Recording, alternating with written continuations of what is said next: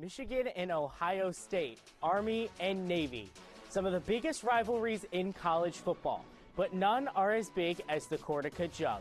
Just 21 miles separate the two schools, and this year the game is full of playoff implications as the Bombers look to take the Cortaca Jug for the first time since Yankee Stadium in 2022.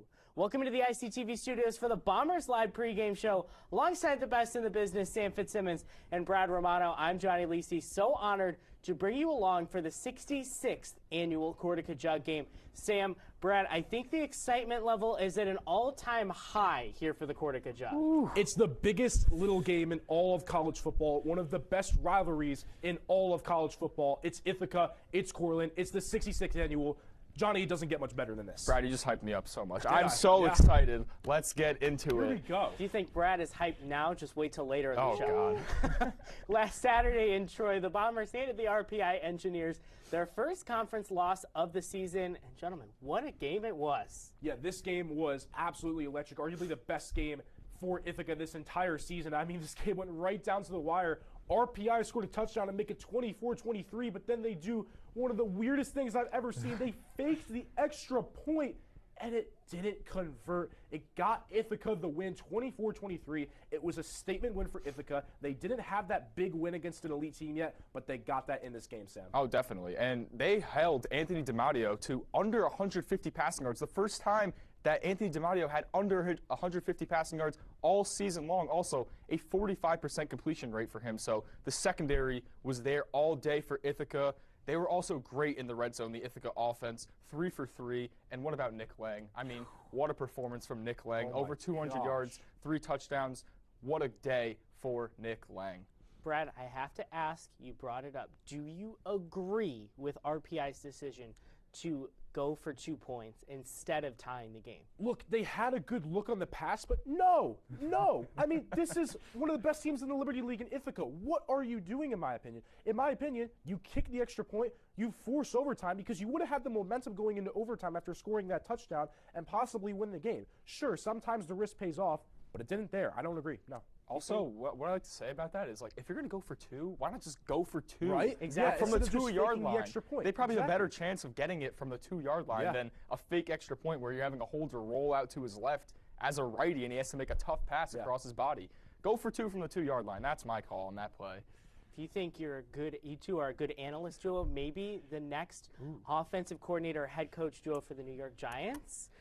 Maybe in my dreams. Yeah, maybe in your dreams. Yeah. Coach Brad Romano. One of the biggest stars from Saturday's win against RPI was wide receiver Nick Lang. Lang caught 8 passes for 201 yards and 3 touchdowns. Brad, Nick Lang really showed his talents well in the win. Every time we thought we seen peak Nick Lang, he just proves us wrong, and this was the best game of his career. 201 yards, 3 touchdowns, and get this, he only caught the ball 8 times, and he had 201 yards. Pretty much every ball that went Nick Lang's way was a deep ball. Deep shot after deep shot after deep shot, and Nick Lang just takes it every single time. What a performance, Sam. Yeah, what a performance for sure. And you know what? He only had 3 yards in the first quarter, 20 yards in the first half. Wow. Basically, all of his yards came in the second half. And credit to Mike Reed and the rest of this offense because they were firing on all cylinders, and Nick Lang, of course, was firing on all cylinders. You cannot guard this guy one-on-one in man coverage. You just cannot do it. You need to play help over the top, or you got to guard him in zone coverage. You cannot play man-to-man against Nick Lang. Nick Lang, the first wide receiver in program history since 2018 to catch more than 200 yards, and the first wideout since 2019 to catch 3 touchdowns. That man who did it before him is now on the coaching staff. That is Will Gladney. But, Brad, you look at Nick Lang. Nick Matos is out. So you look at Nick Lang, and he's really assuming that wide receiver 1. Yeah, he's taken that wide receiver 1 role. And we know how much depth this Bombers team has had. We talked about it on Bombers Live. We know how good Tia Murray is. But what's scary about Nick Lang, this guy's still got 1 more year. And he's been playing this good this season. Imagine what he's going to do next year. But as we're talking right now, what a receiver this guy's been. Seriously. He's unbelievable. I would like to say he's one of the best receivers in college football, period. Yeah. He is so talented. I think if he wanted to, he can make the jump to D1. I think he's that good of a player. He is just an unbelievable talent. Like I said before, you cannot guard this guy in man coverage, whether it's press, off man. There is no cornerback in Division III football who can match up with him, in my opinion. Well, we'll see how he matches up against Cortland today. you guys mentioned he could go D1, but this is going to be a D1 atmosphere here today at Butterfield Stadium. Definitely. It's going to be some atmosphere here today, and I'm so excited to see what these fans have to bring to the stadium. I mean, there's a reason they call it the biggest little game, the best rivalry in D3 football. This atmosphere is going to be electric. Everything about this game is going to be awesome. I mean, what a ride it's going to be. Yeah. Sam's fourth Cortaca Jug, first in studio. My second, first in studio. Brad's first in studio. So it's a big occasion, Brad's first Cortaca Jug. But what an exciting game it's going to be. And with the win last weekend against the RPI Engineers, the Bombers have an even better chance at the NCAA tournament. To get the Liberty League's auto bid, Ithaca needs to win today, and RPI needs to beat Union. Ithaca does not have the easiest road to the Liberty League. They have the second easiest road. Now, Sam, these playoff scenarios make today's game even bigger. Oh, yeah. For both of these games, the RPI and Union game and the Ithaca-Cortland game, such big playoff implications on the line. Ithaca wins, RPI wins, Ithaca is in. RPI wins, RPI is in. Union wins, Union is in. So big for these three teams. And then for Cortland, this is also big because they can get a home field advantage game in their opening round of the playoffs or a potential top 10 seed. I mean, this is a huge game for all four of these teams. Yeah, it's absolutely huge, and what a way this would be for Ithaca to make the playoffs, because you go all the way back to week one where they had that bad loss against Johns Hopkins, but then completely bounced back after that, went on a huge win streak. You know, they had the one loss to Union, but it's been a very good season for Ithaca. The future looks bright, and if you can make the playoffs this year and set the tone for next year, we could see really good things. Yeah. Well, and you just saw that graphic. Union has the easiest path. They control their own destiny. Yeah. So if Union beats RPI and takes home the Dutchman's shoes, they really control their own destiny. So Union, they could potentially take it home. Yeah, and you know, that Union loss could come back to bite us. There's a lot of questions about that Union game. If Mike Reed started the whole game, would we have won? No one knows, but at the end of the day, they're in the position they're at right now. Ithaca got to win today. Hope for a Union loss. And last year, moving back to Cortaca, the Red Dragons won at home with a strong second half. Brad, the run game was really the key last year. It was the key. I mean, 317 combined rushing yards last season. Zach Boyce, Ethan Gallo, 185 yards, 132 yards. I mean, they ran the ball all over the Bombers. They couldn't stop it. Again, 317 combined rushing yards is absolutely crazy. And look, if they can't stop the run game again, it's going to be hard for Ithaca. But Ithaca, like the defense they had this year to do it. We'll talk about that later, but the run game is definitely an issue. Hey, Brad, I have a question for you. You want to know how many yards the Ithaca offense had in total last year? 321. So they had 4 more total yards than the rushing yards of Cortland. Crazy. I mean, Cortland's rushing offense was just electric in that game last season, and I expect it to be electric here today in this one. Well, you look at the quarter-by-quarter breakdown, Ithaca scored 14 in the first quarter. It was a hot start. Yeah, it's not like they played bad, but again, if you can't stop the run, you're not going to win. That's what happened, guys. Also, Ithaca they didn't get into the red zone a single time. Nope. All of their touchdowns were deep out, I mean, from 30-plus yards. Hey, that fired the fans up, though. It did fire the fans up, but look, if you can't get into the red zone, you're not going to win football games. It's that simple. They weren't sustaining long drives, and they just couldn't move the football efficiently. Their run game was totally out of whack in the second half. Once they figured out that Jalen Leonard-Osborne is basically the whole identity of your offense, they couldn't figure anything else out. Yeah, Brad, this year, Ithaca, they need to sustain it throughout 4 quarters. And I think they can. I think this is a much better offense than it was last year. You know, a lot of these really talented players in the offense didn't really have their breakout year until this year. You talk about Nick Lang, Chris Scully. They were still decent, but this is the year where they truly have found themselves on this team. And I think because of that, we could see a much better game for both of them, honestly. Yeah. It's going to be a great game, a great atmosphere, moving back to Butterfield Stadium for the first time since 2023. There's so much more coming up after the break, so stick with us right here on Bombers Live.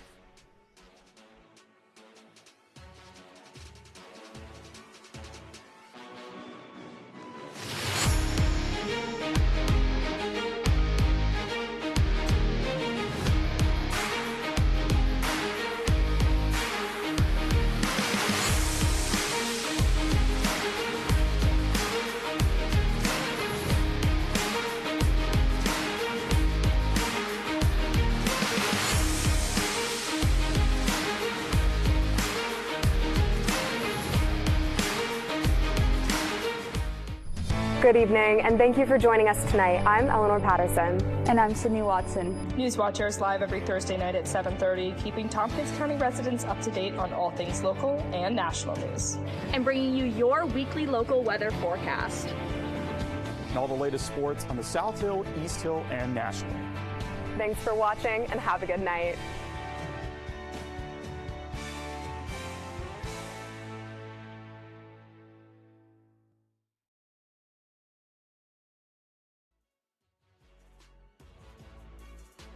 Welcome back to the ICTV studios for the 66th Cortaca Jug.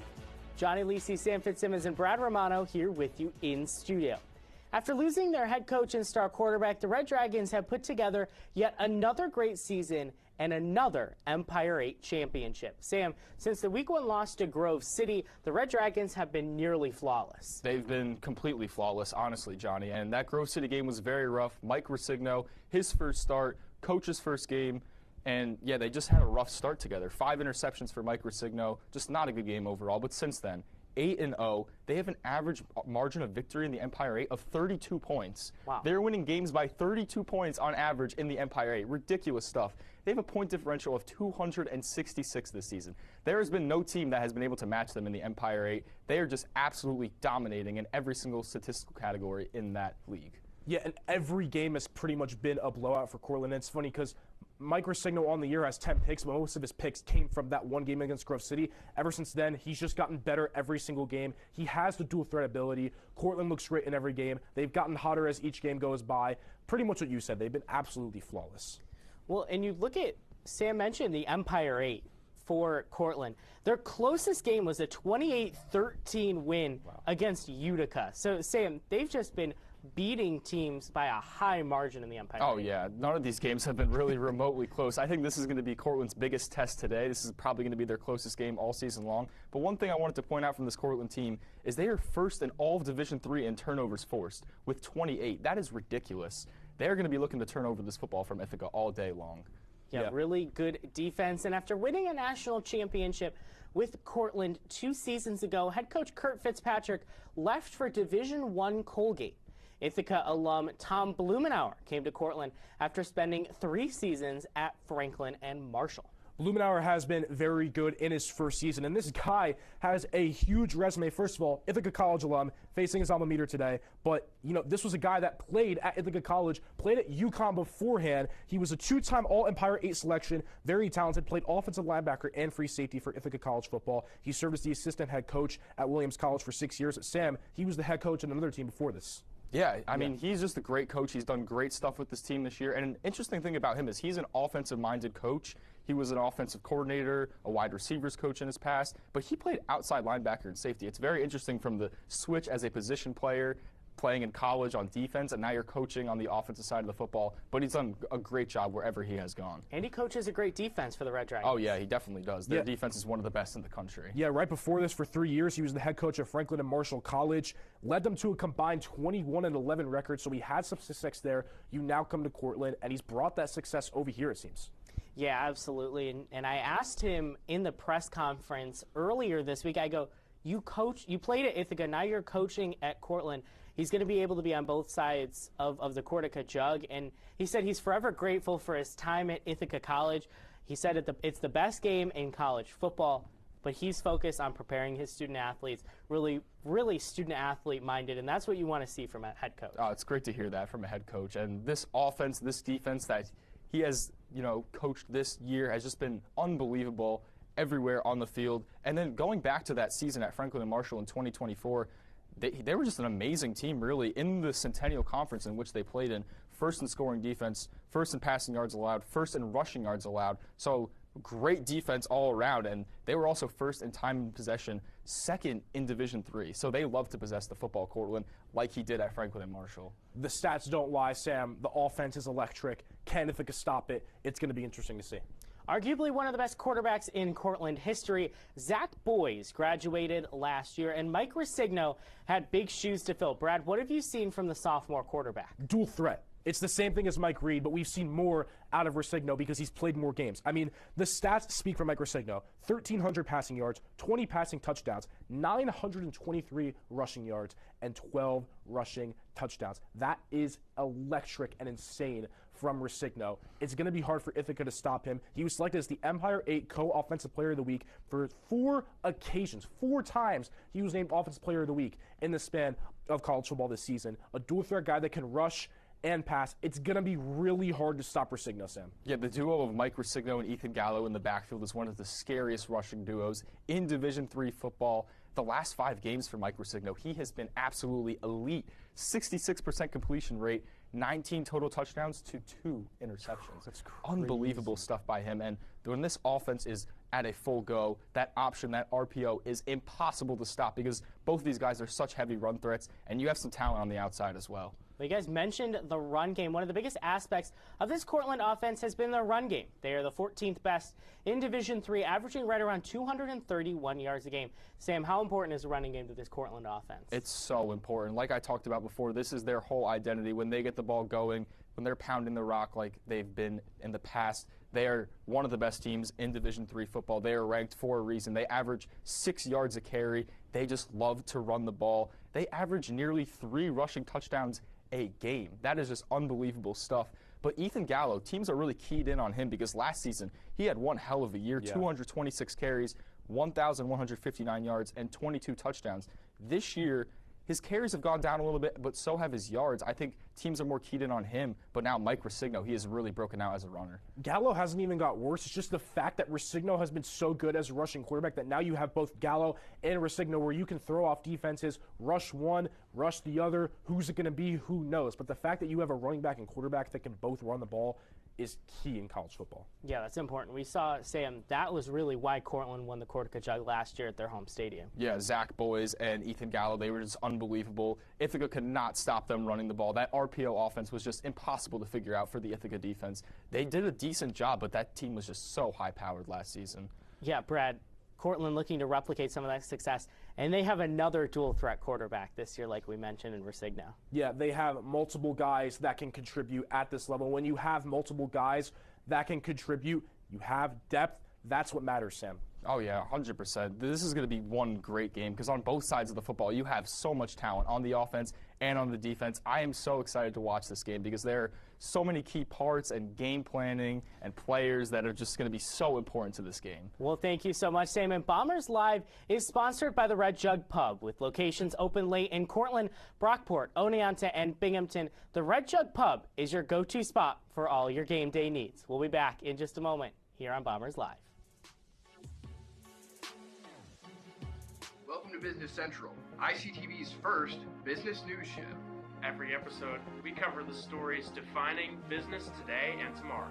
From Asia to Europe, I'll show you how global trends impact your wallet. From new policies to local industries, I cover what's driving America's economy. We air Mondays at 7 p.m. on Spectrum 16 and ICTV.org.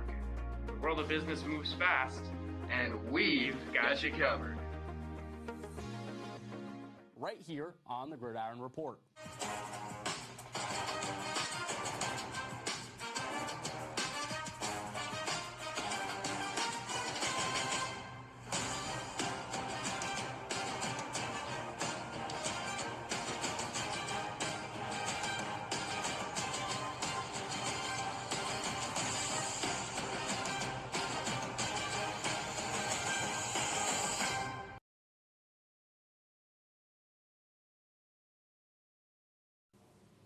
Call us Colin Martin on Sports Final because Restart.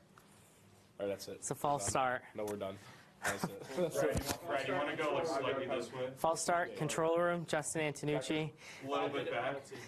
Right there. Okay. Yeah. 5. call us Colin Martin on Sports Final because we are at the big board and we have the best plays of this Bombers live football season. Let's start all the way back in September with Sam Fitzsimmons, game on the line against the Hobart Statesmen. Yeah, big game against Hobart here back in September. We got a 4th and 4. The Hobart offense has already been 4 for 5 on 4th down conversions, and they have picked up 2 on this drive. Let's start the play right here. So Jeremy Weiss, he's going to take the snap. He's got 2 receivers to his right, and let's stop it right here. So right here, you have E.J. Taylor and that receiver covered by Sam Taranjo. So Sam Taranjo, he's guarding 2 guys, and then Andrew Mellis, he dropped to the back pylon of the defense. So this is a cover 3 defense. We got 4 guys blitzing. But look, Jeremy Weiss, he does not look comfortable in this pocket. Let's play it again. And Luke Hansen, he's short. Sam Taranjo makes a great play on the ball.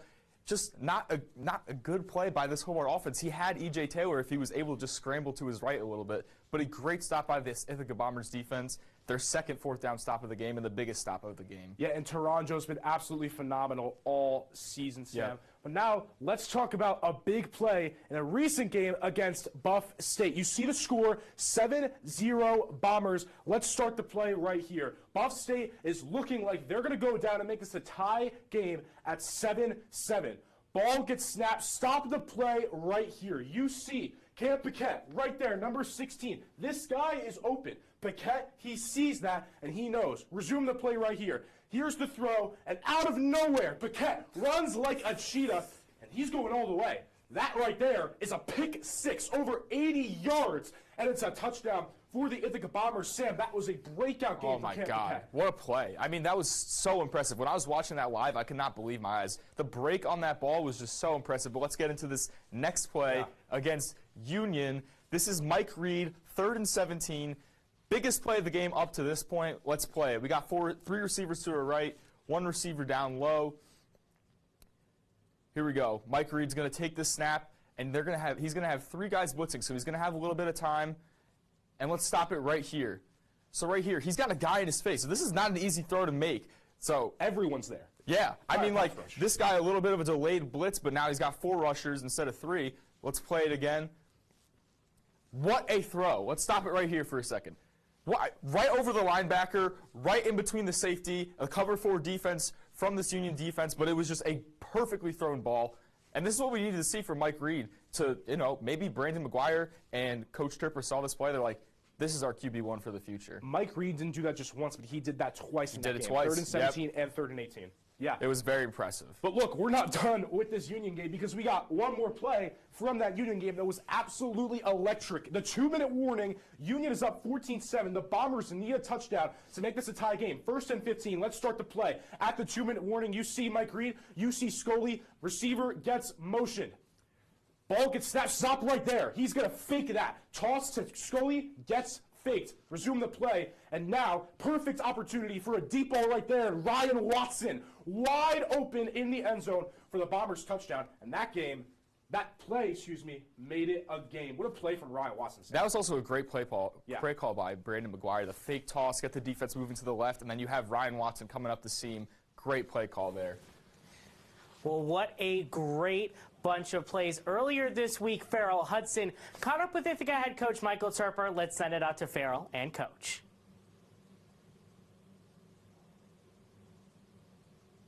We're here at Bertino Field at Butterfield Stadium in Week 11. It's the Ithaca Bombers and the Cortland Red Dragons, and I'm pleased to be joined by the head coach for your Bombers and Mike Turper. And Coach, the week is finally here. I know you said a couple weeks ago every game's a big game, but this is the biggest one of them all. How are you feeling heading in? It's a little bit bigger, Farrell. A little bit bigger. I feel great. Awesome practice today. Our guys were flying around, very game-like in our intent, very game-like in the enthusiasm, the intensity. The noise was loud. It's a good day. Absolutely. And heading into this week, coming off of a big win last week against RPI, what did you see that you liked, and how did that build into such a week like this? Yeah, our resolve. It was all about that. It was highs and lows in that game. But we stayed even keeled, and we didn't get too high, didn't get too low, stayed the course, kept fighting, and it just came out with a 1-point victory. And you know what? At the end of the day, you just need one more point than the other team. So I was super proud of our team, the way we didn't blink the whole game. An interception for Cam Paquette against Buff State a few weeks ago, now 2 for Marcus Boyle this weekend. What were you seeing from the defense and the special teams that's been so great? Yeah, I think defensively, we've just been talking about just playing the ball better. And I think we've been working on it here in practice. So those guys have really committed to that. And then special teams, we're still looking to play our best game on special teams. We've got some work to do there. And I'm excited about the opportunity because we have another really good special teams program in Cortland who brings a lot of challenges on the plate. So I can't wait to see what our special teams does. And I hope they're up for the challenge and we prepared like it today. When we spoke earlier today, you mentioned all the former players and current players right now on this team, guys like Will Gladney, a Kenny Bradley, a Jake Connolly leading the staff. How much of a smooth presence does that give with all this recent memory going into this Cortaca week? Yeah, it's what this thing is all about, right? You come here, part of the reason you come here is for this game and for the tradition that's behind it. And those that came before us, and it's going to be a festive scene here in Ithaca on Saturday. I know there's always pressure involved, but going into this year, a new coach at the helm for Cortland, a new quarterback under center, how much more confidence does that give you? And does it give you more of a sense of relief that maybe your guys won't think about it as much as opposed to previous couple years? It's another opponent. We prepare for it. What we see on film, make a game plan.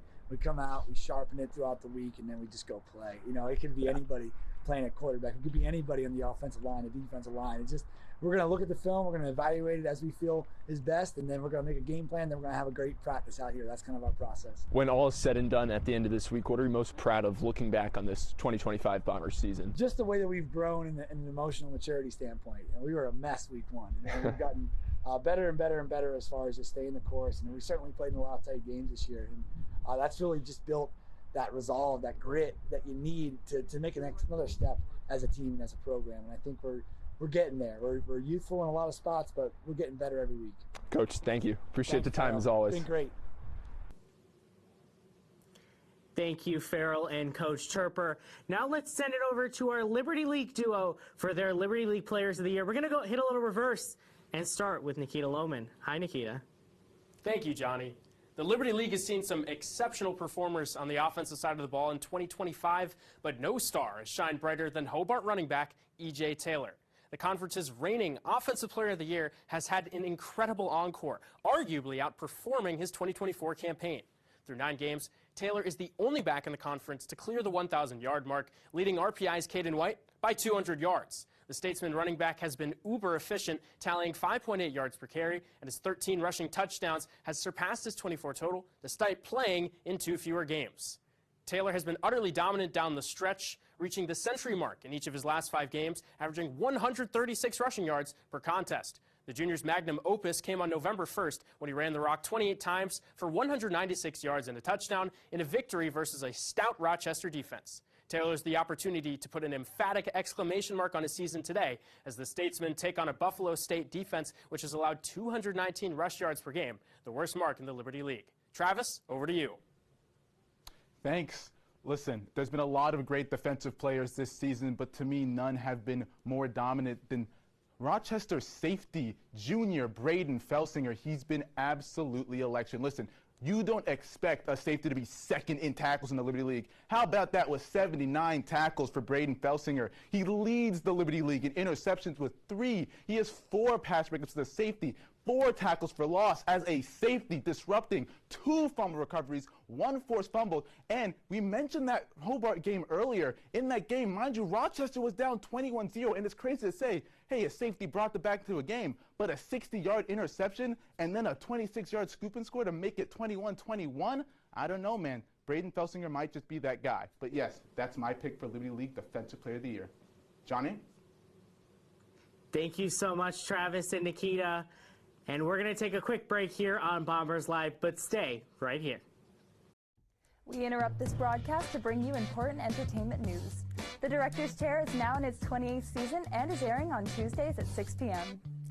The Director's Chair has a group of brilliant panelists to discuss your favorite movies and exclusive interviews with local filmmakers who dive deep behind the scenes about their projects. We also have an exceptional news team to bring you the latest about the film industry. And who knows? Maybe you could be on the Director's Chair.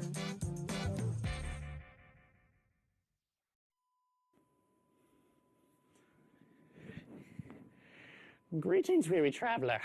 It's dangerous to go alone. Take this. What is it, you ask? Oh, well, it's game over. ICTV's one-stop shop for gaming, tech, and entertainment news. On it Wednesdays at 7:30. Now, good luck, adventurer.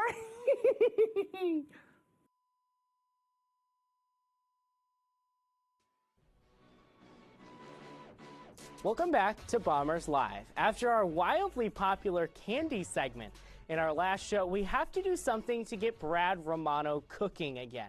Shout out to all of the Cortaca watch parties around the country because I'm sure a good amount of you are enjoying some chicken wings. Brad, take it away. Wait, Brad, before you go. Yeah. For the people out there that are watching, this is so important to Brad. Brad loves doing this. Okay, Brad, go ahead. Come on, let's get the camera right on me.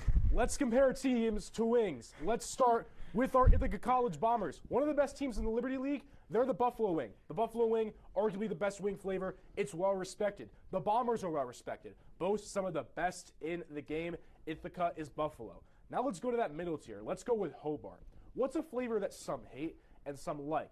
Give me garlic parm. Some people love garlic parm. I'm a fan. You're a fan? I'm a fan of garlic. I don't like it either. Some people like it, some people hate it. But Hobart isn't terrible. They're right in the middle, just like garlic parm. Buff State. Buff State is a plain wing. Look, plain wings are fine, right? You know, it's basic. But most wings have sauce to make it better. Buff State's got no sauce. That's a plain wing right there. So Ithaca, Buffalo, Rochester, garlic parm, Buff State, plain. I mean, look. We need a graphic for you next time. That was amazing. Come on. That was great stuff. All right, I got 3 more teams to compare the flavors here. We're going to start with the Union Garnet Chargers.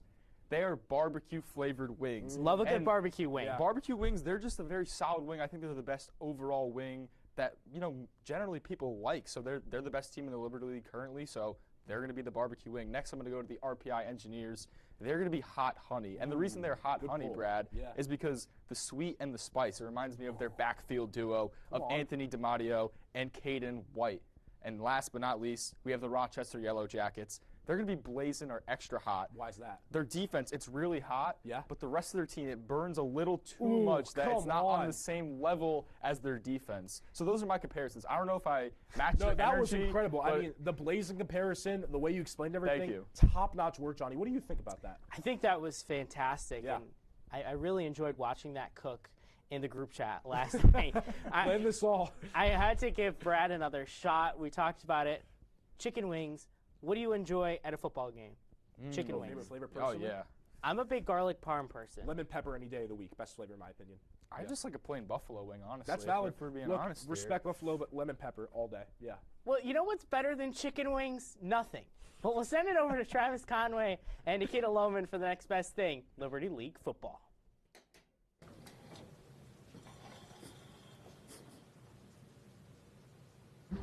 Thanks, guys. It's the biggest little...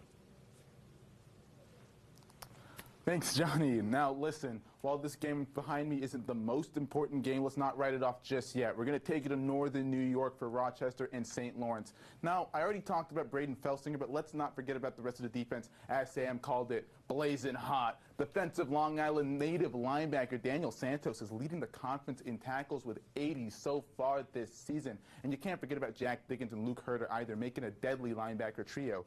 Victor Little on the defensive line also wreaking havoc for quarterbacks with 4 total sacks on the year. That's 5th in the conference. And how about that secondary? Judah Thomas's 9 pass breakup. That leads the Liberty League. He's 3 ahead of second place and 2 interceptions. And again, Braden Felsinger, my pick for Liberty League Defensive Player of the Year, right? But on the other side of that, you have the St. Lawrence Saints. Now, when you talk about the 3 best quarterbacks in the Liberty League, you got Patch Flanagan from Union, you got RPI's Anthony DiMatteo, and you cannot forget about St. Lawrence's Will Letterman. That St. Lawrence education, it's paying off because this guy does not make mistakes. He's 3rd in passing yards and has only thrown 1 interception. This is looking to be a good one. Nikita? Thank you, Travis. It all comes down to the final day in Schenectady as the Union Garnet Chargers host the RPI Engineers with the Liberty League title on the line. For Union, their path to first place is simple. Win, and they're Liberty League champs for the first time since 2019. For the Engineers, the waters are a bit more murky. They'll need a win and an Ithaca loss to claim the top spot. The Garnet Chargers ride into this one with home field and the momentum.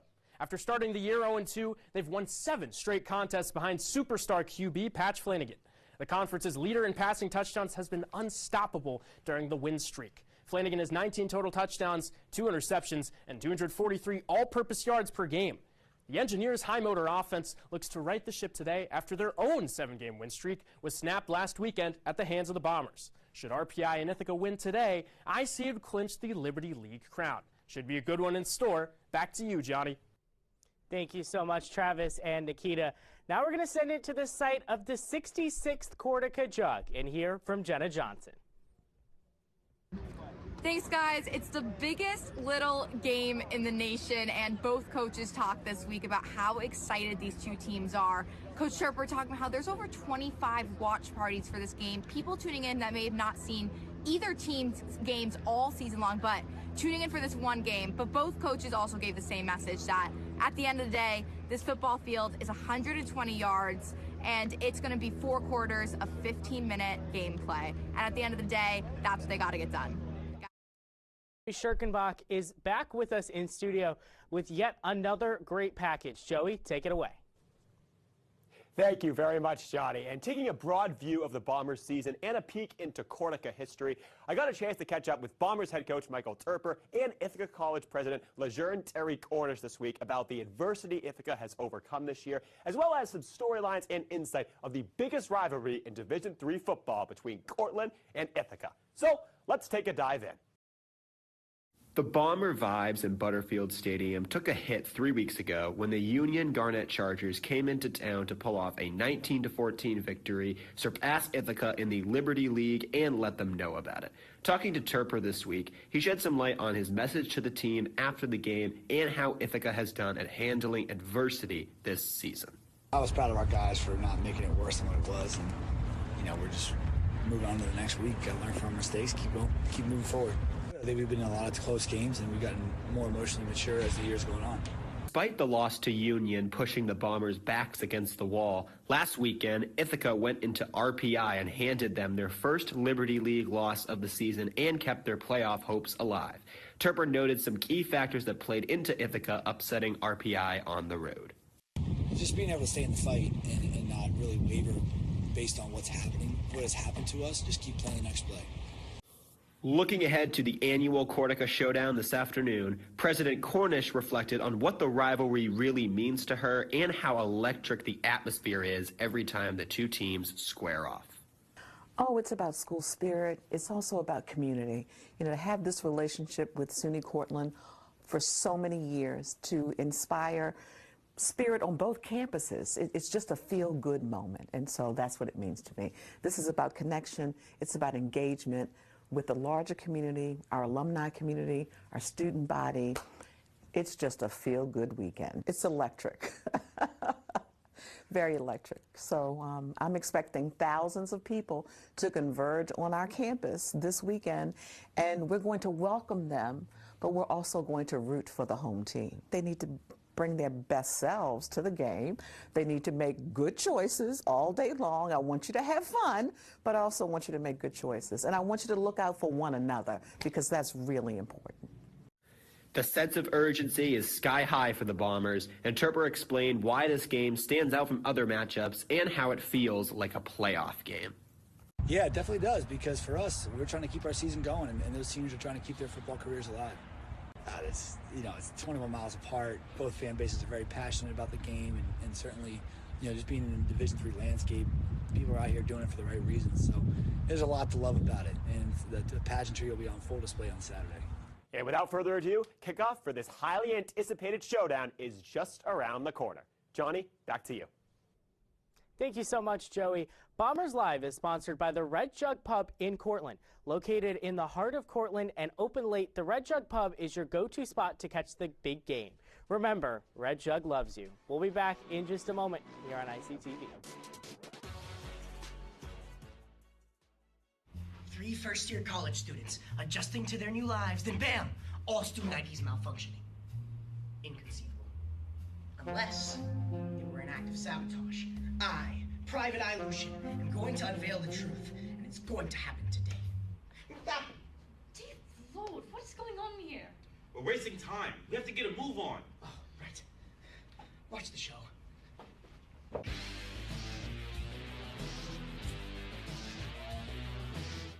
Hey guys, what should we do tonight? We've got playoff baseball going on. We got to tune into that. What? No, we should definitely do a poker night, guys. Guys, we should go to the movie theater. Come on. Guys, come on, grab your trunks. Let's go to the beach. Where? What beach? Where? The Where? beach is right Which here. beach? Come on, it's 30 minutes down the road. You know what we have to watch? Hold that thought. Ooh. That's it. We should all tune in Monday nights at 8 p.m. to Hold That Thought for live sports debates.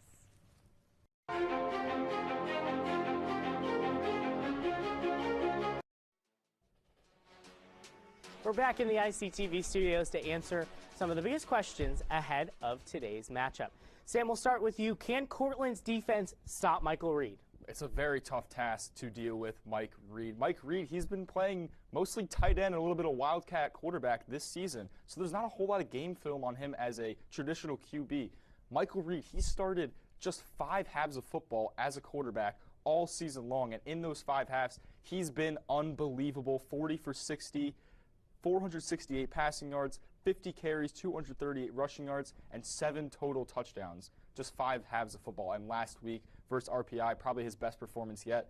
An efficient passing day, 202 passing yards and 2 touchdowns. Yeah, but the interesting thing about Mike Reed is he's only had 2 full starts. So will that give him some pressure in this game? Will the pressure get to Mike Reed? It's going to be interesting to see because this is the biggest game he's played yet, and he's only had 2 full starts. But we know how talented Mike Reed is, but can he step up today? It's going to be the question. It'll be interesting. Well, another question is, Brad, we talked about Ithaca's quarterback, but what about Mike Risigno for the Red Dragons? Do the Bombers have the capability to stop him? There's ways you could slow him down, but it's going to be hard to stop him. Risigno has been phenomenal all season, a dual threat guy. He's basically Mike Reed, but with a little more experience because he started the entire year, and he's got better every single game. Of course, the first game against Grove City, 5 picks. After that, red hot, going up. Absolutely phenomenal play from Risigno. There's ways you can slow him down. We have players on the defense who can slow him down. Can they fully stop him? It's going to be very hard, potentially. Ithaca's played some very tough quarterbacks this year, though. Bay Harvey, Patch Flanagan, to name a few. And they had a tough time slowing them down. They played great games against this Ithaca defense. So I think Ithaca needs to find a way to pressure the quarterback here and make him uncomfortable in the pocket. Well, one of my favorite parts about this Cortaca Jug game is the alumni involvement. Shout out to my mom, who's an IC alum. So here are some special guest pickers. What's up, guys? It's Derek. We're here at the Mecca of sports television, but we're here to talk about what's going to be happening at the Mecca of D3 football this Saturday, Butterfield Stadium. I'm going to take the Bombers to win in a high-scoring game. I'm going to go 31-28. Go Bombers. What up, Bomber fam? Here with the pick, Luke Haworth, class of 2024. And I gotta say, Ithaca's gonna come running home with this win. Go Bombers, baby. All right, Ithaca, Cortland, the biggest little game right here at Butterfield Stadium. Doesn't get any better than this. I'm gonna go Cortland 34-27. Sean Tierney, class of 2024, and I am taking the Bombers to upset the Red Dragons in this year's Cortaca. Ethan Birch here, and man, I'm here for one reason, and it's to pick the Ithaca Bombers in the Cortaca Jug. Bombers by a milli. Let's go. There's 3 things that are certain in life. Michael Turpert having that squad ready, Johnny Lisi being the best host on Bombers Live, and Chris Fickus sending a banging email. Go Bombers, 24-20 is the final. Michael Reed rushing touchdown with 2 minutes to go. Thank you to all of our special alumni guest pickers. And we have a real special treat today as we have Patrick Hogan and Parker Feldman from ICTV's On the Clock joining us to talk some sports betting with lines from the Massey ratings. Gentlemen, what a crossover. Great to be here, Johnny. Very much thank you to the Bombers Live folks for letting us be here today. Yeah, no, much like Parker said, we're both very excited to be here. Let's get after it. Patrick, we'll start with you and your lines for this afternoon. Yeah, starting first, we're going to take Ithaca at plus 10.5. I absolutely love this pick. No reason to believe it won't hit. Then we're going to be moving over to the total points. I love the over at 51.5. Since 2019, they've done that every year except last year. And last but not least, we have Mike Risigno, Cortland's quarterback. He's going to have both a passing and rushing touchdown. I love that pick. And we'll send it over to you, Parker, for your picks. Yeah, Patrick, I'm going a little bit in the opposite direction. I'm actually going to go with Cortland at -10.5. They've only given up double-digit points a couple of times, and their offense has exploded since that opening loss. And that being said, though, we're going to go into the under for 51.5. Ithaca, they've punched above their weight class in this game, and I think they can do it again with defensive performances on both sides of their front seven. And then moving into Mike Reed at over 145 all-purpose yards. He's a runner, he's a passer, and he's going to light up the score sheet. Patrick, for you, Mike Ressigno, I feel like that's the easiest lock for a bet today. Yeah, no, of course, Lisi. I mean, he's done it 4 times already this season. I have no reason to believe that he won't do it this time, especially in the biggest game of Cortland's season. And Parker, I got to ask you, when you look at, you pick Cortland -10.5, what went into your thought process for that? I mean, they've just exploded in points since that opening loss, Johnny. As I mentioned before, I think they have an opportunity to run it all over the place like Patrick was talking about with Ressigno. Ethan Gallo is a stud back in that backfield. I have no reason to believe that they can't continue to put up the point totals that they've done so far this season. Patrick, I like your pick on the over. Cortaca always high scoring. Yeah, no, Cortaca usually has been high scoring over the last few years, with the exception of last year's 28-17 Cortland victory. They've gone over 50 points 3 of the last 4 Cortacas, like I just said, besides last year. I have no reason to believe that won't hit once again.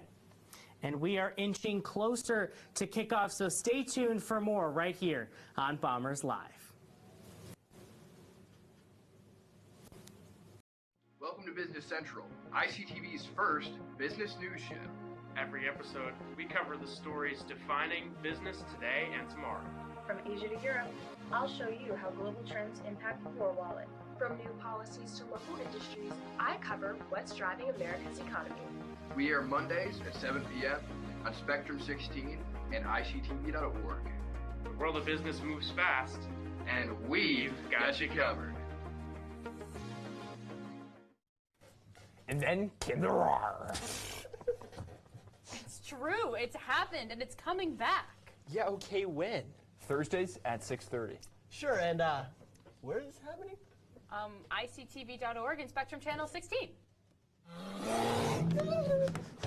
Big Red Face-Off. It's back. So lace up those skates. It's time for Big Red Face-Off.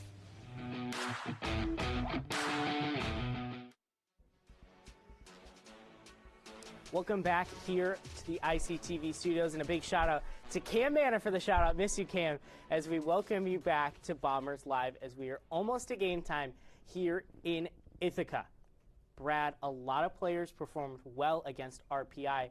Who's your X factor today other than President Cornish, who made a great appearance? So shout out to President Cornish. President Cornish, amazing performance. But I'm going to go with the Jersey guy, Joe Spiro, on the secondary. But can you even call him a DB? Because this guy is everywhere on the field. 75 total tackles, 2 interceptions, 40 solo tackles, but he also got a sack. He's also got 5 broken up passes. He's also got 2 QB hits. This guy's everywhere on the field, and if he can continue to do that today and be that guy outside of Toronto, he is going to cook, Lisi. Ithaca has not won the Cortaca Jug since 2022 in Yankee Stadium. What needs to happen today for them to reclaim the 3rd Cortaca Jug? Because there are 3. We saw what happened last year. The run game got to the Bombers. It can't happen again. Ressigno and Gallo are one of the best, if not the best, run duo in college football. But you cannot let them run the ball on you. You cannot let them get over 300 combined rushing yards. It's simple. Stop the run, lock in, win the Jug. I love that. Nice, that was good. and simple. That was really good. Wow. Sam, on a roster that is full of stars, who's your X factor for the Red Dragons? So we talked about the offense a lot, so I'm going to go with the guy on the defensive side of the football. I'm going to go with Aiden Weiser. This guy is a freak athlete. It scares me that we are the same age. This guy is 6'2", 240 pounds. He has 9 TFLs on the season, 6.5 sacks, an interception, and oh my God, he's just been amazing all season long. Ithaca's offensive line needs to know where number 11 is at all times of the game. They cannot let up against him. And what does Cortland need to do this afternoon to win their 3rd straight Cortaca Jug? I think they sort of want a similar game script as to last season. I mean, they got on the board early and they pounded the rock all game long. But the only thing was their defense was struggling a little bit in the first half. But if their defense plays the way they did in the second half of last year's Cortaca game, I think Cortland will be very happy with the result, and they need to shut down Nick Lang. Nick Lang is the big player, the big superstar on this Ithaca offense. They need to find a way to shut him down. Well, it is time for our final picks segment of the season. We have a three-way tie. Brad, who do you have winning today? Lisi, I am so hyped. It's the Cortaca Wow, the Jug. energy's back. The Bombers are here. The Bombers need a win. But I'm picking Cortland. Cortland to win the game. 28-17. Red Dragons get the win. You just pulled a Pat McAfee. That was a huge change of emotion. That was 0 to 60, 60 to 0 in like 2 seconds. God. That was cool. I liked that. I liked Okay, that. Sam, try to match the energy. I've been pretty bad at picking games this year. I'm not going to lie. I am not built for this. But I'm going to go with Cortland as well. I think their defense is just too strong. They have too high-powered of a running offense for Ithaca to handle. And I think they are still very efficient through the air. I think Ithaca's just going to have a tough time stopping them down on the defensive side of the ball. That was good. That was better analysis. What do you got? Yeah, I had more analysis. He had more energy. Well, as a lot of you know, for Bombers Live Women's Basketball, I won beating shout out Bryson Shaw and Matt Giavone. Third time in a row. And Cece Gabriel in the control room. Cece actually was a pretty solid picker. I'm going to go with the Ithaca College Bombers. Ooh. First off, I watched Cam Manna's video, and Cam Manna had the best take for this game. I agree with him. 24-20, Mike Reed, clutch touchdown. You got to go with that, guys. You can't disagree with Cam Manna. We had the Ithaca College president, Lejeune Terry Cornish, on here. The Bombers, I think, are going to get the win. Lisi, I hope you prove me wrong. I hope you're right.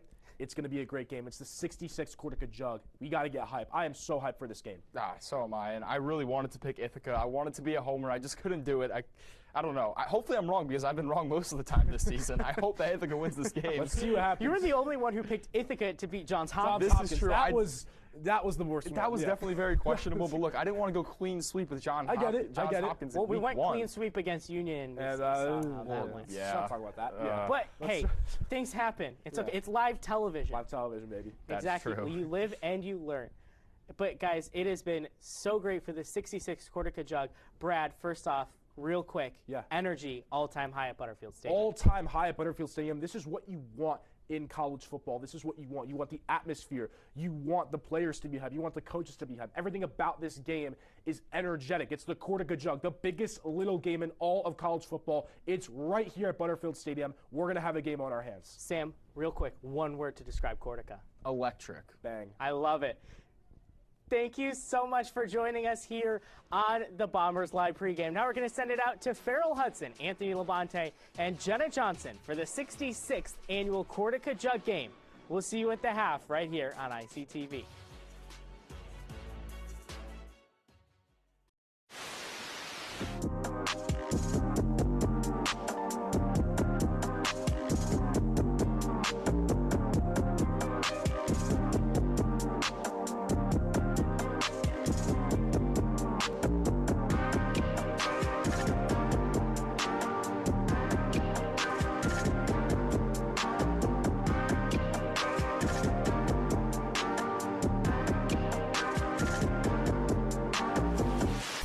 Back to Newswatch.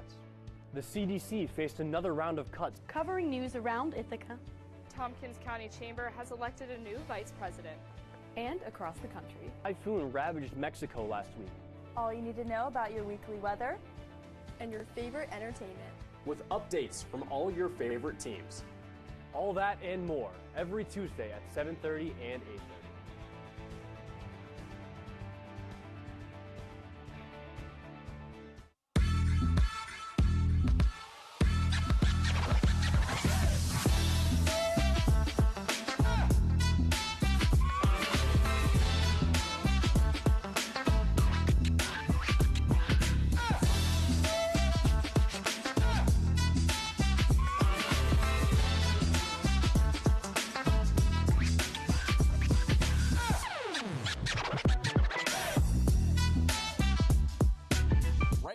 On the Gridiron Report.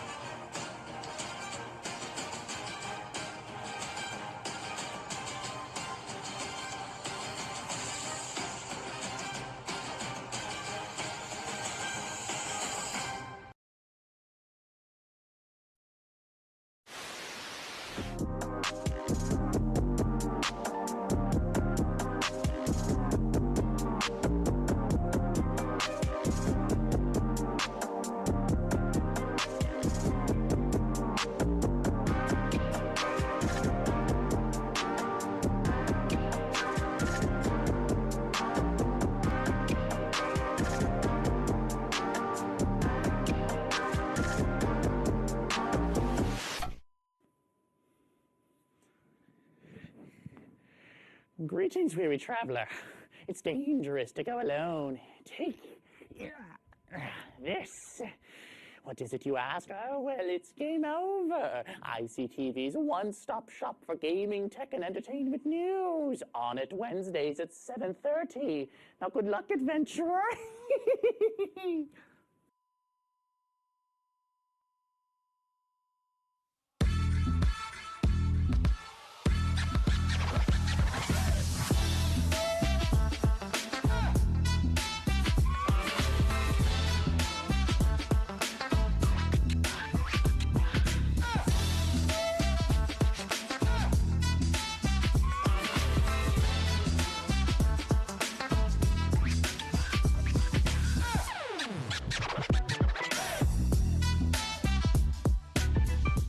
First-year college students adjusting to their new lives, then bam, all student IDs malfunctioning.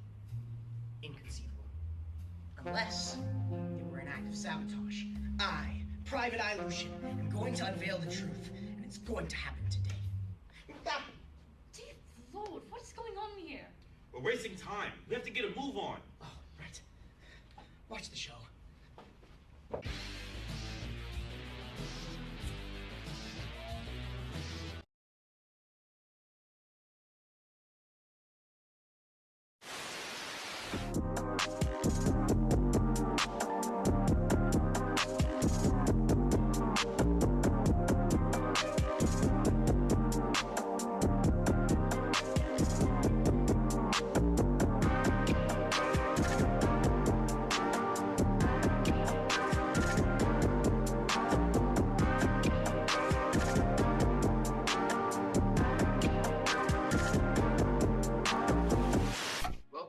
Central, ICTV's first business news show. Every episode, we cover the stories defining business today and tomorrow. From Asia to Europe, I'll show you how global trends impact your wallet. From new policies to local industries, I cover what's driving America's economy. We air Mondays at 7 p.m. on Spectrum 16 and ICTV.org. The world of business moves fast, and we've got you covered. We interrupt this broadcast to bring you important entertainment news. The Director's Chair is now in its 28th season and is airing on Tuesdays at 6 p.m. The Director's Chair has a group of brilliant panelists to discuss your favorite movies and exclusive interviews with local filmmakers who dive deep behind the scenes about their projects. We also have an exceptional news team to bring you the latest about the film industry. And who knows?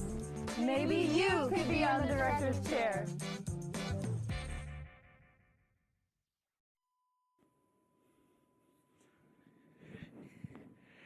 Greetings, weary traveler. It's dangerous to go alone. Take this. What is it, you ask? Oh, well, it's game over. ICTV's one-stop shop for gaming, tech, and entertainment news. On it Wednesdays at 7:30. Now, good luck, adventurer.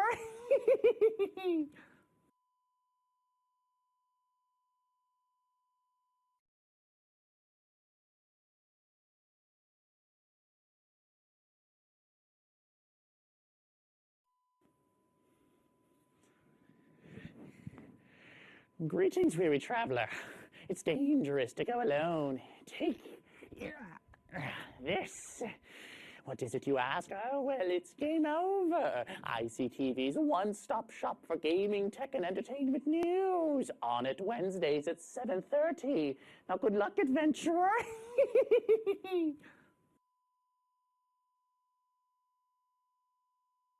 Three first-year college students adjusting to their new lives, then bam, all student IDs malfunctioning. Inconceivable. Unless they were an act of sabotage.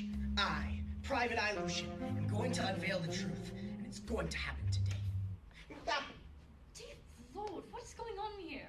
We're wasting time. We have to get a move on. Oh, right. Watch the show.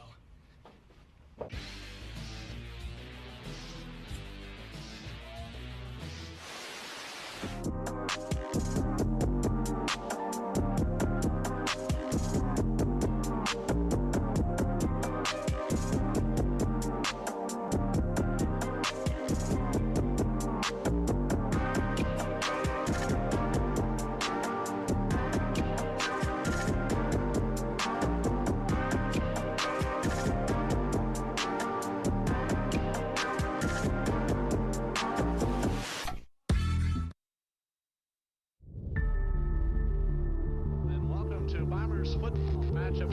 State Red Dragons. The fans have rushed the field. Touchdown, Portland State!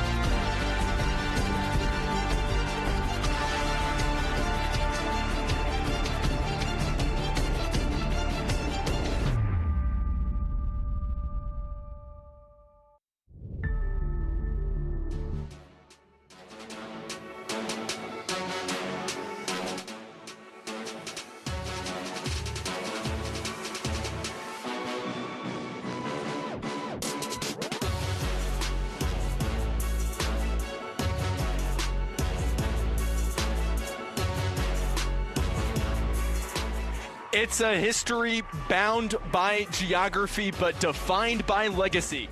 22 miles separating the biggest rivalry in all of Division III college football, and it's live from Bertino Field at Butterfield Stadium this afternoon. As we look at the main characters, there's Michael Turper, the head coach of the Ithaca Bombers, only one conference loss. Tom Blumenauer, SUNY Cortland head coach, who also played here for the Bombers for 2 years. Mike Reed under center, Bombers quarterback, a dual threat, and he's played great as of late. And on the other side, Mike Rosigno as well, as you see Coach Turper getting in the action pregame. As we welcome you inside the broadcast booth in the Dick Lyon press box from Bertino Field at Butterfield Stadium, I'm Farrell Hudson, joined alongside Anthony Labonte. It comes down to this: win and you have a shot at the playoffs, and it couldn't come with higher stakes. Well, the big thing with this game is if you were to ask either of these teams before the season starts, what's your goal? Their number one goal, the national championship. On the same line, win the Cortaca Jug. And that's what they need here. Cortland's already punched their ticket to the playoffs. Ithaca needs a win here and some health in the Dutchman Shoes game to get there as well. And sometimes it takes a little bit of that underdog mentality for the Bombers. It's something Mike Turper has mentioned that he's constantly embraced throughout the course of this time. He said, man, we love being the underdogs. When we interviewed him back weeks ago before the Hobart game, he said, I like coming in not being the number one. You play with something to prove. That's exactly what the Bombers have here today. Bunch of recruits, bunch of alumni in town. Cortland Red Dragons, a storied program coming off of a national championship 2 years ago. A new quarterback under center in place of Zach Boys this year that has done well en route to the 5th straight Empire 8 for Cortland, as they are 8-1, 7-0 overall. Cortland won the toss. They elect to defer. They'll kick off back deep to receive for the Bombers, and taking it out of the end zone's Tyrell Penalba. Penalba's got blockers in front, and he's taken down at the 41. Roaring start for the Bombers. Last week there was some difficulty on kick returns. Anthony Mestry muffed a couple. They threw in Tyrell Penalba, and it was just a breath of fresh air for the Bombers, and right there Ty Penalba brings it to about the 45-yard line. Out come the Bombers offense. It'll be 1st and 10 for the Bombers at the 46 seconds in. Cortland will receive the second half kickoff. Ithaca moving left to right. They're in their home blue uniforms. Ithaca white lettering across their chest. Cortland Red Dragons away in their white away uniforms. Cortland rushes 3 on first down. Nick Lang's in motion. It's a handoff. Going up the middle, gaining a couple yards on the play. Positive yardage for the Bombers, second down. Matt Lauder, the one to cap down Chris Scully. If this is your first time tuning into a Bombers football game, first off, thank you for joining us. But Chris Scully has been a workhorse in the backfield. The tank for this Bombers team, 127 attempts, 570 yards on the year. Over 63 yards a game for the sophomore out of Colts Neck, New Jersey. 6-man front, 2 receivers left, 1 right. Snap will come towards the right hash. It's a rollout. Reed looks to his left, throws downfield. He's got Tian Murray. Murray tackled at the 31. By running a bootleg there, what Michael Reed does is he allows an opening on the left side of the field. As Scully was going underneath, Michael Reed, just a perfect accuracy throw, hitting Tian Murray, one of these standout receivers for the Bombers. Fast start for this Bombers offense as he's able to connect on what becomes a 29-yard pitch and catch to the sophomore out of Round Rock, Texas. 1 touchdown on the season for Tian Murray. Ithaca lines up 1 receiver left, 1 right. Pistol formation as Cortland brings 5 on first down. Snap is from the left hash. It's a handoff. Chris Scully motors to the right. Gains about 7 or 8 yards on the play. What Scully did well there was being able to use his field vision and watch where the hole was crashing through, being able to bounce it to the outside, pick up what could have only been maybe a gain of 1 into a gain of about 6.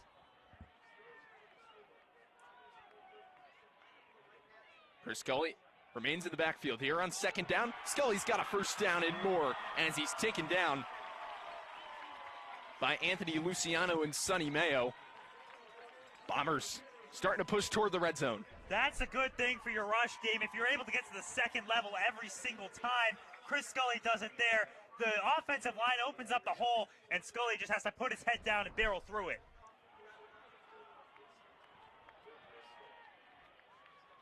Tyrell Penalba in the backfield here on first down for the Bombers. Lang is the receiver left, Tian Murray the receiver right. Cortland brings forward, it's a handoff to Penalba. Penalba gains a couple yards up the middle and gets down, tripped up just short of the 10.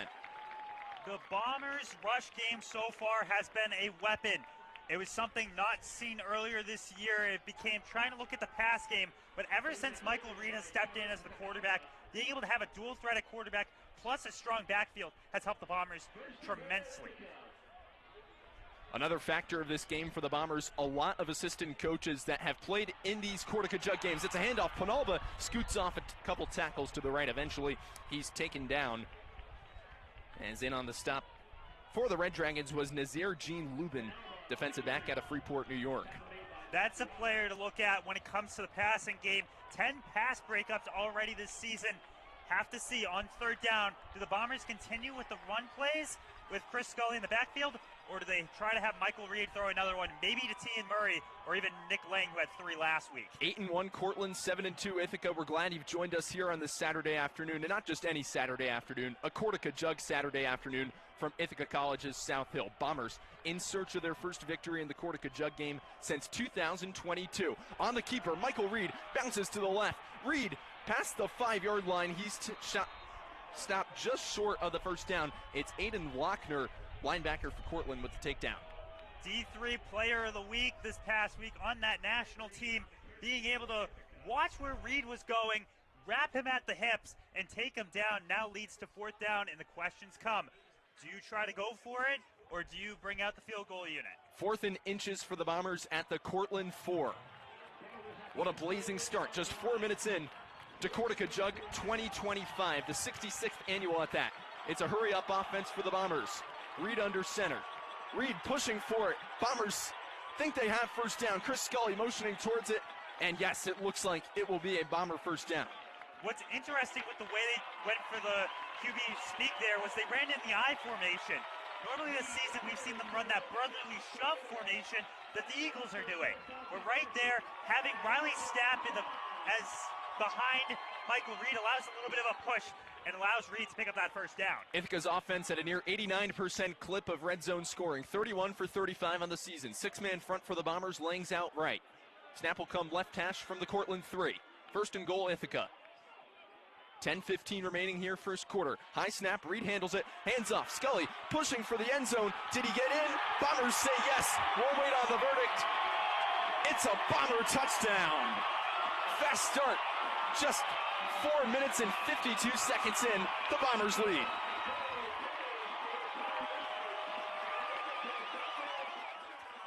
Chris Scully, I said it earlier, he'll put his head down and just rush it in. And right here, he has one man to beat there. That's Nazir John Lubin, and just pushes his way through, breaks the plane, scores the touchdown, his 6th on the year. Touchdown number 6 for Scully, his 5th on the ground, as the Bombers will look to solidify the extra point with a blazing start. It's blocked, but it's still, no, went wide right. It was deflected there. Good special teams from the Red Dragons. And just those points, Anthony, can mean just so little. Yeah, those little plays are what's hurting the Bombers this entire season. You look at last week, Ithaca played against RPI. The difference was 1 point.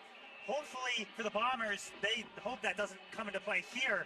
However, this Cortland team, they look hungry, and when this offense comes back out, have to see how they go against a stout Bombers defense. Fast start for the Bombers, 28 for 36 over a 77% clip at red zone scoring. They get in to the end zone early here in the first quarter, opening 5 minutes, and they take the all-important lead in the Jug game. Bombers led as much as 14-7 in the Cortaca Jug last year, a game in which the Red Dragons took 28-14 en route to another NCAA tournament appearance. Again, 5 consecutive Empire 8 conference victories in the regular season for the Red Dragons. This has been a program, regardless of coach, regardless of quarterback, regardless of receivers, new set of characters every year, but the result has remained the same. The Red Dragons, one of the most consistent programs throughout the entirety of Division III football. However, Mike Turper's gritty Ithaca Bombers looking to nullify that this afternoon. They're out to a 6-0 lead, as punting it away is Wandell. That'll go into the back of the end zone. Touchback as Cortland will come out. We'll get our first look at Mike Rosigno. And we'll send it down to the third member of our broadcast team. Here's Jenna Johnson.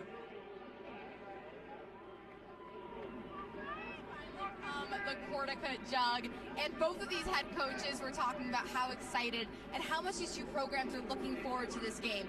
Both coaches called it the biggest rivalry in all of college football, saying because of how intimate these two teams are. I mean, Cortland and Ithaca only about 40 minutes away from each other, and looking at this stadium, you can see how packed it is and how crowded, and how close with each other they are. And because of those factors being how intense it is and how much emotion is going to play a part in this. Guys?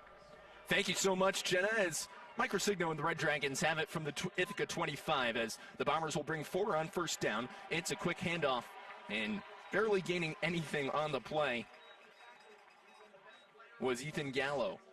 Last year, Gallo had 180-plus yards against the Bombers, but what Ithaca's been doing so well this season has been that run defense. Even though you have a player in the H-back position for Cortland who's going to get those blocks, Ithaca was able to just bounce through him and get to Gallo quick. 2 receivers left, none right. Snap comes right hash. 5-man front for Cortland. Ithaca brings 4 on 2nd and 8. Just underway here in the first quarter. Bombers with a 6-0 lead. It's a fake handoff on the keeper, up the middle. Rosigno charging for the first down as he's brought down just shy of the marker. That's one of the big factors with Mike Rosigno, is his ability to quickly decide whether he can see the D-end bite or if he should take it himself, because that's what determines whether you run those options or not. 3rd and short for Cortland.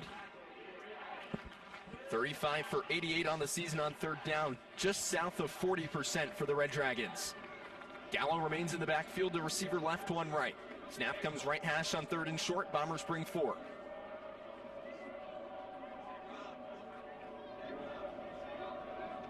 Gallo. On the handoff, Bombers stop him short. Getting to him was Henry Takis. Takis has been the deciding factor of this Bombers team all season. The one game where he left after the first quarter, the Bombers ended up losing. But here is where he came in clutch. You see the motion of the tight end there. Takis just breaks through that block and puts his hands all over Ethan Gallo to get the tackle for loss and the 4th down. So how about a quick 3 and out for the Red Dragons? Just what the doctor ordered for the Bomber defense in terms of turning the tide of momentum. They do that early as the punt comes towards Marcus Boyle. It'll bounce and carry him out of bounds. Great field positioning for the Bombers as they'll have it roughly from the 37. That was just the way that punt fell off the foot, just kept rolling the wrong way and allowed it to go out. As we take a look this season and overall the biggest little game, the Cortaca Jug, this edition, some of the past matchups, Ithaca leads the all-time series 43-36-3. You've had great quarterback play. Look at Joe Germanario 2019, A.J. Wingfield 2022, Mike Turper leading the Bombers in his inaugural season at the helm of the South Hill to a 34-17 victory. National contenders, 2 national championships for the Ithaca Bombers. How about one for Cortland recently in 2023? A great storied rivalry. Handoff to Scully, up the middle, more positive yardage, about 5 on the play, 2nd down. Right train Scully continues today. He shed off about 3 tacklers on that one just to pick up enough yards to make it a 2nd and 4. 2nd and manageable for the Bombers from their own 43. And Scully remains in the backfield. Powerful start for the sophomore. This week, coming off of that all-emotional victory over RPI, Nick Lang was selected as one of 2 wide receivers to the Division3Football.com Team of the Week. As rolling out right with pressure coming is Reed. He fires down the sideline looking for a flag as Tian Murray. No flag. Bombers wanted one called. They don't get one, though, much to the chagrin here at the Crown at Butterfield Stadium. They also wanted a flag on Memphis Ferguson, who was going after Michael Reed, putting the spy on, and laid a hit on him right after it was thrown. Right here, Reed looks downfield, throws it, and Ferguson was already going towards Reed, laid his shoulder in. Fans wanted a flag on either one of those sides. Scully in the backfield, the receiver left to right. Cortland brings 4, left hash, high snap taken by Reed. He bounces to the right, up the middle, looking to push for the first down. Cortland defense swarming him. In on the coverage was Aiden Lochner, junior linebacker, as Reed comes up just short of the marker. This is tight territory where you wonder, do you go for it? And right now this NASCAR offense makes it so Michael Reed still stays in that shotgun position. Brandon McGuire and Mike Turper leaving the offense out on the field. 4th and short situation for the Bombers. NASCAR offense and an early gamble that could prove pivotal in this game. High risk, high reward. We'll just see if the Bombers reap the benefit of the reward. Scully is to the left. And it's just a fake snap as punting it away now is Michael Reed. That'll get down to the Cortland 25.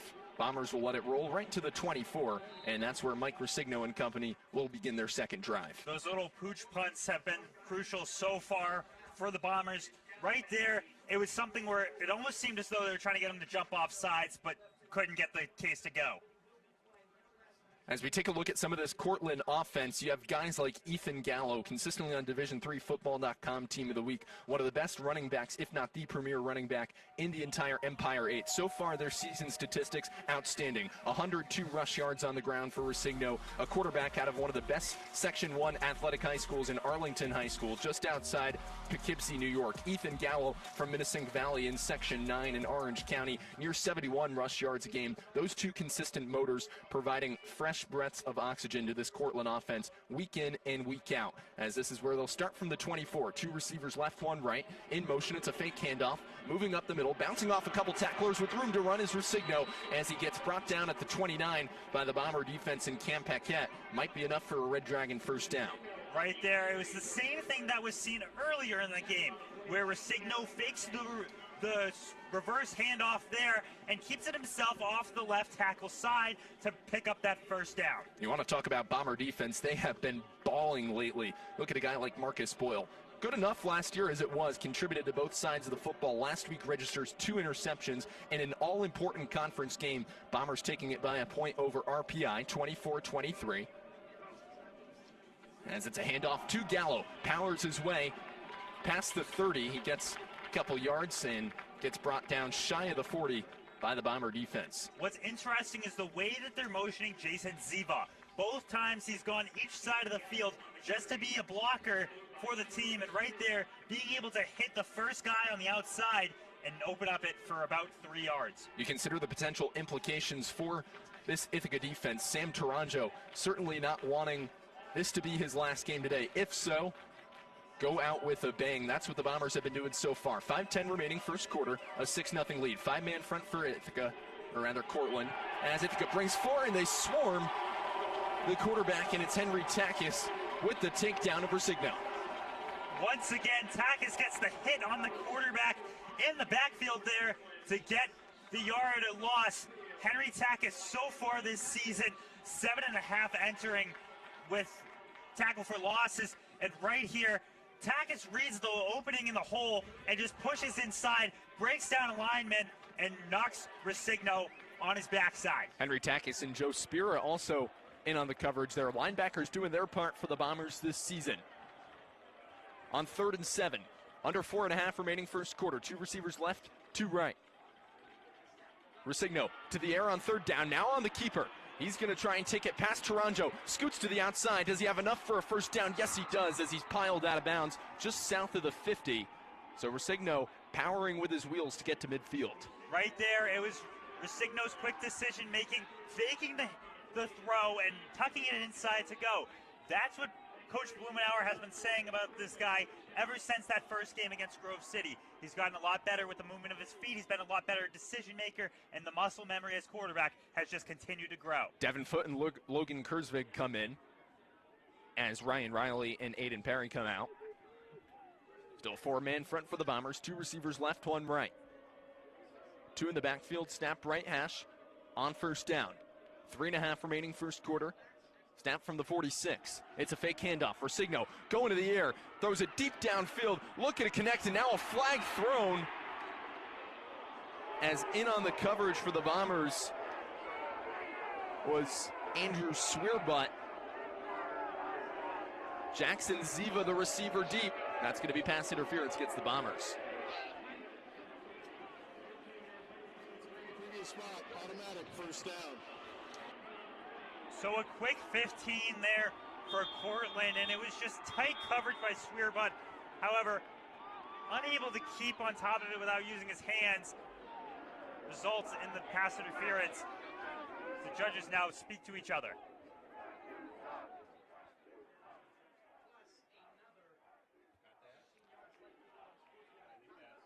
So we'll wait to see. There might have been multiple flags.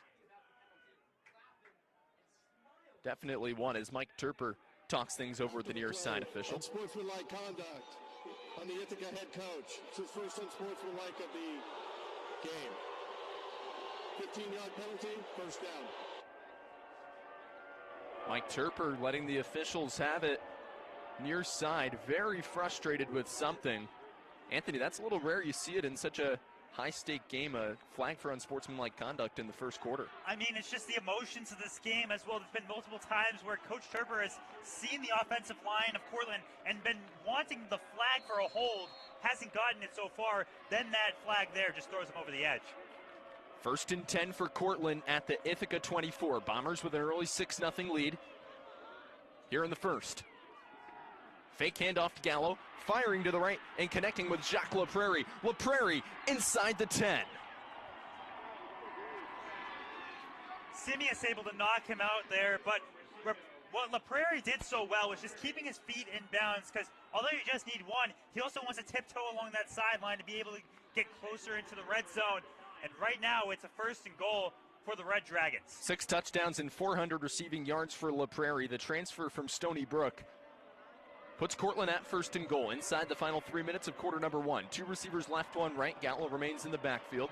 Snap from the right hash. In motion, it's Zeva. Low snap handled. It's a handoff to Gallo. Gallo bouncing his way inside the 5.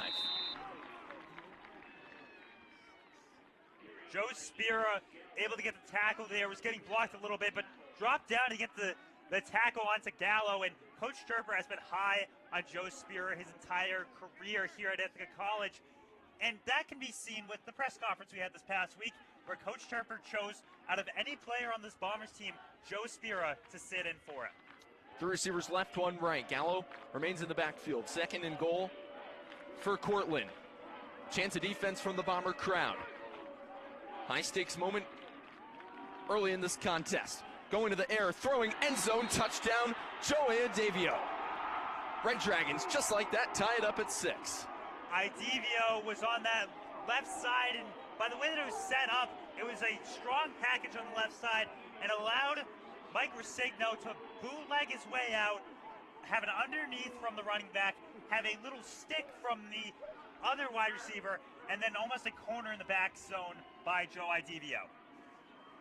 So the Red Dragons with an immediate response like they've had all season long. Coach Blumenauer was asked that in the press conference earlier this week.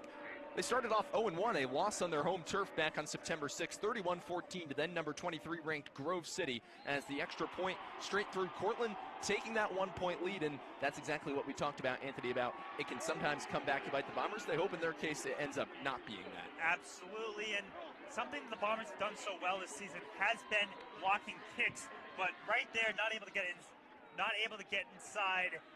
But just looking back at that touchdown here, you see strong side going to the left, blocked there by Gallo, and just confusing Marcus Boyle in front, hitting Idevio in the backside, just one-on-one coverage. Idevio in his 3rd season as a member of the Cortland Red Dragons. As Cortland will punt it away, a 1-point lead. Both sides getting a feel for one another's offenses. Ithaca marches down the field in relatively short order on their first possession of the afternoon. Again, Cortland won the toss. They elected to defer. Now they'll kick it off here with a 7-6 lead.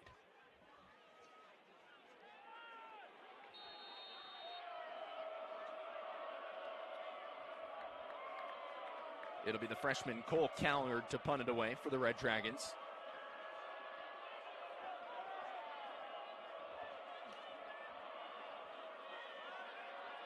Back deep to receive for the Bombers, Tyrell Penalba and Marcus Boyle. Penalba takes it from the 10. Tyrell Penalba scoots off a tackler. Penalba getting past the 20 where he's shoved down at the 25. Bombers Live is sponsored by the Red Jug Pub in Cortland. Located on Central Avenue in the heart of downtown Cortland and open late, the Red Jug Pub is your go-to spot to catch the big game. Remember, Red Jug loves you. Right there in that return, Penalba was able to break off one tackler, but what happened was just a grab of the shoulder pad sent him down, and all of a sudden, the penalties were crucial in that last drive, allowing Cortland to go down and score. Bombers immediately face a higher pressure situation. Bombers remaining alive today, heading into Cortaca. Chance of a three-way tie for the Liberty League title. It's a handoff. Nick Lane to the right, gets past the 30. Gain of about 8 yards on the play, second and short.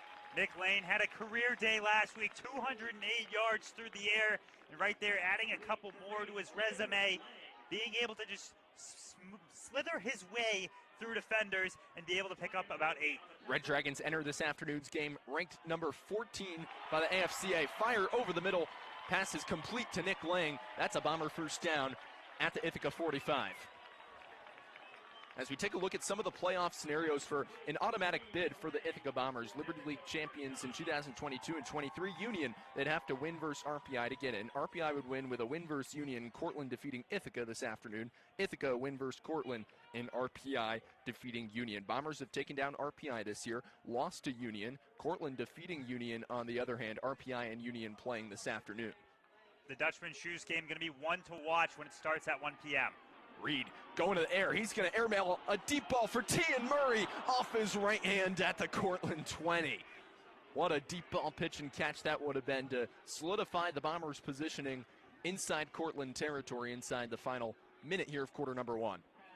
The way the two routes were running down there with this throw seemed as though there was miscommunication as to who was going to be getting this ball, because Tian Murray and the opponent kind of hit off each other, opposing wide receiver. Murray's not able to get as much speed on it, can only put a hand on top of Reed's pass. That was the senior out of Manorville, New York, Alan Flory Jr., in on the coverage.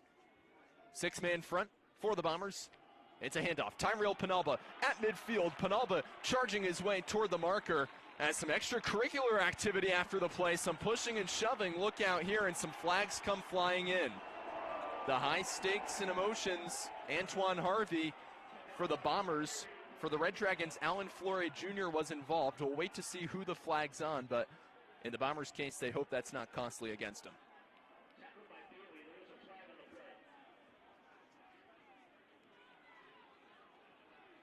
You talk about something, Anthony, that could, if Mike Turper's blood was not already boiling, depending on what the verdict is here, could wait and see how this shifts even more energy or emotion. And Coach Turper is yelling at this line judge over here, trying to explain the situation to him. Arguing potentially the other missed calls that he believes he saw happen on his team. There were 2 Red Dragons swarming Antoine Harvey, who seemed to initiate the contact first. We'll wait and see what the referees have to say. For now, it would be Bomber football inside the Cortland 47. 24. Unsportsmanlike conduct. Offense number 7. Those penalties decline. First down. Correction. Third down Ithaca. So 3rd and short for the Bombers at the Cortland 47. Both Alan Flory Jr. and Antoine Harvey charged for unsportsmanlike conduct penalties. That's their first towards disqualification on the afternoon. 41 seconds remaining first quarter. Mike Reed and the Bombers looking to charge downfield. On a 3rd down here, expected a designed run by Michael Reed. We've seen it so far. And as they bring back in Riley Stapp, that's where we saw that QB sneak by Reed. Stapp sets in that H-back position. 3rd and short. Bombers pushing for the first down. They've got it. Past the 46-yard line, taken down at the 44 on the keeper's Reed. The shove in the backside of Reed allows them to pick up the first down and maybe a couple more. Bombers fresh set of downs after the offsetting penalties. Clock continues to melt. Inside the final 15 seconds here of quarter number 1, Bombers won't get a playoff before the conclusion of what has been a highly intense, emotional, chippy, and let's say expected first quarter here on Ithaca's South Hill. All 8,000 plus packed into Bertino Field at Butterfield Stadium. Raucous emotion and atmosphere displayed, everything you could want in a Cortaca Jug game, Anthony. Absolutely, Farrell, and it's one of those ones where, you don't expect in the first quarter to see Coach Turper getting a flag for unsportsmanlike conduct, because normally he's the one who's saying, don't ride the emotional roller coaster. So it's something to see how that develops throughout this game. How did Ithaca bounce back from a 1-point deficit, and do they go for 2 when they score a touchdown? And mind you, Coach Turper did allude to the fact that he can be privy and susceptible at times to such emotions. We'll send things down now to Jenna Johnson. Jenna? I said it earlier, but the emotion in this game is going to be at an all-time high, and it's how you handle it. Jimmy Malevi during that last drive telling his O-lineman to calm down, that it's going to be okay. Taking on that captain role that Coach Turper has talked so much about him and how he has truly stepped up and been the perfect leader for this team. Guys?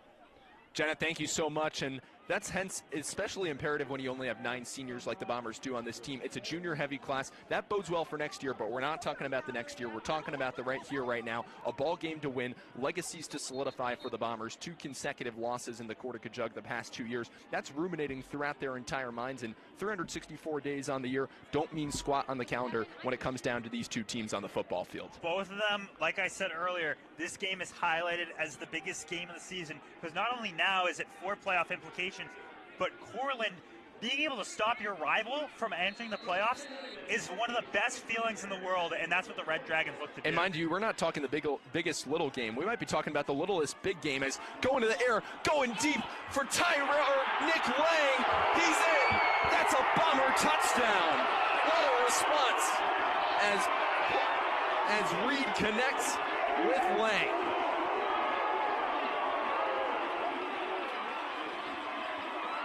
Nick Lang last week, 3 touchdowns. He counted it on the head of RPI, and right here he's already got 1. He just breaks off the defender, beats right past him, and Lang enters the end zone. Nicholas Lang, one of the top receivers for this Bombers crew, and now they look, do you go for 2? A 1v1 matchup, and that says exactly what it seems. Mike Reed and the offense left out there by Brandon McGuire and Mike Turper. 5-point lead for the Bombers inside the first 6 seconds of quarter number 2, half number 1. In this highly intense and emotional 66th Cortaca Jug game on Ithaca's South Hill. Hurry up offense for the Bombers. Reed will take the snap. Scully in the backfield, Murray in motion. Rolling out to the right. Being chased down is Reed, looking for an option. Reed scrambling, and he's going to get pummeled by the Cortland defense. A great stop there by the Red Dragons, courtesy of Aaron Henry. As there is a flag on the play, so the Bombers will wait and see. The way it was set up was so that Will Scordato could play in there and go on a little flat route, try and get hit on the outside and get into the end zone. However, the play just broke up from there. Illegal formation on the offense with 5 men in the backfield. That penalty is declined. The try is over. So 12-7 now, the Bombers lead. Nick Lang showing up consistently in every single clutch moment. He put together the best game of his career last week at RPI, catching 8 passes for 201 yards, accounting for all 3 of Ithaca touchdowns.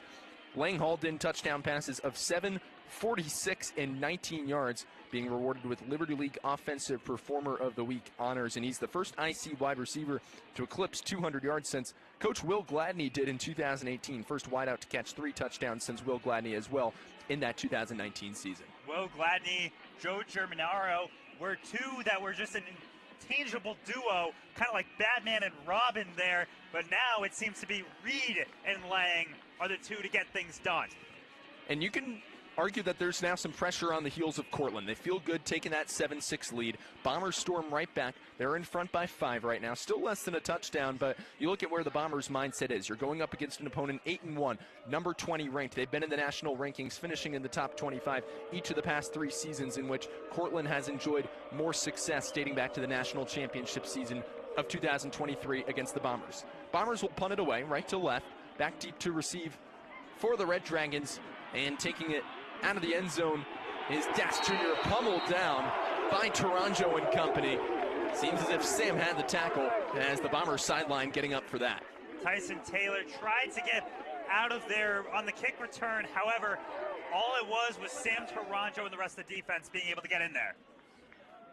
As we take a look at the no-fly zone for this Ithaca Bomber defense, they've been exhibiting a strong one all season. You look at guys like Joe Spearer, Ryan Burns, Cam Paquette there with the interception a few weeks ago, electrifying the Butterfield Stadium crowd. Sam Taranjo with some pummels. Joe Spearer, 75 total tackles, 6 tackles for loss, accounting for 2 interceptions. It's been about as good as it gets, Anthony. Absolutely. +5 pass deflection, so watch Spiro be that nickel corner all day today. 2 receivers left, 1 right. 1st and 10 from the Bombers' 16 right hash. It's a fake handoff.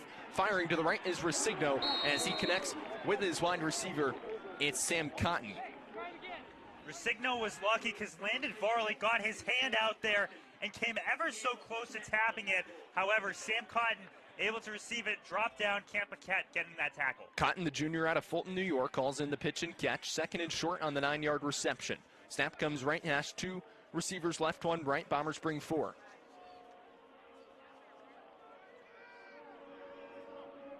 Some discussion in the backfield between Gallo and Resigno. In motion, it's Jason Zeva. It's a fake handoff as looking for an option to get by, getting brought down just shy of the marker, 3rd and short. A nice stop made by Andrew Swearbutt. As we take a look at Mike Resigno, having a great season so far for this Red Dragons squad. 2-to-1, the touchdown to interception ratio, exactly 20 touchdowns to 10 interceptions, over 100 rush yards per game, just shy of a 60% completion percentage, over 100 pass yards per game. That is the definition, Anthony, of a dual threat, 100 passing yards and 100 on the ground. Absolutely, but we haven't seen much of that passing here today. You know, he had that passing touchdown, but nothing deep. Just a little short dump-offs have been mostly what you've seen in the passing game. Bombers looking to force a quick 3 and out. 3rd and short on the keeper Bomber defense. It's Resigno able to squirt away. Resigno looking to get by Boyle. A chop tackle at the knees of Resigno, who squirts past the 40. 1st down, Red Dragons. You're in this crowd, you would have assumed they got Resigno in the backfield, but right here, Resigno uses shiftiness, fakes that handoff to Gallo. Going inside, he understands that his spot is getting filled. He goes outside. Simius is not able to catch up with him. Boyle, the high safety, has to glance over and hit the chop tackle. As we mentioned, Marcus Boyle, one of the most electrifying defensive players for the Bombers in recent memory, not just because of the 2 interceptions last week, but because of plays like that can loom large later on. It's a handoff to the left. A tackle by Simius with Ryan Burns also chasing down Ethan Gallo.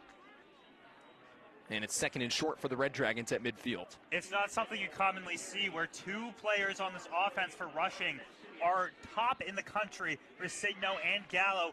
It becomes an issue for the Bombers defense of how do you manage a change, because once Resigno gets tired, well, they have Gallo there to just come back in and start playing hard ball. Ethan Gallo just shy of 5 yards in average on per carry. Tyson Taylor, way less of the attempts for yardage in the game, but over 6. And then Mike Resigno, 7 yards on the ground per average. He goes to the air here. It's fire off to the right, connecting there with his receiver and Sam Cotton, who gets brought down just shy of the marker. 3rd and manageable for Cortland. That ball looked incredibly close to hitting the ground on that play there. However, being able to just pick up a couple of yards as in comes Chris Clax. Bombers need to get a stop here to keep into this one as Resigno starting to get a little bit of pass game into his repertoire. And Chris Clax playing that defensive end position today. The offensive yardage numbers, not as eye-popping as Cortland the past 2 seasons, but still excellent, where they averaged over 500 yards per game. 28 turnovers, though, this season for the Cortland offense. That leads Division III. It's a handoff. Does Cortland have enough for a 1st down? Charging forward, certainly seeming as if he had enough on the keeper, was Resigno. Cortland claiming so. We'll wait for the line judge's verdict. The way that he stretched his body out there, Farrell, makes it seem like it's a 1st down, and they're ruling the chains to move for a first down. No one able to stop him up tight. Rusigno just able to use his size, 6'2", to stretch out and get the first. Suffice it to say, a high-powered offensive duel in store so far this afternoon from Ithaca's South Hill. 19 shared points so far across the opening 26 minutes, or rather 19 minutes of action, as a timeout called, the first of the half by Mike Turper, head coach of the Ithaca Bombers, who continues to talk things over with the line judge. Cortland will have a 1st and 10 just over midfield inside the Ithaca 48. This is something all day. Coach Turper has had a little bit of issue with the line judge's calls, and right now trying to figure things through as they get into this timeout. And Farrell, what you should expect from this Bombers team is just being able to hold off on the run game, hopefully not run that shell defense that allows them to go underneath. We take a look at some of the first-time Cortland coaches. Tom Blumenauer, a graduate of Ithaca College in 2007, played in the Cortaca Jug game in 2005 and 2006. Leandre Simon, Jack Mrzinski, Eric Bunker, Mark Sanchez with the offensive line, Matt Scully with the outside linebackers. All in their first season coaching this Cortland Red Dragons football team. I mean, Blumenauer, he coached at Franklin and Marshall, and asking him during the conference, what's the difference between the rivalry against Dickinson there and the Cortaca Jug here? And he said this one is just such more intimate and so much closer to each other that it's a whole different atmosphere, and every player wants to win. Coach Turper sharing a similar sentiment earlier this week. Played as a defensive back at the University of Pittsburgh from 2004 to 2008. Played in the backyard brawl plenty of times, only about 60 miles separating Pittsburgh and Morgantown, West Virginia, but said same thing, that doesn't really compare to the small town atmosphere of the Cortaca Jug. Handoff to Ethan Gallo. He bounces outside to the left where he's shoveled out of bounds inside the Ithaca 45. Cortland maybe wanting a late hit call there as Gallo got tackled once he was already out. There is a flag on the play either way, but right here, Sam Taranjo breaks off that block by Ziva and is able to just wrap his hands around Gallo, bring him to the outside. Have to see what this flag will be for. Cam Paquette also in on coverage there for the Bombers. Right, the flag did come down beforehand. Not sure if it would be ruled a false start against Cortland. As we wait for this, what's been interesting. Offsides. Defense, number 99. It's a 5-yard penalty. Still first down. Davin Foote called for the offsides on that one. But what I was saying was what's been interesting so far is just how the defensive backs for each side been able to get off of blocks by the wide receivers, being able to just shift their momentum and get onto the runners and get some stops. So it's a 1st and short for Cortland at the Ithaca 43. 4-man front for the Bombers. 3 receivers left. Rusigno with Gallo in the backfield on 1st down. Takes the snap. It's another fake handoff. Rusigno bouncing back with time. Throws to the air. He connects downfield, hauling it in at the 21-yard line. Jacques LaPrairie. Jacques LaPrairie, a couple of deep passes so far, deep receptions. And what Rusigno did so well there was understanding his spot in the pocket, being able to move forward when need be so that he can hit his receiver on the run. Quarterback Mike Rusigno, 1,000 yards on the season, just about, with 12 touchdowns.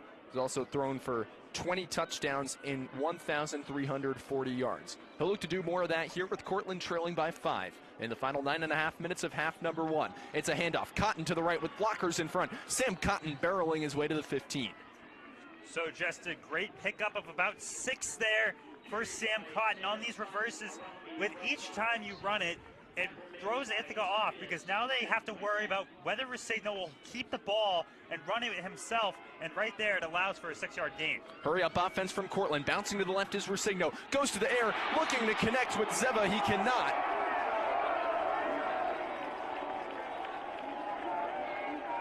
That's one Zeva is going to look back and potentially regret. It almost hit him right into the hands, just unable to haul that one in.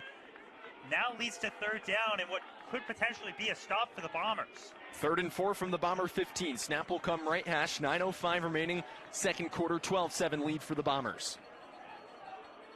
We gave a little play clean look on the sidelines to give Mike Rosigno the play call.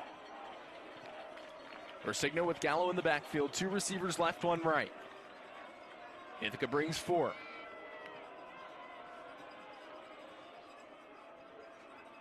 Cotton in motion, takes the handoff. Cotton looking to the outside, now cuts back in at the 10. He's swarmed by the Bomber defense.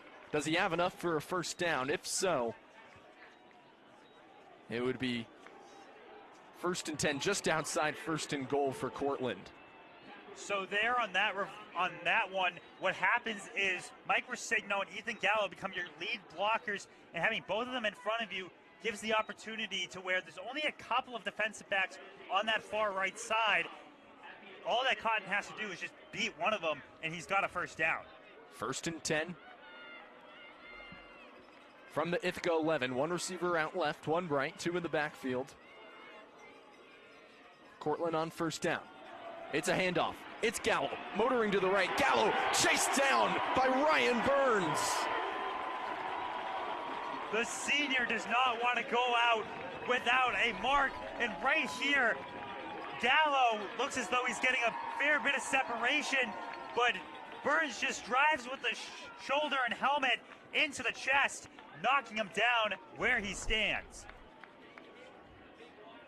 No gain on the play, 2nd and 10 for Cortland. Clock continues to melt, 7 3/4 remaining here in the second.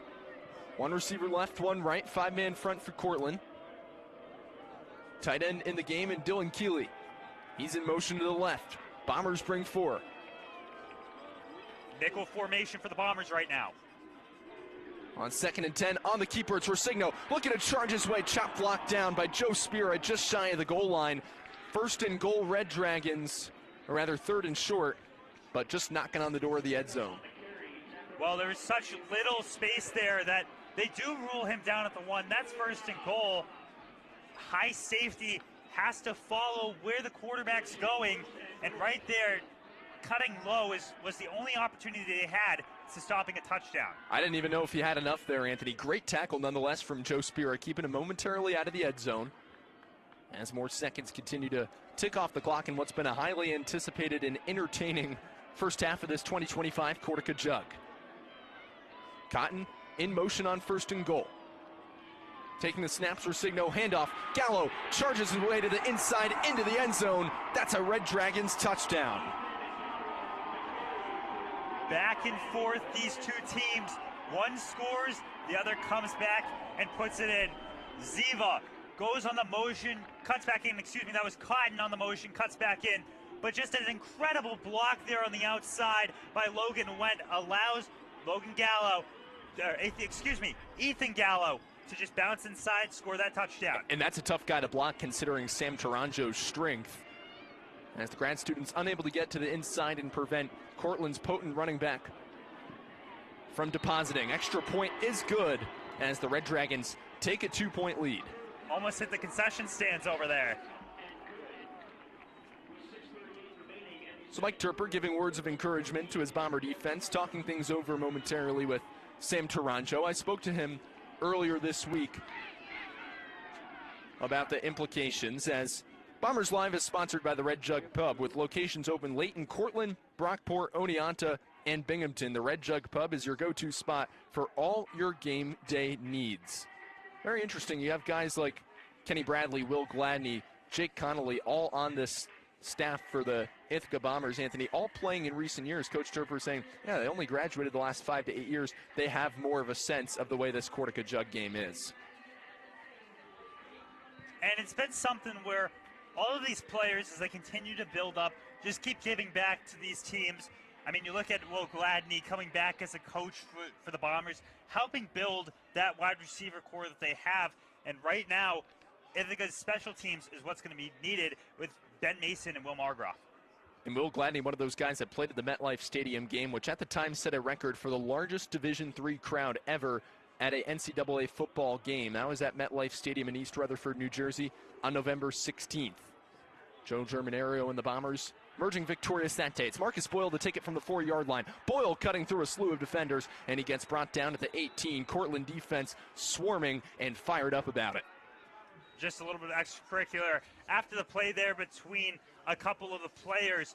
And you look at the offensive usage for the Bombers this season, who else but Chris Scully leading the way, 26.33% this season. Michael Reed, that's when he's a rusher or a receiver, getting 15. And you look at Tian Murray, his impact's being felt at almost 9%. Chris Scully and Tian Murray still enjoying 2 years to come on the South Hill in the 2026 and 2027 seasons. Again, only 9 seniors for this Bombers squad.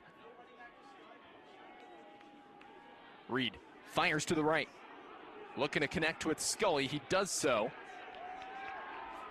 but it's an incomplete pass. Sideline judge over by Cortland's bench said it wasn't hauled in. So the downs judge just rules that the ball hit the ground before being hauled in by Scully.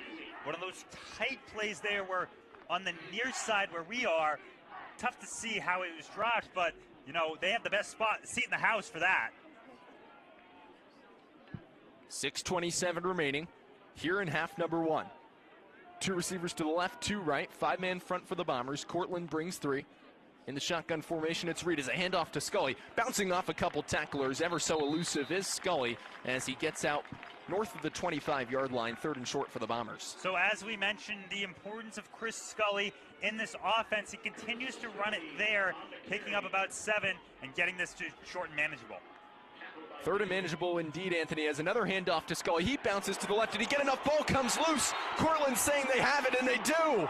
Red Dragons pounce on a Bomber mistake as their sidelines fired up, and rightfully so. Football back for C-State. Alan Flore Jr.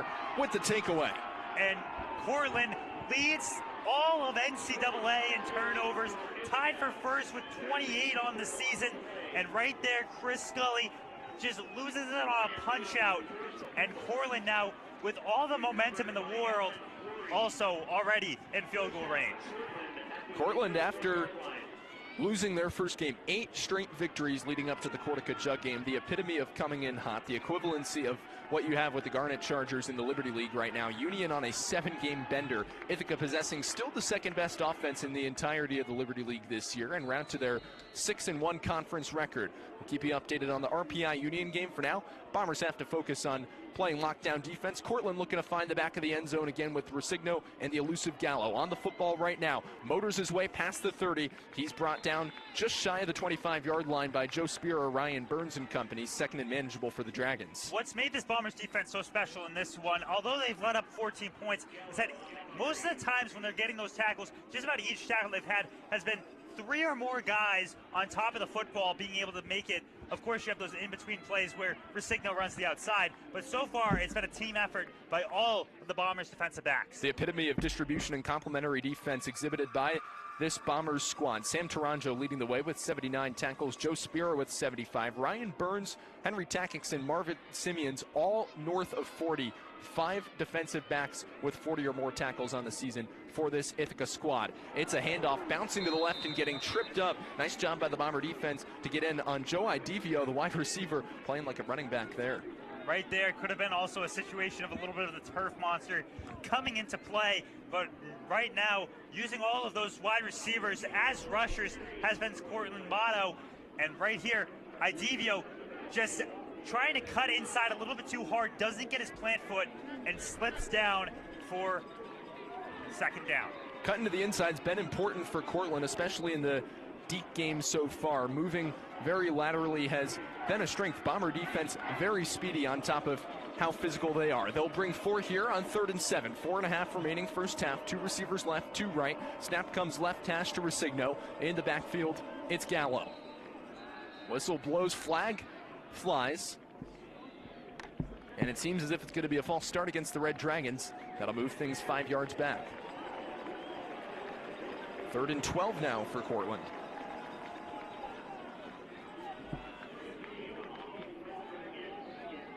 So a 5-yard delay of game penalty, potentially the crowd atmosphere and the electricity here unable to be conveyed in the tight quarters between Mike Resigno and his offense. Just a false start leaves a wide open opportunity. If Ithaca is able to make a stop on 3rd down, you might have to see a punt by Cortland, because Right now, a field goal would be about 51. Rosigno to the air, fires Cotton. What a catch by Sam Cotton. Inside the 9. Unbelievable one-handed grab by Sam Cotton. First and goal, Red Dragons. Another player in New York did that a long time ago. That was Odell Beckham Jr. But Sam Cotton may have done it in a tighter game. Right there, right on top. Swearbud is behind him to stop it. But Cotton understands the situation, gets his palm on it, and hauls it in.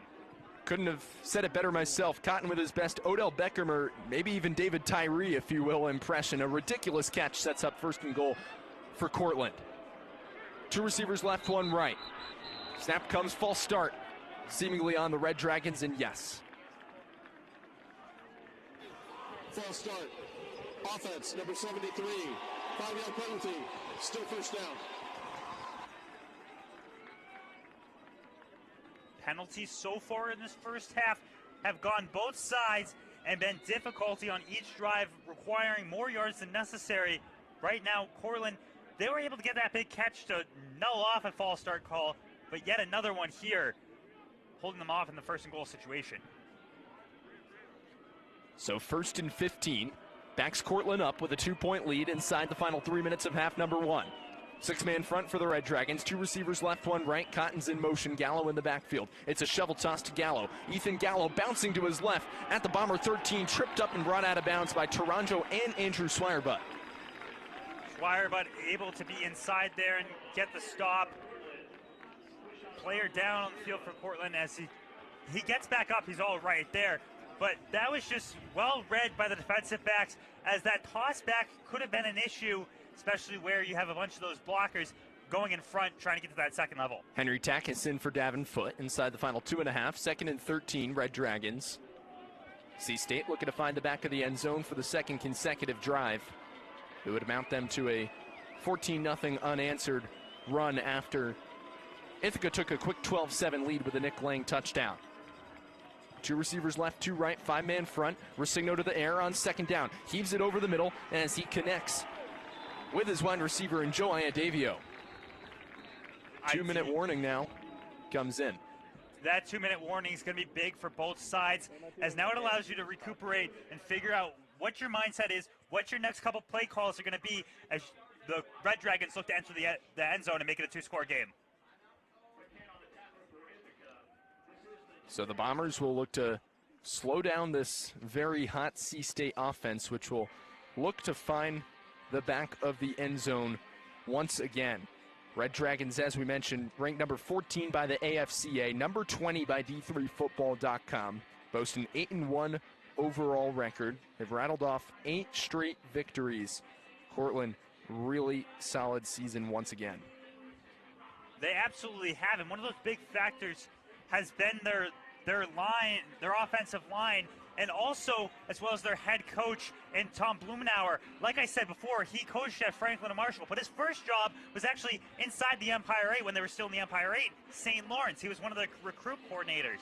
Then he was an associate head coach at Williams College before entering that Franklin and Marshall job. And when SUNY Cortland hit his line, he said, "I'll be there." And now he's here, 8-1 on the season, looking to bring Cortland to a Cortaca Jug victory. 3 members of the Cortland Red Dragon coaching staff have ties to Ithaca College. First-year head coach Tom Blumenauer, as we just previously alluded to, graduating in 2007. Defensive coordinator Jack Mrazinski was a coach at Ithaca College for 6 seasons from 2011 to 16 under the tutelage of Mike Welch. Linebackers coach Paul Schaffner was also a member of the Bombers program and was on the 1979 National Championship team. So going way back, and that's the beautiful thing about this rivalry, Anthony. Not only so intimate, but binding together generations and generations.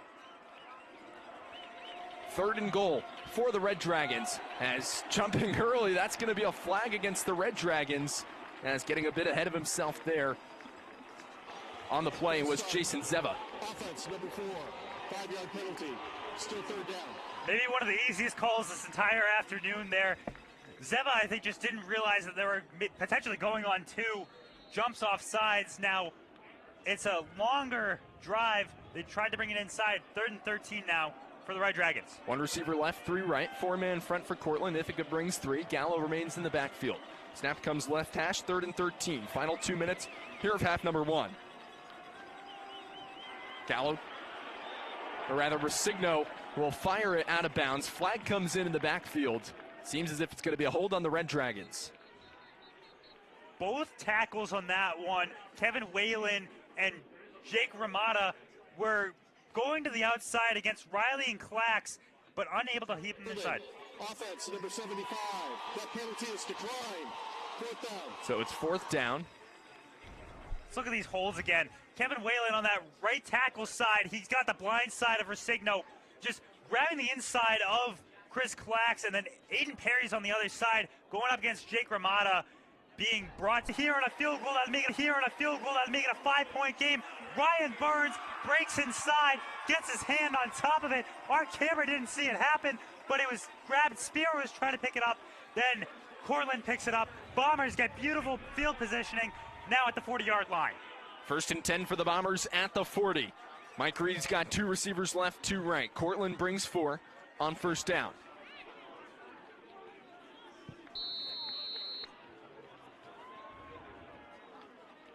Snap handled by Reed. Looks to go to the air now on his feet. Motoring towards midfield. He's brought down at the 49-yard line, just shy of the marker. No, he's got it at midfield. 1st down Bombers. Great job keeping his balance there, Michael Reed, lifting the foot up and making sure that while he's running, he doesn't get just a little shoestring tackle happen on him, being able to pick up that 10 yards for the 1st down. Aaron Henry with the tackle there for the Red Dragons. 1st and 10 at midfield. 2 receivers left, 2 right, 4-man front for the Bombers. Scully to the right of Reed in the backfield, who takes the snap, goes to the air on 1st down, pitches it out to the right, as he's unable to connect there with Nicholas Hershkowitz. Just trying to force it over there, but I think the throw over the head was probably the best decision for the Bombers, because if he throws it any bit tight or low, potentially an interception and a 2nd turnover by the Red Dragons today. So 2nd and 10 after the incomplete pass. Murray and Hershkowitz are the receivers right. Nicholas Lang and Antoine Harvey to the left, as keeping it is Reed, bounces to the left, Mike Reed, 1st down and more, inside the Cortland 35. Michael Reed, so far this season, when he came in at quarterback in those earlier games, this was what it was for, those design runs, and he continues it as the starter, being able to use the players in front of him and crack in between the line of the defensive backs to be able to pick up that 1st down. Crucial drive for the Bombers here. If they can score, they take a lead going into halftime, especially imperative with Cortland receiving the football to begin the 2nd half. On the keeper, Reed remains with it on the ground, forces 2nd and manageable as he charges down to the Dragon 30. You had Luke Eller being the pole blocker there for Michael Reed. That's where you have the inside guard move to the other position to fill in a hole as a lead blocker. And right there, being able to pick up a couple, maybe a quick, pretty long time before they blew the whistle for forward progression. 2nd and short for the Bombers. They're going to get a 1st down here. Charging his way towards the sidelines is Chase Myers. Good move there by Myers to get out of bounds, allowing this clock to stop without needing to use timeout. However, both sides right now, Ithaca 2 timeouts, Cortland 3. There's still opportunity for numerous different plays and maybe a pair of drives coming up here. 38 seconds remain. We'll definitely opt to see what Brandon McGuire goes with in terms of play calling, as the Bombers trail by just 2. They can also get Caleb Wandell out for a field goal if necessary. 2 receivers left, 2 right for the Bombers. Snap comes left hash. 1st and 10, Ithaca at the Cortland 20. Myers remains in the backfield on 1st down. Reed to the air, drops back to throw. Pass is deflected. Cortland and Ithaca go for it. It's going to be an incomplete pass. Not a live football, so that'll bring up 2nd down. One of the difficulties there was Cortland had their front 4 on the play, but then decided to also rush a pair of linebackers. You have your dogs on the inside going through. Being able to force Reed to throw the pass gets tipped. So we take a look at the tipped pass here by Cortland. Great job getting a hand on it. That was George Gillash, the junior, an attendee of Byram Hills High School in Section 1 in the Lower Hudson Valley. 5-man front for the Bombers, 2 receivers left, 2 right. On the keeper, it's Reed. On the ground, cutting inside the 15, tripped up at the 11. Bombers will now take a timeout.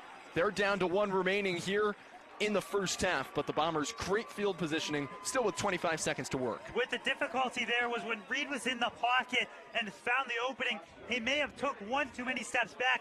It came close to where he fell down, but right there being able to pick it up and get to a second and third manageable. Let's send it down to Jenna Johnson. Jenna? Thanks, guys. Well, earlier this week, I was talking with Coach Turper, and he was saying how a big key for this Bombers team is resilience and how proud he's been of them for fighting back in these games. And we can see right now on the sidelines this entire team hyping each other up, and Coach Turper saying, let's get the next one, let's get the next one. And that's been this great key for this Bombers team. Guys? Anthony, when Coach Turper spoke to me earlier this week, he said, yeah, this game is just a little bit bigger, Farrell. And it's funny because we had a conversation a couple weeks ago, and he said every game is big. I don't want to hear that the Buff State game is any less big. I don't want to hear that Alfred's any less big. But this one, you could see the sly smile on his face. He knows the implications. The crowd's starting to get excited here. Let's go Bombers chance as Ithaca will retreat back to their sidelines. Offense back out on the field. Anthony, what's the Bombers' state of mind offensively as they look to charge into the end zone to complete this first half? Well, one of the big things that you said in terms of that is just to know that it's a big game, but keep the emotion down. So far, we've seen unsportsmanlike conduct calls be the reason why the Bombers get their drives pushed back. Now 3rd and short, have to pick it up. Reed to the air, on 3rd down, looking for Murray. No pass interference called as it's broken up by Jackson Cipher in the end zone. Coach Turper is losing his mind there. There's no way that most likely should have been a pass interference call. Doesn't even try to play the ball, plays Tian Murray. Coach Turper is screaming at the judge down there that there was no call, and I agree with him. There should have been a pass interference there. It should be a fresh set of downs for the Bombers.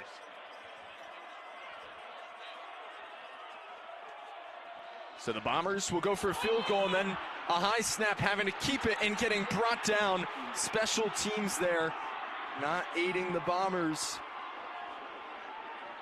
Once again, the special teams has been one of the cruxes on this Bombers team, and it's right there. Another aborted snap. You've seen it only a couple times when it comes to the PATs, but right now, with that play, it was on the field goal. Tyler Wolf not able to hold it, causes Andrew Rice to be the one to rush with it. Can't get anywhere. Cortland will take over at the 18.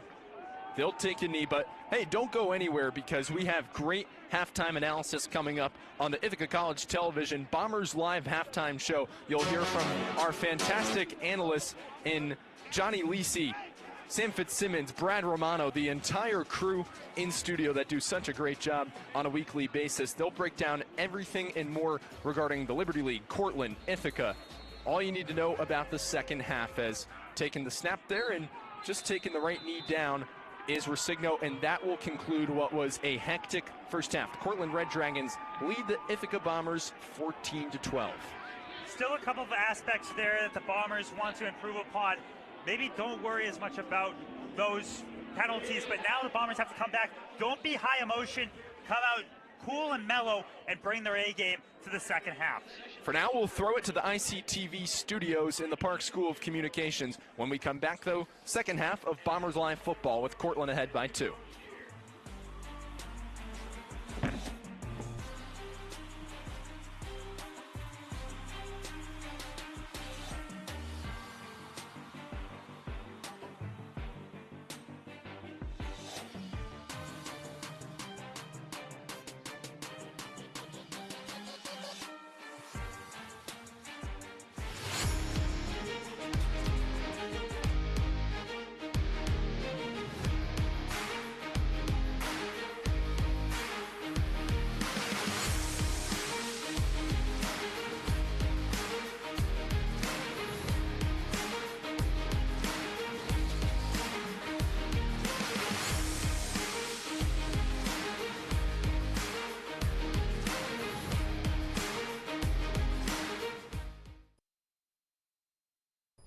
Good evening, and thank you for joining us tonight. I'm Eleanor Patterson. And I'm Sydney Watson. Newswatcher is live every Thursday night at 7:30, keeping Tompkins County residents up to date on all things local and national news.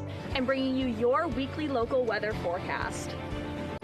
And all the latest sports on the South Hill, East Hill, and nationally. Thanks for watching, and have a good night.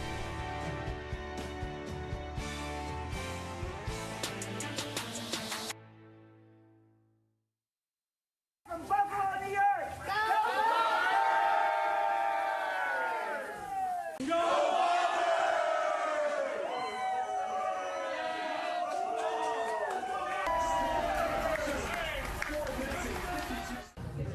Live from Albany, go Bombers! What's a red dragon anyway? Go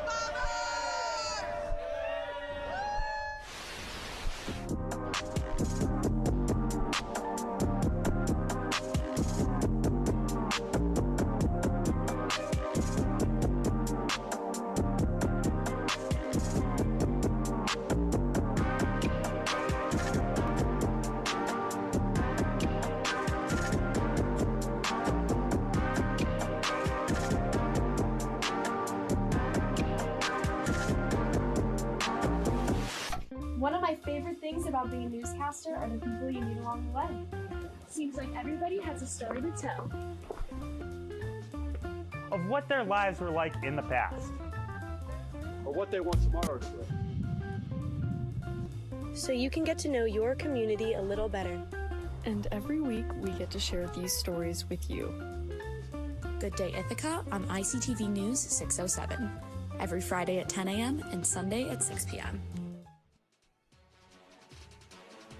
Welcome back to the Bombers Live Halftime Show. Johnny Lisi, Sam Fitzsimmons, and Brad Romano here with you at halftime of the 66th annual Cortaca Jug game. Guys, what are your initial thoughts? Initial thoughts, I got to start with the penalties and the turnovers. So the one turnover by Chris Scully obviously resulted in a blocked field goal, but the one play with two penalties on it, a pass interference, and then Coach Tripper was obviously upset at the call, and he went off on the refs. He gets on unsportsmanlike conduct. That's 30 yards in penalties. Cortland ends up scoring on that possession. Just cannot happen for this Ithaca Bombers defense with such a high-powered offense like Cortland. Johnny, 2 words, special teams. It's been a problem the entire year. We're seeing it here as well.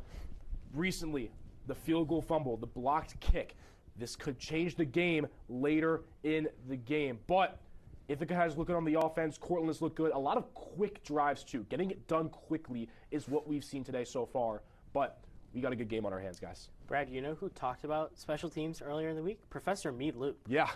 So Professor Loop does know what he is talking about here. And for Ithaca, their first drive really was the best, Brad. Yeah, and you really have to credit Chris Scully on that first drive because Chris Scully just gets the right amount of yards to set up this Bombers offense, and that's what he did the first drive. We know that he's a power back and can truck through these defenders. It's what he's been doing all season, and it's no different today. Scully got the yards that mattered, which set up the Bombers defense on a phenomenal first drive. But also, how about that return? All the way to around the 40-yard line, which already set up the Bombers in a really good place, and it led to a tush-push Mike Reed touchdown. Really good first drive for the Bombers. Got it done quick, too. It was clear that Cortland did not want Mike Reed to run the football. On that read option, they had a guy sitting on Mike Reed every time. They were not crashing down to Mike Reed. They wanted Chris Scully to run the rock, and they were wrong for letting Chris Scully run the rock because he absolutely dominated that first drive, and they just looked great right out of the gate, and that's exactly what they needed to do.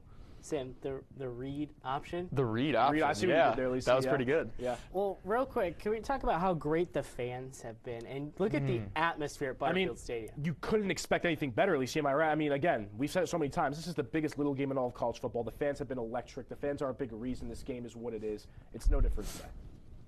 And let's talk about Mike Resigna, who's been really fantastic for the Cortland Red Dragons. He's been leading their offense, and while he may not be the flashiest, he's steadily carrying this offense, Sam. Oh, yeah. He's been absolutely amazing, I think, so far. He has 136 total yards on the day so far. Just been fantastic.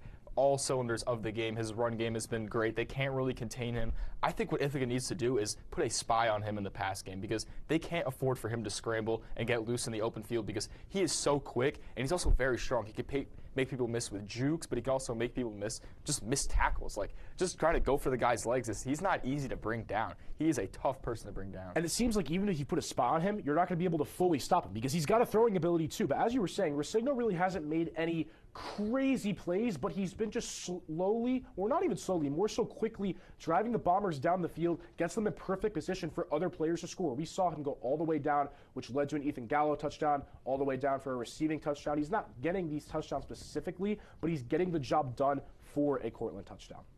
Yeah, he's been really solid, and he's a lefty, Sam, so he's seen some good throws, too. I would like to call him Vanilla Vic, as we were talking about before. Number 1, lefty, white. It kind of reminds me of Michael Vick, I can't lie. Vick, Vanilla Vic. There's a new Daniel Jones in town. Yeah. New Daniel Jones, maybe? Yeah. I don't know.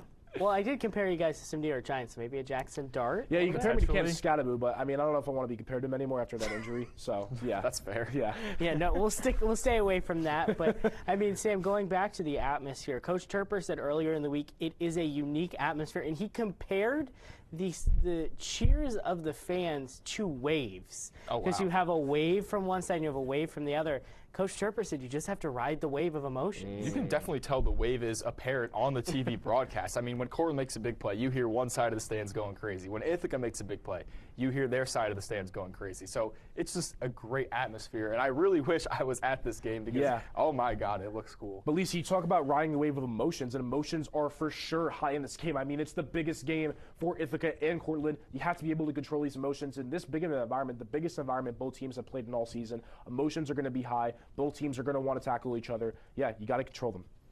And let's talk about the trenches for Cortland because first off, we'll start with you, Brad, with the offensive line. They've been fantastic. In the red zone, they're sealing off Sam Taranjo. Yeah, the blocking has been absolutely phenomenal. If you're sealing off a guy like Sam Taranjo, who has been absolutely phenomenal for the Bombers all year, 79 tackles on the year, has a forced fumble. If you're sealing someone like him, you're doing something right. Great blocking by Cortland, but Sam, the turnovers for the Red Dragons have been phenomenal.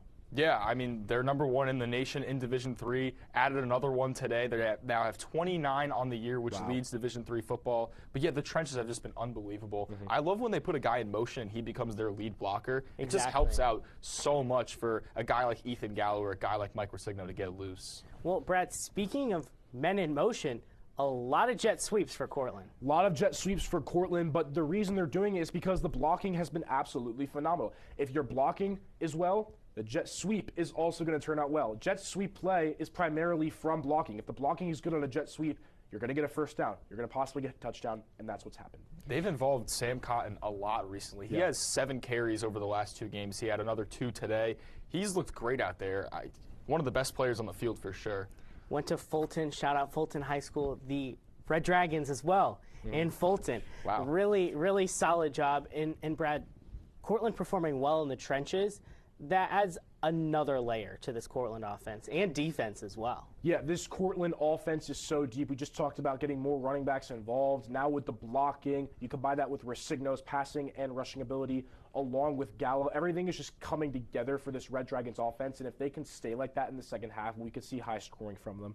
I can expect a bigger second half from both teams scoring the ball wise. You look at the time of possession. Cortland absolutely dominated. 19 minutes of time of possession to 11 minutes of Ithaca time of possession. So we'll see if that will change in the second half. Big discrepancy there, but we're going to step aside as Bombers Live is sponsored by the Red Jug Pub with locations open late in Cortland, Brockport, Oneonta, and Binghamton. The Red Jug Pub is your go-to spot for all your game day needs.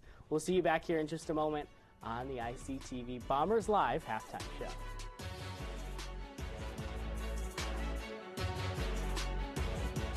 From Buffalo, New York! Go Bombers! Go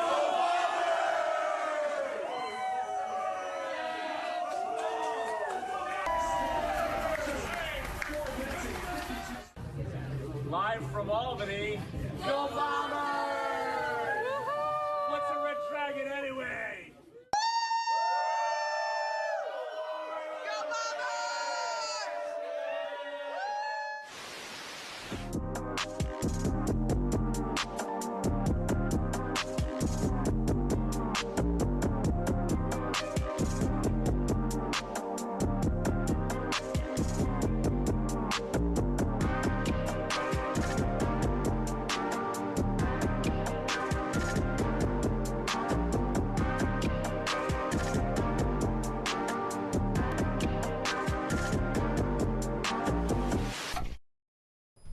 Good evening, and thank you for joining us tonight. I'm Eleanor Patterson. And I'm Sydney Watson. Newswatcher is live every Thursday night at 7:30, keeping Tompkins County residents up to date on all things local and national news. And bringing you your weekly local weather forecast. And all the latest sports on the South Hill, East Hill, and nationally. Thanks for watching, and have a good night.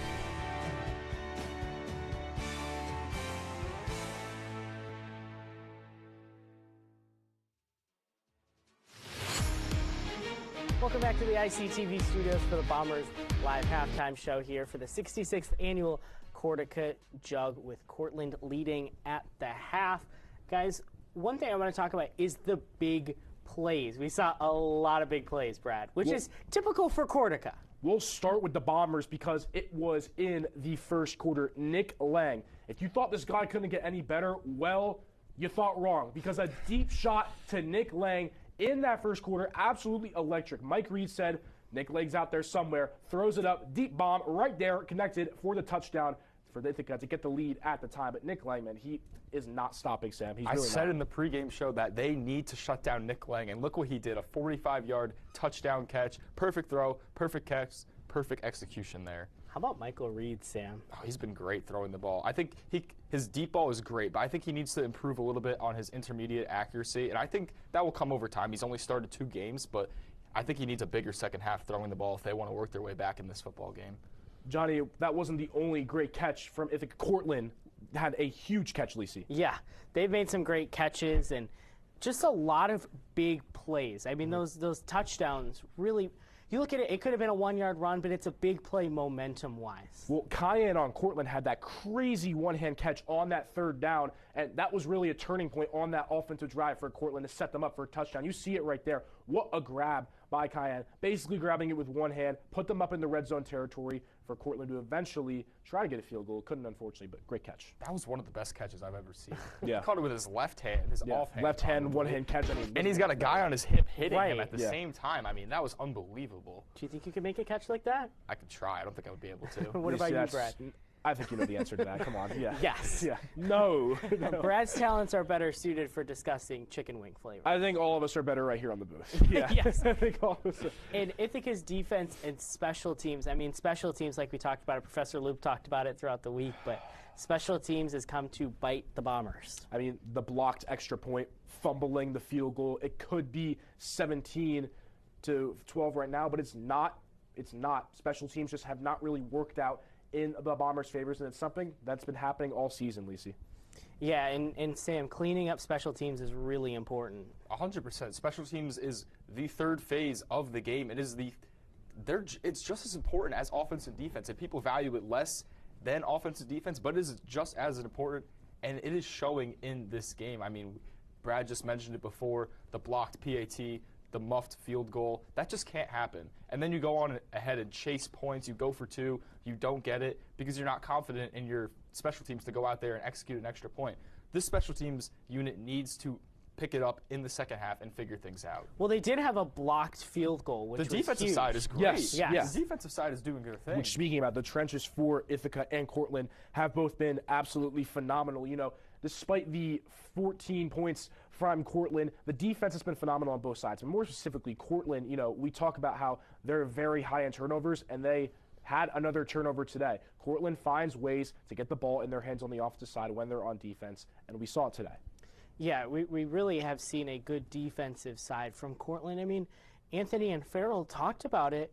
29 takeaways now in the season for Cortland. That's crazy. Oh That's a scary defense to be matched up against. It's so scary. I mean, we talked about it in the pregame that their defense is very elite, one of the best in Division III football, and they dominated their opponents all season long. I talked about the 32-point average margin of victory. They didn't really allow more than 20 points in a lot of these football games. They were just absolutely blowing their opponents out. And in this one, Ithaca has 12 points so far. I think they can get on the board a little more and make this a close game. It is a close game right now. I think it's going to continue to be a close game. But maybe we could see some scoring in the second half here. Yeah, absolutely. And Brad, you look at Ithaca's defense, they've been solid as well. Yeah, Ithaca's defense has been very solid as well. You know, although Resigno has been playing very well, he's not getting really long runs. They're making sure that he's getting short and not long runs, which you got to still stop him somehow. But they're doing a good job at not making huge plays happen. But they have to stop the little plays because the simple things work, and that's how it's working for Cortland. Well, I want to ask you guys, before we get to keys and players of the second half, how important is handling emotion? Sam, we'll start with you. Yeah, we saw it. We saw also an unsportsmanlike conduct penalty go on both sides, and we saw Terp, obviously, he picked one up. So they just need to stay composed in the second half. I think Terp has things under control in that locker room. Cortland locker room is probably under control as well. I think this is going to be a clean-cut second half as it comes to penalties. We talked about it earlier in the halftime show, but, you know, Coach Terp said ride the wave of emotions, and they got to control these emotions. You know, in a game like this, emotions are going to be high. But you have to make sure that you're locked in for this game, because if you're not locked in for this game for Ithaca, your playoff chances are done. This is the game that matters the most. You want a postseason, win today and get the job done. Look at that play there, almost very close there. A lot of 50-50 plays that could have been, Sam. Yeah, right there. That was a great example of one that led to a muffed field goal. So look, if that play that ends up in a touchdown, total game changer right there. But a bunch of plays like that today, and I think there's going to be a bunch more plays like that in the second half. Well, and let's talk about players of the half. We'll start with Cortland and Brad. Brad, who's your Red Dragon of the first half? Pretty obvious answer, but it's Mike Resigno. Resigno, as I said, is controlling the offense. He has a passing touchdown, hands it off to Ethan Gallo, and although Ethan Gallo got that touchdown, Resigno was the reason that they were even in the end zone to begin with. He has completed 77% of his passes and has 8 rushing carries. He's done it all for the offense, as he's been doing it for the offense the entire season. It's showing today, and if he can do the exact same thing in the second half, Cortland could pull away. For Sam, the Bombers, who is your Ithaca Bomber of the half? I'm going with Nick Lang. He had a great performance last week, already having a great performance today. He's got that big touchdown, 63 receiving yards, 3 receptions. He's just been incredible. They're looking for him all over the field. I want to say he has 5 targets already. They're going to continue to target him in the second half and look for him to get another deep ball. But Cortland needs to contain him. They need to have a safety help over the top. He's really important to this Ithaca offense. He is so important. He is so vital. They need to get him involved. And if the deep ball is not there, he's still great breaking in and out of his routes in the middle of the field. So look for him slant routes, post patterns, quick outs, just anywhere you can get him the ball, find a way to get him the ball. Brad, we'll go back to you for the Cortland Red Dragons. What do they need to do to extend this lead and win their 3rd straight Cortaca Jug? Yeah, it seems like the blocking has been really working for Cortland the entire game. So establish the blocking as you had in the first half. Keep that going in the second half. Make sure that Resigno is versatile in what he's doing. Get him involved in the passing. Get him involved in the run game. But also get a lot of players involved, because it seems like that's what they're doing. And it's sort of throwing the Bombers off on defense. If you can get not just Gallo and Resigno, but other players who can contribute on this offense, get as many players as you can involved. And if they do get involved, we could see a big Cortland offense. And you look at the stats, except for time of possession, there's not a big discrepancy between statistics, Brad. No, not at all. Not at all. This has been very close-fought football game here. And Sam, for you, Ithaca, what do they need to do to win this game and take home their first Cortaca Jug since Yankee Stadium in 2022? It's been a while. I was at Cortaca that game. will be coming to Yankee Stadium in 2026. Yep. Quick sidebar, but 67th. Yes. So Sam, mention that. So Sam, what do the Bombers need to do? I think they need to establish a quick passing and running game to open up the deep middle of the field, or the deep part of the field. Try to get Nick Lang the ball deep down the field, and that starts with hitting on some quick plays, 10-yard games, chunk plays, then a big play. And I think that could do it for the Ithaca offense. There we go. Well, Ithaca will look to win the Cortaca Jug, but Cortland is on top by 2. We're going to send it back out to Bertino Field at Butterfield Stadium. We'll see you post-game. Enjoy the Cortaca Jug.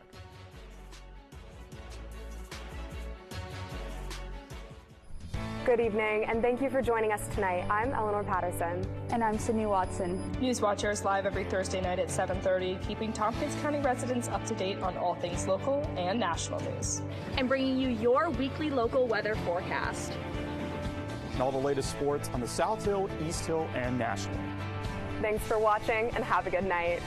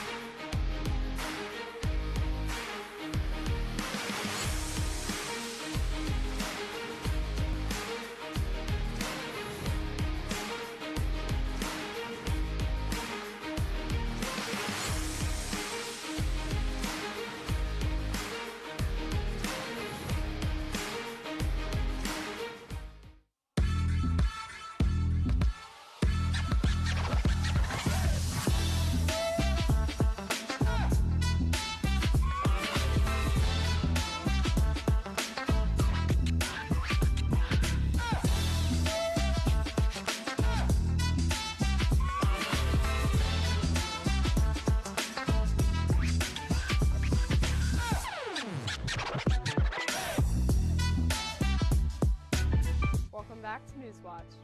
The CDC faced another round of cuts. Covering news around Ithaca Tompkins County Chamber has elected a new vice president. and across the country. Typhoon ravaged Mexico last week. All you need to know about your weekly weather and your favorite entertainment. With updates from all your favorite teams. All that and more every Tuesday at 7:30 and 8:30.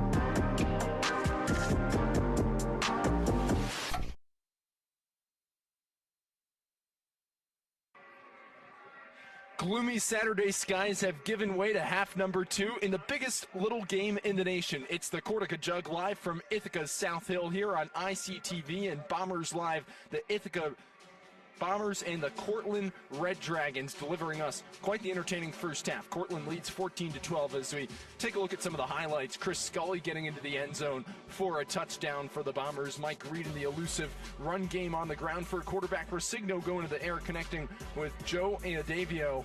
And then you look at the pitch and catch from midfield to the end zone with Nick Lang. At the time gave the Bombers a then 12-7 lead, but great opponents march back, and that's exactly what Cortland did. Ethan Gallo getting into the end zone for the Red Dragons, all encapsulating what was an exciting, entertaining, pulsating first half in which the Red Dragons lead 14-12. You also see the catch there by Sam Cotton. A phenomenal first half as some special teams getting in on the action for Ithaca, keeping it as close of a game as possible. As we welcome you back inside the Dick Lyon press box here from Bertino Field at Butterfield Stadium. Farrell Hudson, Anthony Labonte. Anthony, a good first half, manageable for the Bombers. For Cortland, the defense holding solid on the Bombers. Yeah, it's been something on both sides today where it's been tough to get any pressure on those quarterbacks because of how they're dual threats. And Cortland is one of those ones where entering this game, it was expected. Only 5 sacks allowed on the season by the team, then leading now to a couple holding calls on them, but being able to stop. Ithaca, however, being able to hold has been a crucial aspect because so far this season, they've allowed about 21 sacks, and now they're stuck right there with only 2 points separating these two teams. As we take a look at the pass defense so far on this season, both comparisons, 40 passing yards per game for Ithaca, 19 for Cortland, 20 passing touchdowns allowed, only 2 for the Red Dragons, 114 sacks for that Bomber defensive line, 71 for Cortland. That's their rankings on the season. Cortland ranked at 71 in sacks. However, nothing's getting through on this part, but Cortland's passing efficiency, their defensive side, has been crucial in this one as Michael Reed sits 5 for 11, 96 yards and a touchdown. Something that's improved from Michael Reed from the last time we saw him here at Bertino Field has just been throwing inside and being able to make sure that he's not throwing to double coverage like he did before with Nick Lang. Bombers Live is sponsored by the Red Jug Pub in Cortland. Located on Central Avenue in the heart of Cortland and open late, the Red Jug Pub is your go-to spot to catch the big game. Remember, Red Jug loves you. Ithaca kicks off right to left. Cortland in their away white uniforms. Red Cortland lettering across their chests will receive. As punting it away is Savino. Back deep to receive and take it out of the end zone for the Red Dragons is Das Jr. as he takes it out to the 30, out of bounds. Big run there by Das Jr. being able to scoot his way on the outside and be able to use that kick return to the benefit of Cortland. Last drive of the game, excluding that kneel down, resulted from a no call on PI, leading to the Bombers having an aborted snap on the field goal attempt. How does Cortland bounce back from that? We'll have to see right here. Cortland took a 7-6 lead after the Bombers scored on their opening drive. Bombers took the lead momentarily back at 12-7. Cortland with a go-ahead touchdown courtesy of Ethan Gallo, lead at 14-12. One receiver left, one right. Ithaca brings 4 on first down as Jas Jr. Gets Cortland out to the 27. Handoff comes to Ethan Gallo. Motoring to his right, he gets brought down by a slew of Bombers just shy of the 30. You could tell that that was going to be a designed run by the way that they had numerous tight ends in there for the block, having them both on each side of the line, and then making the motion of one of them to the other side, allowing Gallo to run bounce outside, but he gets stopped there by Taranjo and the rest of the crew. So 2nd and 8, upcoming for the Red Dragons. 2 receivers left, 2 right, 5-man front for Cortland. Gallo in the backfield on 2nd down. Rusigno takes the snap. Handoff, Gallo swarmed and brought down. Bomber defense making a stand there, as it was John Ramsey. Ithaca was running a 3-4 defense, so 3 on the line, 4 back there, but John Ramsey, one of the defensive ends, was able to break inside and get the tackle for loss, something you don't normally see out of the 3-4 front. 3rd and 9 for the Red Dragons upcoming. From their own 28, Ithaca looking to force a quick 3 and out. Only a minute and a half in to quarter number 3.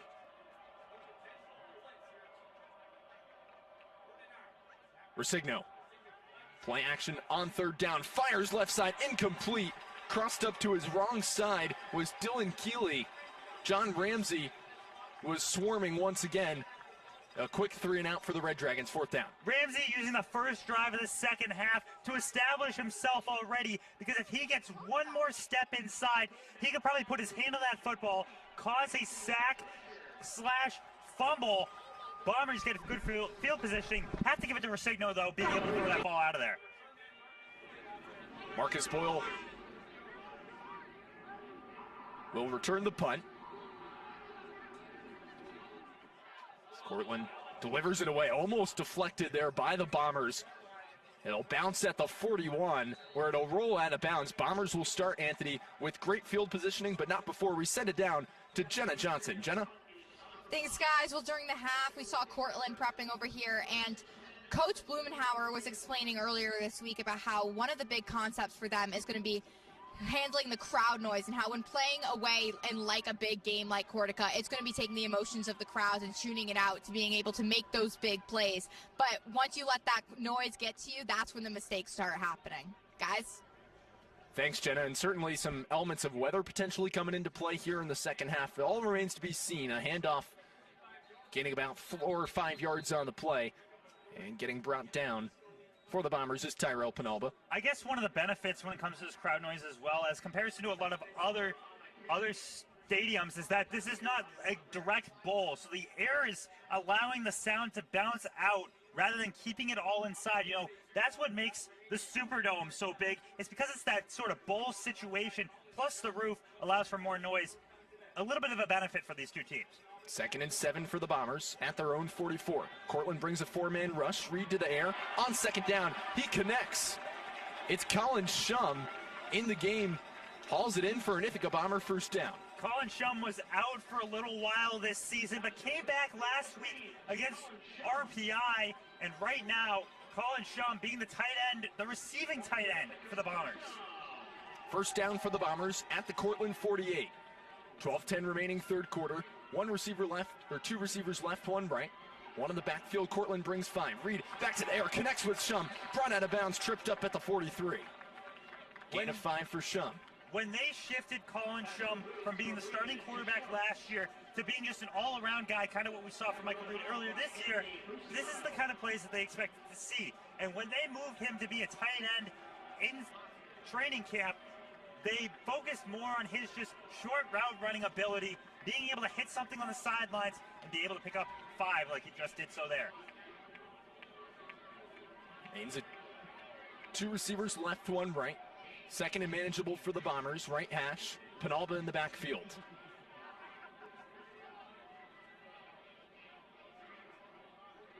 Harvey's in motion. Reed on the keeper. Motors to his right. Reed off a couple tacklers. Almost crosses the marker. Does he have enough for the 1st down? We'll wait and see. But nonetheless, a nice charge forward from Mike Reed. like I've said before, looking at the tight ends is a great way to tell what play's happening next. And that's where Riley Stapp came in. The times that he came in before for Ithaca was when it was those kind of short yardage situations where they push forward, using him almost as a lineman behind Michael Reed, but right there using him as a generalized lineman to pick up a big run. 3rd and short for the Bombers at the 43. Crowd on its feet at Butterfield Stadium as pushing forward and having the first down. Breaking the plane was Mike Reed. Forward progress for Ithaca. And the rain starts to fall. A cool November rain comes in to Ithaca College, and the Bombers pick up just a big first down there. Only using such little clock is going to be a key focus as to how they use this running game. Expect the rain to affect the pass game, because now the ball's going to be a little bit slick. You're not going to be able to get as tight of a spiral as you normally would be able to. Nothing lasts forever, and the Bombers will hope that Cortland lead won't last much longer either. Looking to generate offense here. 1st and 10 from the Red Dragon 36. Reed thinks about going to it for the air. Cortland brings him down. Aiden Lochner in on the coverage. His 2nd sack of the year and the 1st sack by the Red Dragons this game. Right here, it was just a pair of players going through there with Lochner being the lead. He just beats on the outside. He beats Stop to get to the backfield and take Michael Reed down. 2nd and 17 for the Bombers at the Red Dragon 43. Reed steps up in the pocket, fires over the middle. He's got T and Murray. Murray taken down at the 31. Gain of 12 on the play, 3rd and manageable. It was a tight crash in by Will Ligerzuski, who, like I said with John Ramsey, if he had maybe one step more, probably could have popped that ball out of Michael Reed's hands. But right now, Bombers are rolling. They just need a couple more yards to pick up a first down. And they'll look to do that here with 9 minutes remaining, 3rd quarter. Ithaca trailing by 2. 3 receivers left, 1 right. Hershkowitz is the receiver right. Receivers to the left, Murray. Now he's in motion. Antoine Harvey and Nick Lang. Reed takes the snap, drops back to throw. 5-man front for the Bombers. Reed, escaping pressure, steps up in the pocket, lunges for the first down. Does he have enough muscle? We'll wait and see. It seems as if he stopped up just shy, and now the all-pivotal decision, Anthony, upcoming. This is going to be something where so far you saw an aborted snap, but by the way that they seem to be running it, potentially expects the offense to come out there and try to draw Cortland off sides. Maybe they don't go completely for it, but have to see, considering Penalba comes out, Chase Myers enters this one. Critical juncture in the game. 4th and 2 for the Bombers at the C-State 28.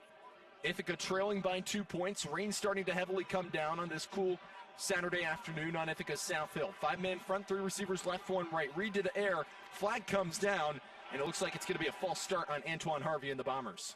5 wide there for the Bombers, and Antoine Harvey just moved an inch before the start. What was a 4th and manageable now becomes a tough situation. 4th and 7. Bombers keep the offense out there, though.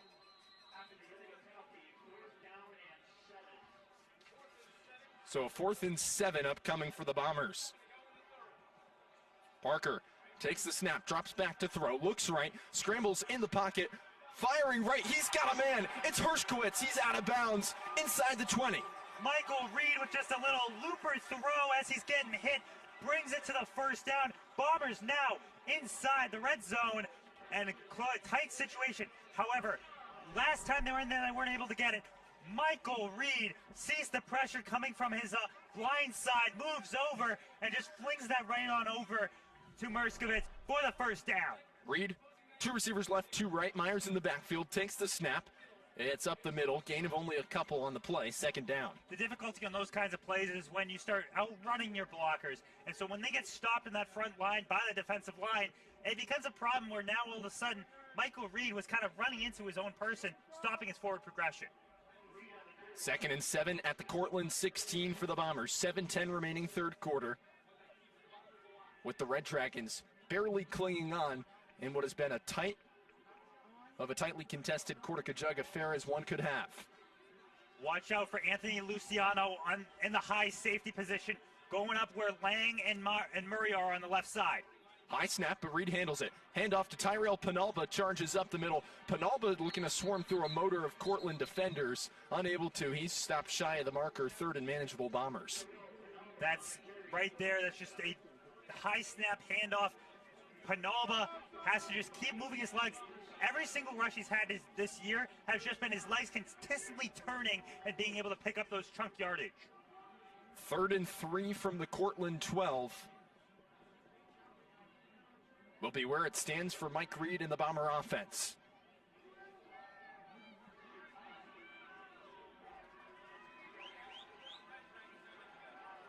They bring in a lineman almost as a tight end here.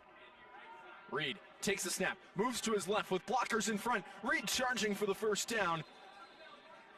He's got it. Mike Reed, 1st and goal, Bombers. He goes weak side instead of strong side, and the difficulty there is when you're on your weak side, less players there to get those blocks. Allows the defenders to get even closer to your quarterback in the backfield. Reed able to put his head down, keep his momentum forward, and get that first down. Or excuse me, they roll at 4th and 1. So 4th and short. Brandon McGuire and Michael Turper leaving the Bomber offense out on the field. They'll push for the first down. It's Reed. Does he have enough to get through?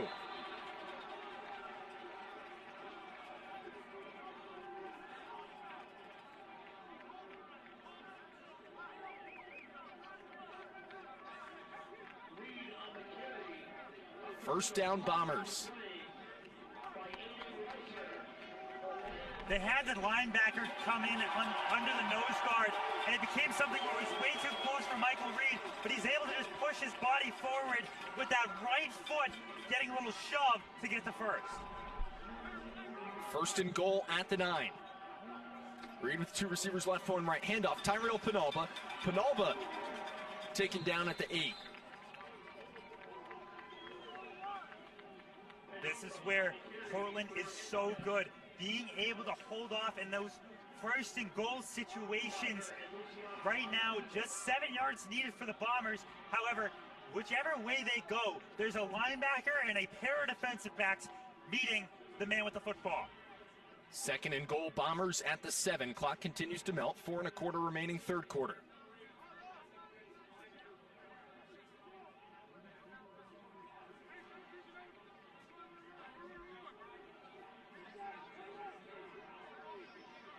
Only 8 seconds to snap the football. Bombers calling for it without having to burn a timeout. And a last-second timeout's going to be taken by Mike Turper and the Bombers. Ithaca had to. That's a real tough timeout to take there because of how close this game is. When you start entering the 4th quarter, if this is still a one-possession game, every single timeout will be important for whoever has that final drive, and needing to use one here to even get an opportunity to take the lead. Bombers should be a little bit concerned. Atmosphere, energy, and noise decibels playing parts on both ends. A heavy contingent of the Cortland Red Dragon fans have been here as well. As we take a look at some of Ithaca and Cortland's matchups to recent date. Ithaca all-time has the rivalry 43-36. You look at last year, a 28-17 victory in favor of the Red Dragons, solidifying yet another undefeated season for them as they were coming off of the national championship. Zach Boyes under center, 89 pass yards on the day. Matthew Parker got the start under center for the Bombers in that afternoon. It was the last career games of Jalen Leonard Osborne, Jake Williams, Jake Connolly, who's now a safeties coach as part of this Ithaca Bomber coaching staff. 2 players that didn't play last year, Idivio and Taranjo. They're back this year, and they're ready to make a difference in this one. Reed to the air. On 2nd down, hammering it in. Nick Lang once again. Lang is spectacular.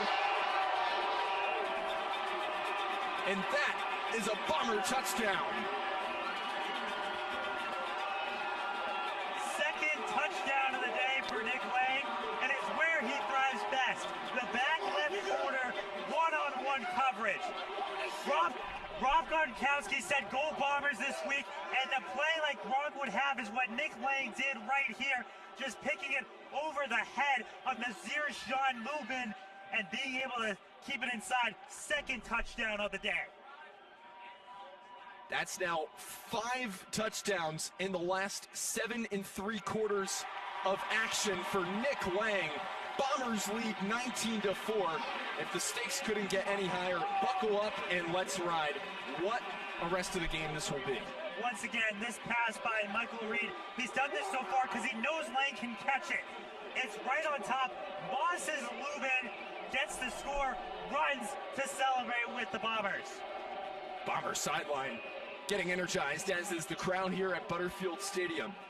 Bombers and Cortland have shifted back and forth with leads all day. Ithaca took a 6-0 lead. Cortland then ahead 7-6. Bombers went ahead by 5. Cortland took the lead by 2. Ithaca once again in the driver's seat, up by 5 again. But one of those last drives, the reason why Cortland was able to score, Ithaca had a couple of problems when it came to emotions. A pair of unsportsmanlike conduct calls. One on a Bomber player and one on head coach Michael Turper. Now they need to settle in, keep it cool if they want a chance to win this football game. Bombers will deliver it away with a 5-point lead. 3:48 remaining third quarter. Ball comes loose. The Bombers have it. Mike Turper and the Bombers sidelines energized. We'll wait and see. Ithaca's got it. Unreal. An absolute incredible play, and picked up by Liam DeGregorio. One of the players there, right here. Ravi Das Jr., one of the best return men in the country, but it just gets poked out by who else but Andrew Mellis. He had a couple problems earlier this year when it came to getting beat over the top, but coming in as a returner on the return game, punches it out. Bombers get the football inside Cortland territory. Mellis with a litany of pass breakups this year, contributed to 84 receiving yards last year. The junior out of Wexford, Pennsylvania, contributing to give the Bombers great field positioning. Right after the touchdown, 5-point lead for Ithaca. 3:38 remaining third quarter. 1st and 10 Bombers at the Cortland 28. One receiver left, 2 right. High snap handled by Reed. Handoff Penalba. Charges up the middle.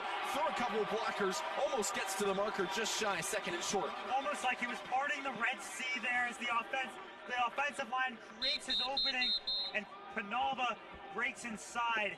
Player down for the Bombers. And it seems as if it is Tyrell Penalba. Not entirely sure if it occurred in the middle of his run or post-play.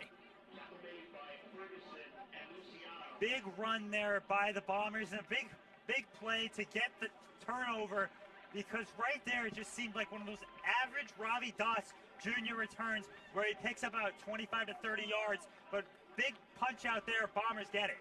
Penalba sheepishly, with the aid of his teammates, hobbles off. We'll send it down to Jenna Johnson. Jenna? Thanks, guys. Well, Coach Turper earlier this week was telling me that he feels, the Bombers have gotten 8 forced fumbles this season, but he was saying that they've yet to actually get one and return it. And he was saying, I'm feeling it for this game. I'm feeling the forced fumble. I'm feeling the pickup for Cortaca, which is exactly what we just saw. Guys? Manifestation spoken into existence. Reed handles the high snap on 2nd and 3. Blockers in front, motors to his left. He seems to have enough for a Bomber first down, absolutely. First down, Bombers inside the Cortland 16. Just a couple yards there, but every single offensive coordinator will tell you, Farrell, all that matters is you get a first down, and Michael Reed knew where he needed to go, found the spot, got the first inside the red zone. Bombers getting the play calling from Tyler Wolf and Nick Matos on the sideline, getting ready for this one. 1st and 10 Bombers, 6-man front. 2 receivers left, 1 right. Chris Scully in the backfield for Ithaca. As we saw earlier, 26% of the offensive usage has gone to Scully. Reed on the keeper, to his right. Scully with a nice block as Reed pushes his way past the 10. Great chip block by Chris Scully. A chip block is just the player hitting the defender so that he knocks him out of the line of where he's running, basically creating an opening in which Michael Reed can capitalize on and bring this to a 2nd and 4. 2nd and short, Bombers at the Cortland 10-yard line. 2:05 remaining third quarter. 5-point lead. Glad he could join us here on ICTV on what's been a chilly but exciting Saturday afternoon on Ithaca South Hill. Reed going back at the end zone, looking to connect with Tian Murray. Out of bounds, incomplete. Looks like a little bit of miscommunication there in terms of where Murray was supposed to end up, almost as if it was supposed to be a comeback route, trying to hit the back shoulder of Murray. However, just a couple steps too much forward leads to an incomplete pass. 3rd and 4 for the Bombers.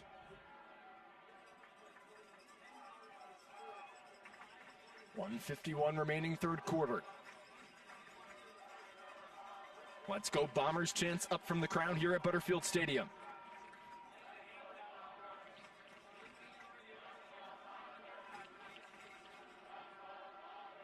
Lang to the left, Murray to the right. On the fake handoff, Reed bounces to the left, blockers in front, Reed, he's in! Touchdown Bombers! Mike Reed, electric!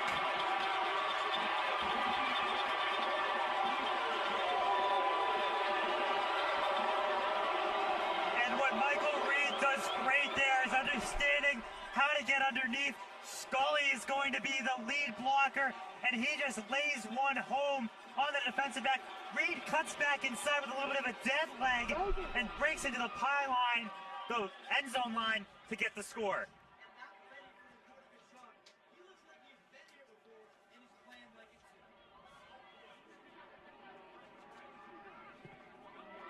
Extra point is through. Bombers leading 26-14. What an inviting drive and a half for the Bombers there, being able to go through with that first score and then being able to punch the ball out. Short yardage situation. Bombers pick it up. The red zone has not been friendly to Ithaca this entire as friendly as normal this entire season. But right there, the Bombers showed how 9 games of work allow them to put one in. Tide's turning here. Bombers with a 12-point lead. You can't count out Cortland, though. This is a team that has been phenomenal all season long in terms of the opponents they've taken on.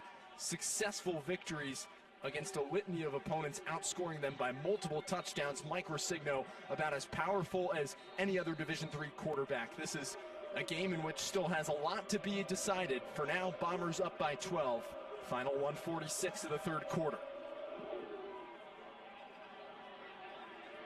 Das Jr. will let it roll through the end zone.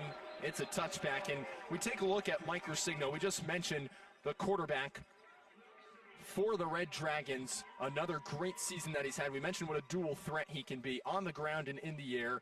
923 rush yards. That's 3rd in the NCAA Division III. 12 rush touchdowns. That's 3rd in NCAA. 20 passing yards.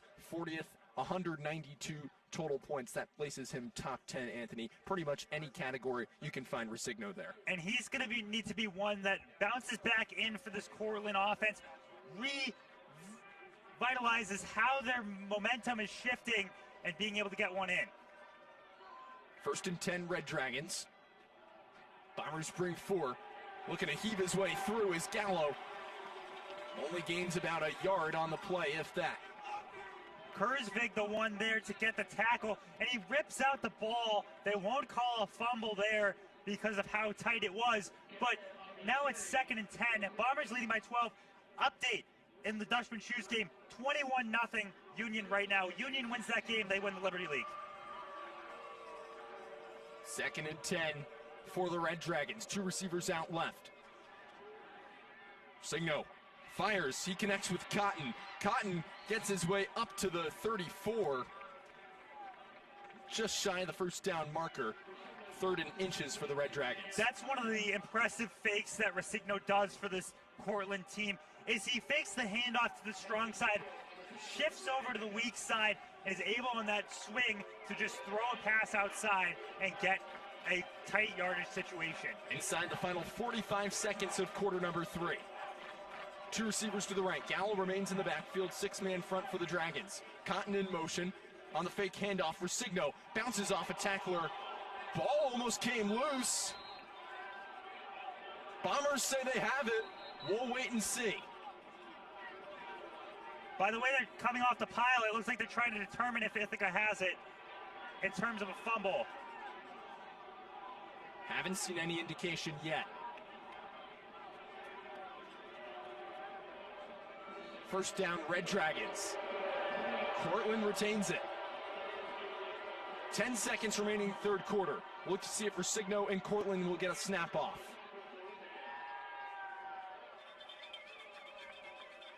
And time will run out on quarter number 3. I want to see if there was actually a fumble on that play, because the way that the players were going on top of it made it seem like there should have been. However, it's tough to tell, looking at Resigno, who could have possibly got the punch out. John Ramsey, that ball is out. But they say that Resigno has his hands on it, has possession, so they'll give it to Cortland as the Bombers still stick with that 12-point lead. Resigno had the quick wherewithal as he is able to recover. As we show you a great diversity of fan bases across the nation for Cortland and Ithaca, such a strong alumni network in Buffalo, New York, Los Angeles, all the way out on the West Coast. Got Ithaca College fans there watching today's Cortaca Jug game. How about in Rochester, just up the road, home of Sam Taranjo, Jackson Cipher, Albany, New York. We'll have the Capital Cities region as well. Washington, D.C., can't forget about them as well. You got Ithaca fans there, Cortland alike, even some watch parties on the West Coast. How about Boston? Great to see such a strong alumni network, vibrant in their passion and cheering. Denver, man, I'm shocked by how many different places are around supporting the Ithaca Bombers this afternoon. The Mile High City, they're probably even higher after that big touchdown by Ithaca going into this fourth quarter. First and 10 for the Red Dragons. One receiver out left, one right. Fake handoff to Gallo, dropping back and stepping up, heaving it deep downfield, looking to connect, doing so, going all the way to the house for a Red Dragon touchdown, Jacques LaPrairie. Just like that, Cortland bringing it back to a 6-point game. And he tells the fans to quiet down on the Ithaca side. His third big catch of the day, that one going for 6, as the Red Dragons put a statement on the board with that one. It was looking very close into how Resigno throws this football. Just takes a little crow hop, as you'd see in baseball, right over the top, beating out the high safety. Jacques LaPrairie getting the touchdown. For LaPrairie, it's touchdown number 7 on the season. Extra point is good. Cortland making it 26-21. Just as Ithaca strikes, Cortland strikes back. Both sides now, these final 14:50 are going to be some of the tightest football you've ever seen in Division III, and is always coming at the Cortaca Jug. What a masterful finish this is going to turn out to be, Anthony. You think about the ebbs and flows, riding the roller coaster, something we mentioned, Mike Turper mentioned today. Hey, it's not just emotional, it's physical. Bombers could have very well had a takeaway there. Instead, Mike Resigno holds on to it. Next play to start the fourth quarter, they march down the field and get a touchdown there, courtesy of Jacques LaPrairie, his 7th on the season. Cortland making it a 5-point game, 5-point lead in Ithaca's favor, as Mike Reed will get the football back for the Bombers. And this is where the Bombers have to look at, how do you incorporate both the run and the pass into the situation? Most often expect to see that tight end, Riley Stapp, coming in for a couple of design Michael Reed runs. Cortland will get ready to deliver it away. Cole Callard will kick it away. Boyle back deep to receive for the Bombers. Marcus Boyle is going to take it out of the end zone. Boyle at the 15, at the 20, gets brought down. And a little bit of shoving after the play. Wants a flag thrown, but nothing goes against Cortland's special teams. That was just a great play by the Red Dragons getting in to make the tackle. As we look at Coach Turper, since taking over at the helm of the Ithaca College Bombers in March of 2022, a 34-17 win at Yankee Stadium back on November 12th of 2022. November 11th of 2023, 38-28 loss here at Butterfield Stadium, a 28-17 loss last year at SUNY Cortland. It's a handoff. Chris Scully, flag comes down as Scully gets his way to the 24 for now, but it came down in the Bomber backfield, likely against Ithaca. Most likely a hold there. And indeed it is. 10-yard penalty. It's on Luke Eller. Eller has been a strong factor in this offensive line for the Bombers, being able to use as a swing guy, but also just up the middle. And right here, they're going to call that one every time. Eller's behind him and yanking on the inside of the shoulder pads. That flag is getting thrown 9 times out of 10. 1st and 20 for the Bombers at their own 10-yard line. Cortland looking for a defensive answer after marching their way to the house. Reed on the keeper, scrambling. Past the 15, up to the 17.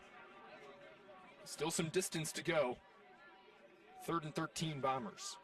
Michael Reed being able to read the pressure on the outside. 2nd down now for them. 3-yard pickup, and it becomes even tougher with each single run that the Bombers have. Rather a 2nd and 12, Anthony, excuse me, not 3rd and 12. It'll be Reed with Scully in the backfield. 2 receivers left, 2 right. 5-man front for the Bombers. Reed, play action on 2nd down, fires over the middle. He's got Antoine Harvey, 3rd and manageable. Just a big underneath route to Antoine Harvey, where the zone coverage was playing back with those linebackers. Antoine Harvey went underneath, and so on a slant route, you hit it, you go in between the seam, and you get up a little bit more yardage. Probably not a big run, but enough there to bring it to 3rd and manageable. 3rd and 4 for the Bombers at their own 26. 90 seconds gone by here in quarter number 4. Reed rolls right, connects with Lang, who hauls it in, gets out of bounds. That's enough for a Bomber 1st down. Right there was just Lang understanding where he needed to go to pick up a 1st down, and it was right in front of the 30-yard line. So when he hit his comeback route, his little curl, he stood right at the 31, caught it, stepped out.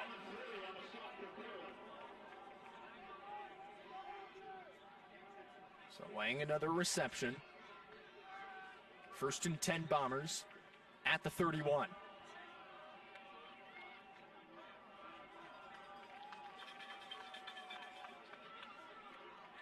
Scully in the backfield. 2 receivers left, 1 right. 6-man front, Ithaca. Lang's in motion. It's a fake by Reed. On the keeper, Mike Reed slides down just shy of the 40. Big run there from Reed, and being able to slide down helped his case, because if any player on Cortland is able to hit him, that's going to get a flag thrown. And right here, Reed thinks as if he's going to swing it out to Nick Lang and just goes inside. Great blocking by the interior offensive lineman, allowing Reed to pick up those yardage. 2nd and 4 for the Bombers.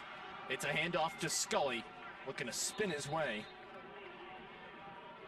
Doesn't gain much yardage on the play, if at any, 3rd down.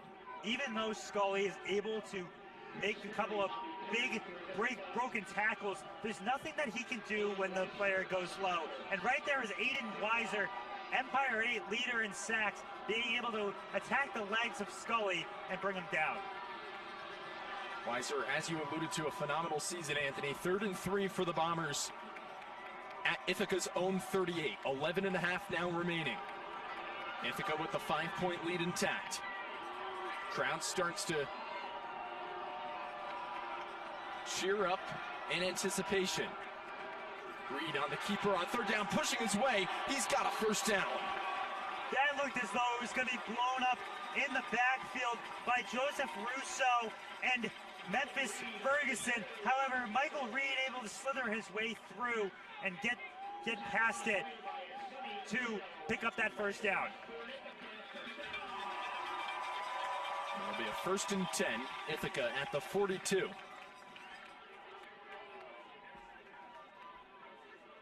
One receiver left, 1 right. Play clock down to 15 seconds. The Cortland linebackers are showing blitz here, and it seems as though they might send the house linebackers and defensive backs. Reed drops back, throws deep down the right sideline for Nick Lang, and it just goes in and out. Pass incomplete as it went off the right hand of Lang. Another situation where the sidelines looking for a flag. They're saying that he was holding on to Lang's arm. However, it was just a little bit of hand fighting between the two, it seemed, before the pass. Michael Reed very close to getting sacked there by Aiden Weiser, being able to get it out.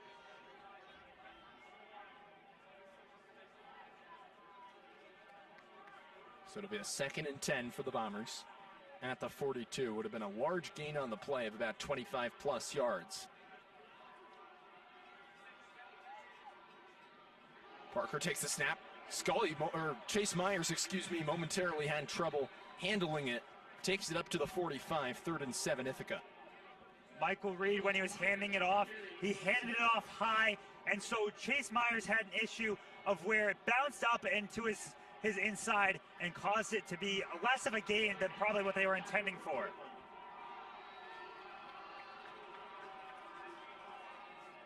So Mike Reed and the Bombers with a 3rd and 8 at their own 44.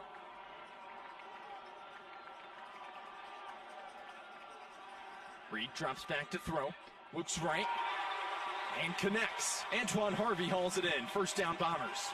Antoine Harvey has taken that wide receiver 3 role and ran with it in this one, being able to get that possession catch there, picking up the 1st down. You know, you lose Nick Matos, but having a player like Antoine Harvey who can just make a grab on anything you throw to him is a great aspect for this Bombers offense.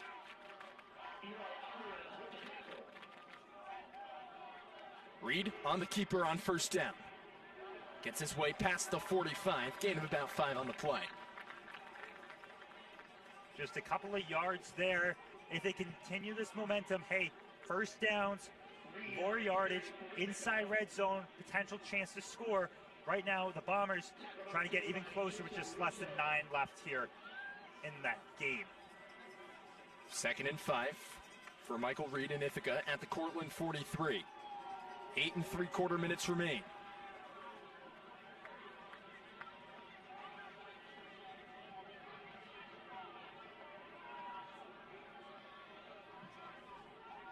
Three receivers left, none right. 6-man front for the Bombers. Reed takes the snap, fires. It's Nick Lang. Lang past the 35, taken down and out at the 31. Something we've shockingly not seen this entire game has been those sort of screen passes they do to Nicholas Lang. And right there is where it succeeded so well. When you don't throw it often, once you do, it becomes a beautiful opportunity. Antoine Harvey able to go in, and it causes Anthony Luciano to be the one that has to clean things up. 1st and 10 Bombers now with 8 minutes remaining. Colin Shum comes in. Ithaca pushing at the Cortland 30. Can the Bombers tack on some insurance points? Reed with a shovel toss to Myers. Chase Myers sheds a tackler and now is forcefully brought down. Cortland's defense with a nice stop at Sonny Mayo. They brought in 2 tight ends on that set, and the difficulty was that going to the outside, Shum was not able to make an incredible block on the inside, allowing a bunch of the high safeties and those defensive backs, those cornerbacks, to be able to break in and keep Myers to such a short area. Loss of 4 on the play. 2nd and 14 for the Bombers at the Cortland 34. Reed will take the snap, right hash, approaching 7 minutes remaining.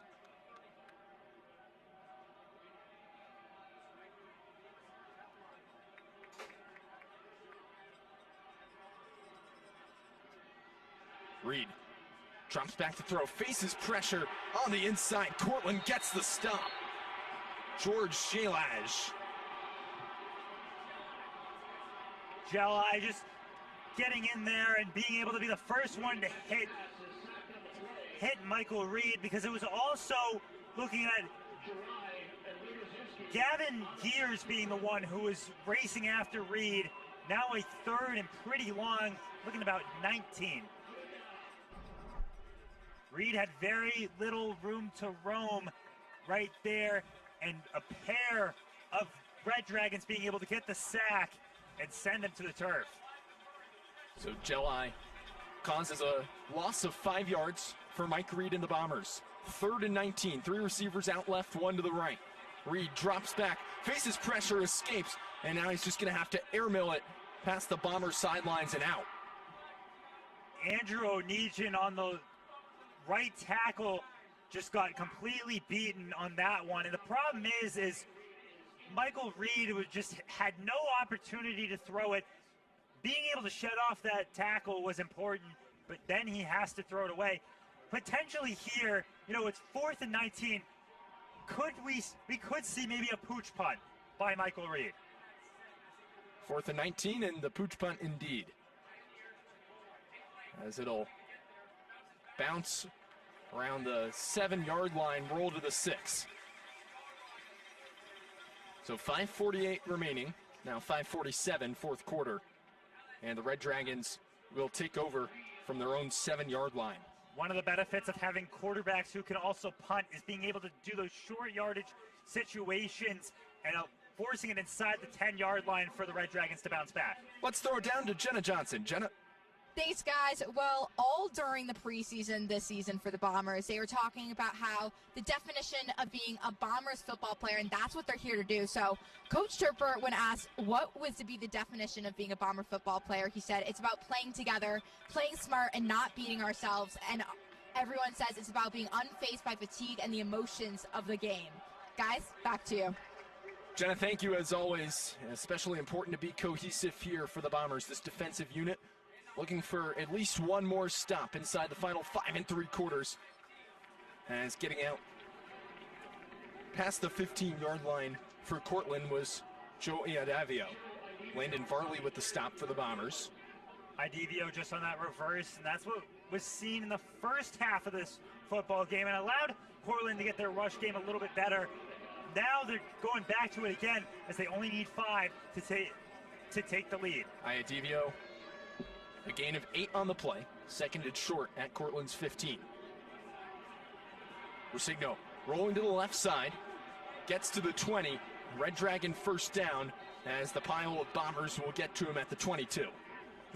Rosigno benefited from the fact that Ryan Burns took one step and the turf ate him up there. He crashed into the ground and gave an opening for Rosigno to pick up that first down. That's what makes Rosigno so great, is when he sees those opportunities to connect, he fires full front into them and picks up that big first down. 6-man front for the Red Dragons. 1 receiver left, 2 right. Snap comes left hash, 1st and 10. Red Dragons at the 24. 4.5 minutes remain. Low snap, Rosigno didn't expect it. He handles it, tries to take it up the middle. Bomber defense gets to him. Ryan Burns with a stop. What happened to that situation, Farrell, was they were waiting on the motion to come through, but the center must have misheard, and in that situation, he snaps it.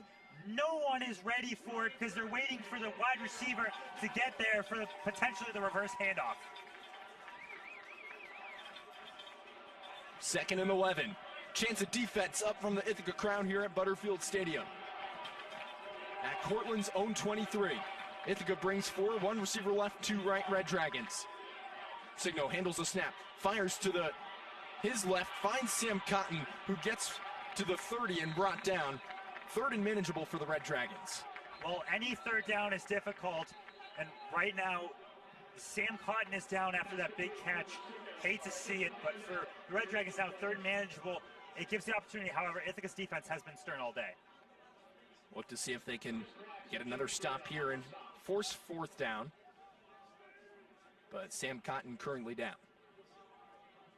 And it was one where the second that it happened, you could see players for Cortland calling over the medical staff. Hope he's okay. Right now, Cortland discusses to see whom is going to pick up this big first down. As you hope the best for Sam Cotton, had that unbelievable one-handed catch in the first half as he'll limp off under his own power, which is great to see, Anthony. Absolutely. One of the top weapons for them. but also top weapons for Ithaca has been the seniors on this crew. So many of them playing big factors, including your captains. John Ramsey, Jimmy Malevi, Sam Taranjo on both sides of the ball, but also a couple guys that are heading out. Ryan Riley, Brendan Stapleton, Tyrell Penalba, some big factors on Ithaca's offense and their defense. 3rd and 3. If the Bombers get the football back and manage the clock, get enough first downs, could be staring down a victory. But still, one more step to get for the Ithaca defense. 2 receivers out left, 2 right. Gallo in the backfield. Snap comes left hash at the 31. 3:25 remains, 4th quarter. Ithaca with a 5-point lead. Zeva's in motion. It's a fake handoff to Gallo. Rolling out left, firing over the middle, connecting with Iadavio is Resigno. First down, Red Dragons. Paquette with the stop. And there Ryan Burns sent the house into Resigno, but Resigno saw it, did not get concerned about his situation, just hit Idivio in the basket for the first down. Idivio with a litany of clutch catches, and now Cam Paquette down for the Bombers. A tight play there, a tough gain of, they only needed 3 on that one, but it was a tough play to run considering why Ryan Burns was sitting there watching it and going inside.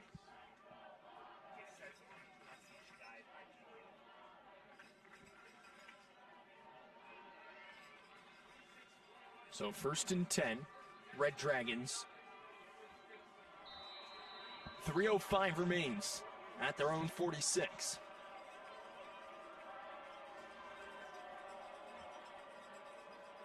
Two receivers left, 1 right. It's a fake handoff for Signo. Rolls out to his left with pressure coming from Burns. Heaves it for Iadivo. Incomplete, out of bounds.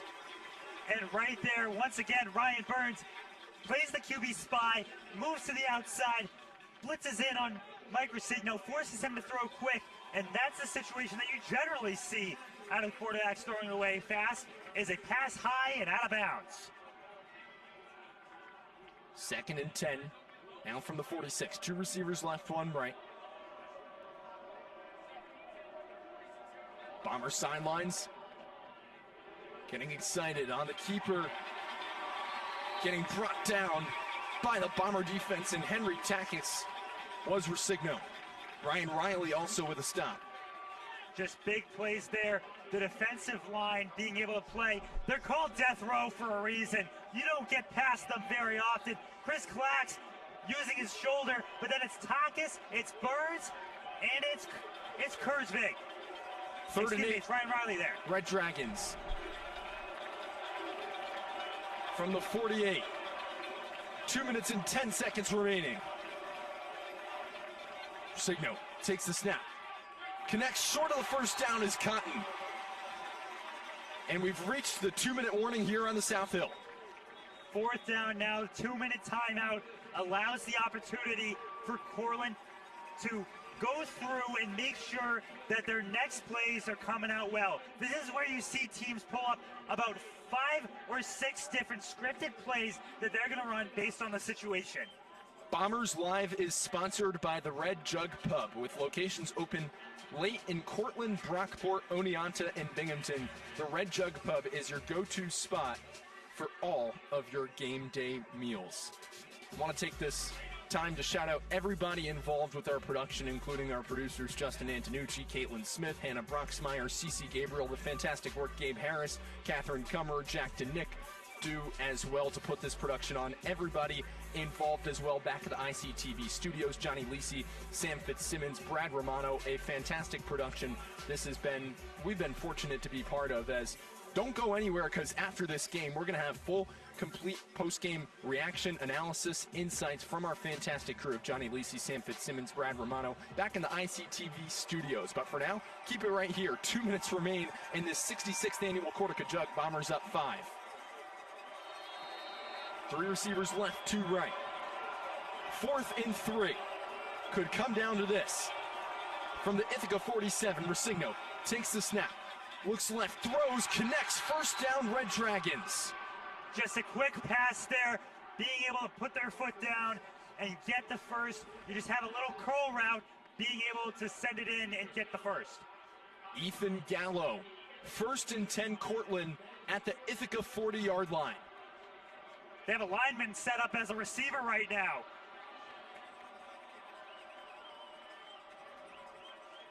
Rusigno takes a snap, whistle blows as Mike Turper speaking to the near sideline judge. So the discussion is going to be that the Bombers were allowed to have a substitution, considering the Red Dragons also had a substitution to get through that one. And that's why you saw the rush in by Ryan Riley.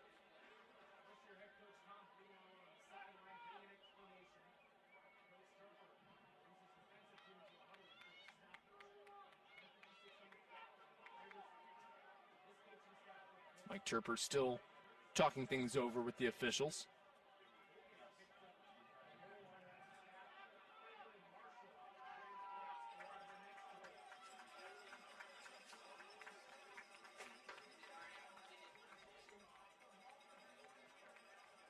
By the way they're discussing this, maybe I was incorrect about that substitution.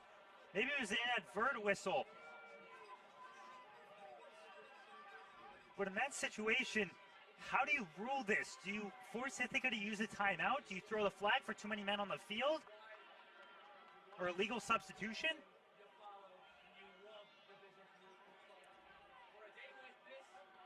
All remains to be seen. Referees still having a conversation near midfield.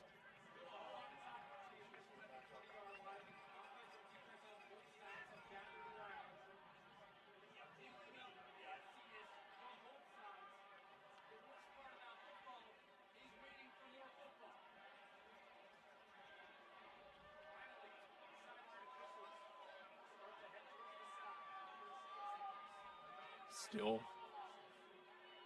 conversation continues. Union Garnet Chargers lead the RPI Engineers 21-7 at halftime in the Dutchman Shoes game. RPI does receive second half kickoff. Those implications could affect the Bombers big time should RPI be able to come back. Substitution, the ball was snapped. That's a warning for the offense. So just a warning for illegal substitution for Cortland after Mike Turper pointed it out to the officials.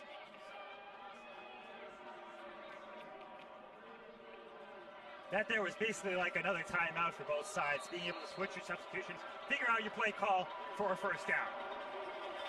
1st and 10 at the Bomber 40. Ithaca brings 4, 2 receivers left, 1 right. It's a fake handoff. Rusigno is going to go to the air. Deep downfield, hauled in at the 10-yard line by LaPrairie.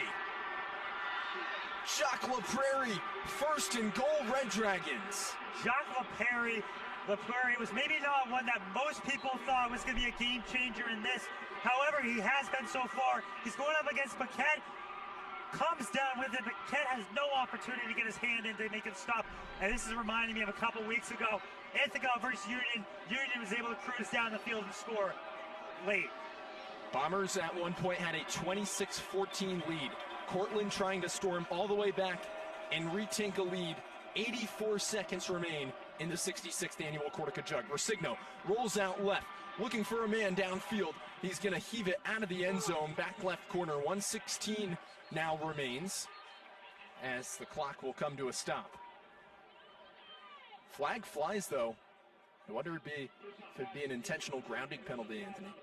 Can't be intentional grounding. He's out of the tackle box. But by the position that it's thrown, it looks like it could potentially either be something in terms of like a holding or something like that, or maybe even an illegal man downfield.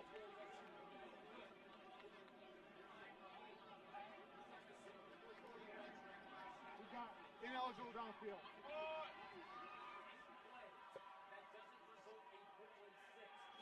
Ineligible man downfield. Offense number 77. 500 people from the previous spot. Still first down. So it's an ineligible man downfield. They'll replay the first down.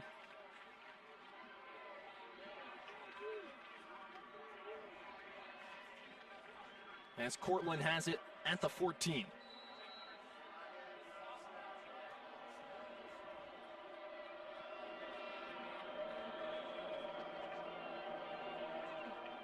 Signo goes to the air, towards the end zone, intercepted!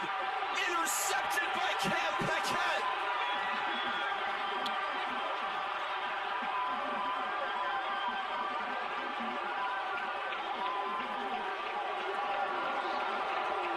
Bombers take over! Cam Paquette just got beat by Jack LaPrairie, and right here, he makes sure that he gets a step in front of this one. LaPrairie wants a contact penalty, but it doesn't matter when you cut inside. There's no way they're calling PI. Paquette plays it well, gets the pick. One of his two biggest interceptions on the season, maybe bigger than that pick six he had against Buff State. Oh, you can absolutely say that interception looms larger. Cortland still has 3 timeouts though, so this game is not already over. Not done yet, but Scully powers his way to the 25 on 1st and 10. Timeout Cortland. But Ithaca in a really solid position. All Ithaca needs is 1, hold on to the ball. 2, get a first down. A first down just about ends this football game, because then you can just start taking a knee and get out of here with a Cortaca Jug victory, the first since back at Yankee Stadium in 2022. And speaking of which, Yankee Stadium on tap next year for both of these squads in what will be the 67th annual Cortaca Jug game, November 14th of 2026. That'll be quite an exciting time as we take a look back at that Cam Paquette interception. Maybe getting a little bit ahead of myself, Anthony, but great play nonetheless. It was just something where Paquette understood which area of the end zone that Resigno was looking for and just plays the ball well, being able to go inside. Mike Resigno had a 5-interception game against Grove City to start the year. He had only thrown 5 interceptions since. Threw another one here, Cam Paquette's biggest interception of his career. 2nd and 5 Bombers. Reed on the keeper. Doesn't gain any on the play. Cortland calls another timeout. 3rd and 5 now.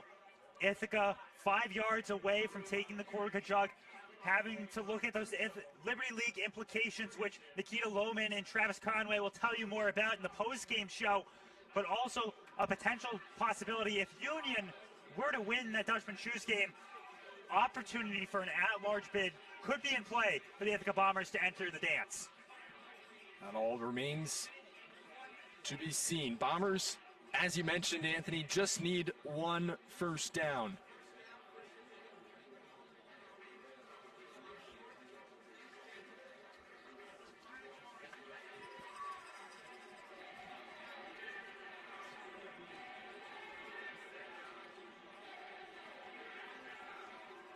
Bombers 38-27 in Jug games. Will look to make it victory number 39. Cortland potentially planning for other ideas should they get the football back with a minute remaining. They'd have to go all the way downfield. Reed on 3rd down, pushing, and he comes up short of the marker. Cortland will take their 3rd and final timeout with 55 seconds remaining. Now what's going to be crucial is the punt. How does the punt come in? But also, how does the pass game for Cortland factor into this one? Because so far, pass game outside of those throws to LaPrairie, which last time got intercepted by Cam Paquette, how do those work into this? Because it's been those short, quick routes that Resigno's been looking at rather than any sort of deep play that they need. Coach Blumenauer discussing things over with the Red Dragons. For the Bombers, they'll have to deliver it away. Cortland, with no timeouts, will have to get out of bounds to stop the clock. Ithaca has 2 timeouts remaining.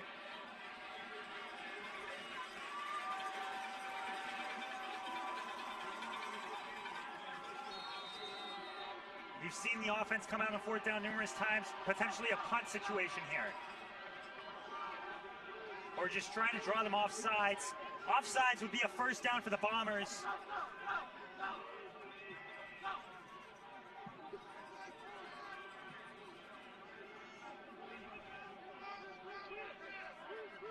And the Bombers will just pooch punt it away. Comes down at the 40 and goes out of bounds. Great field positioning upcoming for Rusigno and the Red Dragons. Can't tell if that one got blocked or if it was just hit off the foot wrong of Michael Reed, but right there, gets out at about the 42-yard line. Excuse me, they're gonna rule it at the 40. Now even closer field position for the Red Dragons. However, once again, they have to go down and score a touchdown. Looking at this punt attempt by Michael Reed, it just came off his foot wrong. No Red Dragon in the area to tap on it. Just drops down wrong, hit off the inside of his leg, and went a short distance. Rusigno on 1st and 10 at the Bomber 40. 51 seconds remain. Cortland's out of timeouts. Rusigno drops back to throw, looks over the middle, rolls right, pass is tipped and deflected out of bounds by Aiden Perry. Aiden Perry, the unsung hero of this Ithaca Bombers football team, as said by head coach Michael Turper, and right there he enforces his will, being able to get his hands up and knock that one down. 2nd and 10. So 2nd and 10, 6 more seconds, burn off the clock. 2nd and 10 from the 40. 3 receivers out left, 1 right. Gallo in the backfield. Snap comes right hash. Ithaca brings 3 on 2nd down. Rusigno's telling to watch for Burns on the outside because he looks like he's going to blitz. Rusigno steps up in the pocket. He heaves it for Cotton, who's got a Cortland first down. Cotton down to the 25. Flag on the field in the backfield. Could be a hold, could be coming back against Cortland, and they signal a hold. And the Bombers sidelines in defense, starting to get excited at the anticipation of the call.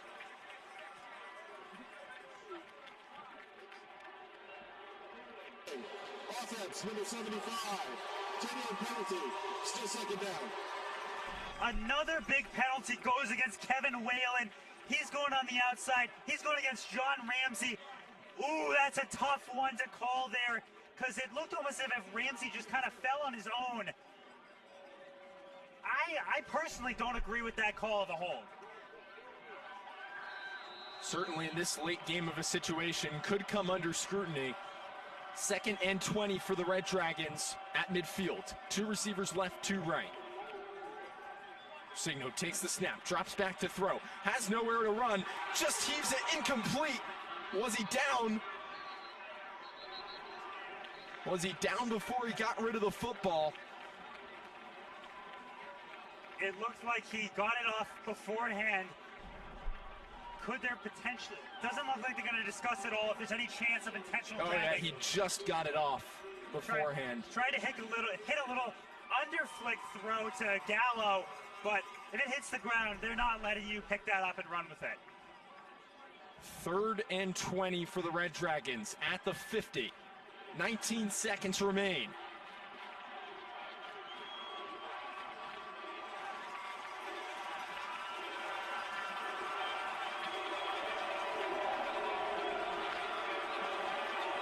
Crowd on their feet.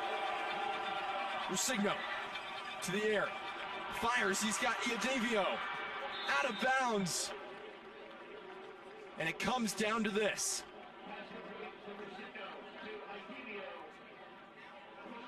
Iadavio forced out. It'll be a 4th and 9 for the Red Dragons. That's the problem with that play, is you put Iadavio into the flat to have him make that catch, but it leaves so much open field that the Bombers can pick up and stop you. Getting out of bounds was a big factor in that one, but a 4th down conversion is what they need so far this season. 7 for 11 on 4th downs, 63.6%.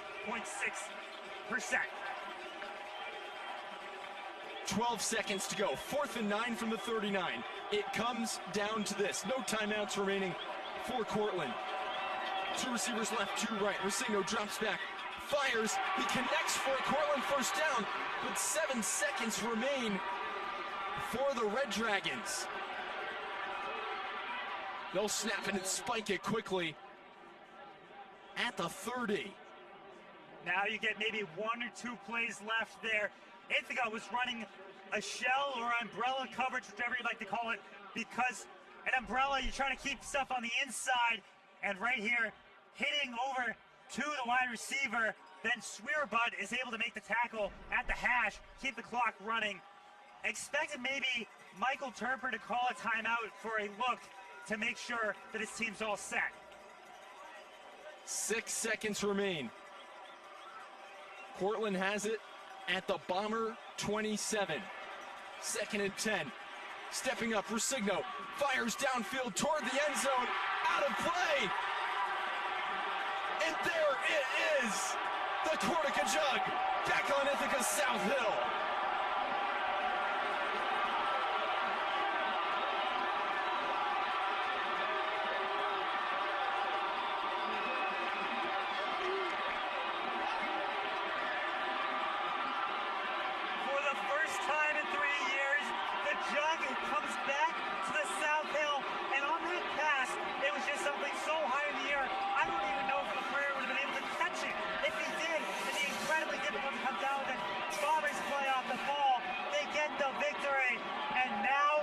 Comes down. The Bombers wait for Selection Tuesday to find out where they seed in a potential playoff game. Intensity followed by sheer jubilation. The Bombers 8-2 with the victory, a 5-point victory at that, this afternoon in the 66th annual Cortaca Jug game over their arch-rival Red Dragons. This was a game entering into it that many predicted would have the tightest margin of victory throughout 3 of the biggest rivalry games of the day. That is the Dutchman Shoes, the Cortaca Jug, and the Mon and Bell. I don't know if any game's going to beat the Cortaca Jug here. Coming down to the last play of the game, just as so many Ithaca Bomber games have so far this season. As always, Daryl Hall and John Oates, You Make My Dreams Come True, is the soundtrack. The energy of the crowd still pulsating, ringing throughout the stands here at Butterfield Stadium, and rightfully so. The Bombers coming into this game as underdogs, simply put, 2 consecutive years of dropping in the Cortaca Jug, following Mike Turper's first season at the helm of the Bombers, in which he secured victory by 17 points over then Kurt Fitzpatrick's Red Dragons back at Yankee Stadium 3 years and 3 days ago to the date. Now, 156 Saturdays later, he finds victory against Cortland once again. And you have to give the benefit to this Cortland Red Dragons team. You know, there's a reason that the coaches poll had them at number 14. Resigno was running all over the field against this Bomber squad. It's just in those tight situations, the pass game is what was needed, and that has been a struggling point for Resigno this entire year. Bombers able to capitalize and get the victory. And you talk about just such a momentous shift. One of the reasons why the Bombers had that shift today en route to victory was the magnificent play of Nick Lang. 2 touchdowns on the afternoon. He's got 5 in his last 2 games. As you see the pitch and catch over the middle there, he's so elusive in the way he's able to haul in receptions, goes vertically there. This is the touchdown that happened in the second quarter, then put the Bombers in front 12-7. This here was just a perfect throw by Michael Reed into Nicholas Lang. He did that last week. He stood on top of RPI and said, I got it on your head. This week does the exact same play again. If this Ithaca team can make it to the playoffs, Farrell, expect it to be again. What an exciting time it is around the South Hill. As you said, Selection Tuesday on tap this week. We'll wait to see how the rest of that RPI Union game plays out for the rest of this afternoon. Last we knew Garnet Chargers ahead of RPI 21-7 in that game, but Ithaca still in play for an at-large bid. And the at-large bid, Ithaca could make a very good argument into getting that one, especially if Union wins over RPI, because then it means that they only lost to teams that are in the playoffs, and Johns Hopkins and Union beating a ranked team like Cortland, is a good momentum for Ithaca moving forward. If they don't get selected, this is definitely one to put in the history books for those seniors that are graduating. Absolutely, Anthony, as the Bombers. Thanks, guys. Well, I'm here with our victorious head coach, Michael Turper, still celebrating with this football team. Coach, I just got to ask, how does it feel to bring the jug home? I'm just so proud of these guys. And just the resilience of them all season long, this game, everything. I'm just proud of these guys. And, Coach, we talked earlier this week about how you told me that you thought there was going to be a forced fumble and the Bombers were going to pick it up today, and we saw it. We needed it. We needed it. We also gave it up, but we needed that one. And you talked about how important this defense was. That last play, what was going through your mind? I needed to see that ball hit the ground. That's all I was thinking. Well, Coach, thank you so much. Congratulations again. Let's go. Guys, back to you. Jenna, thank you so much, and thank you for a great fall season as always. And again, couldn't do this without the special work of all our producers. We'll reiterate it once again. Justin Antonucci, Hannah Broxmeyer, Caitlin Smith, Cece Gabriel, Catherine Kummer, Jack DeNick, Gabe Harris, all those involved with the ICTV production, including our television and radio operations manager, Reese Finch, who puts in the daily grind to make productions like these work. Anthony, it's been a great time working with you in the booth. It absolutely has. Five games this season at home, and the Bombers, you know, they lose two of those ones in tough fashion against Johns Hopkins and Union. However, this was a huge victory by the Bombers, and we couldn't do it without anyone on our crew, whether they're here at the field or back in the ICTV studio. Everyone made this season possible, and I'm thankful for all of them that the two of us get to broadcast alongside Jenna Johnson. And we'd be heavily remiss, too, if we didn't shout out the great work of Ted Doherty. Can't get to everybody, but what fantastic work putting together some of these amazing graphics like we had today. Just trying to convey the best information to you, the viewer, and hope you've certainly enjoyed our production today as much as we have. Ithaca winning 26-21. They take home the Cortaca Jug. It's Ithaca's 39th victory in the 66th annual Cortaca Jug game. Ithaca now leading the all-time series 44-36-1. That's counting every Ithaca matchup versus the Red Dragons pre-1959. But that'll do it here from Butterfield Stadium for our live coverage of Ithaca Bomber football on ICTV. Special thank you to all involved with the production, as we'll send it back to the ICTV studios. Once again, the final score, the Ithaca Bombers 26, the Cortland Red Dragons 21.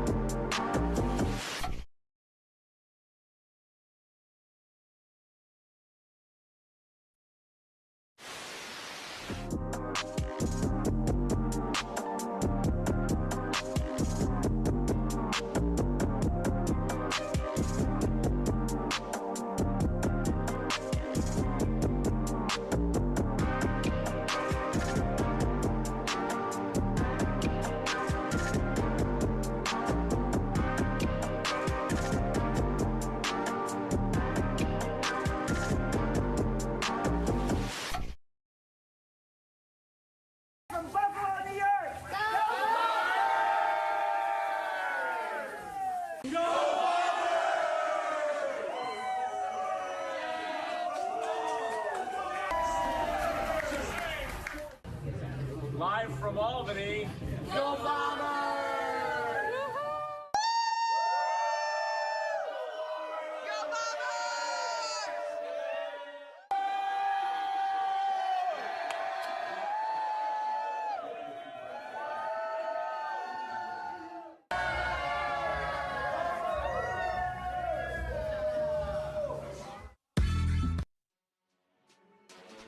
Welcome back into the ICTV studios for the Bombers live post-game show as Ithaca reclaims the Cortaca Jug for the first time since 2022, beating Cortland 26-21. Johnny Lisi, Sam Fitzsimmons, Brad Romano.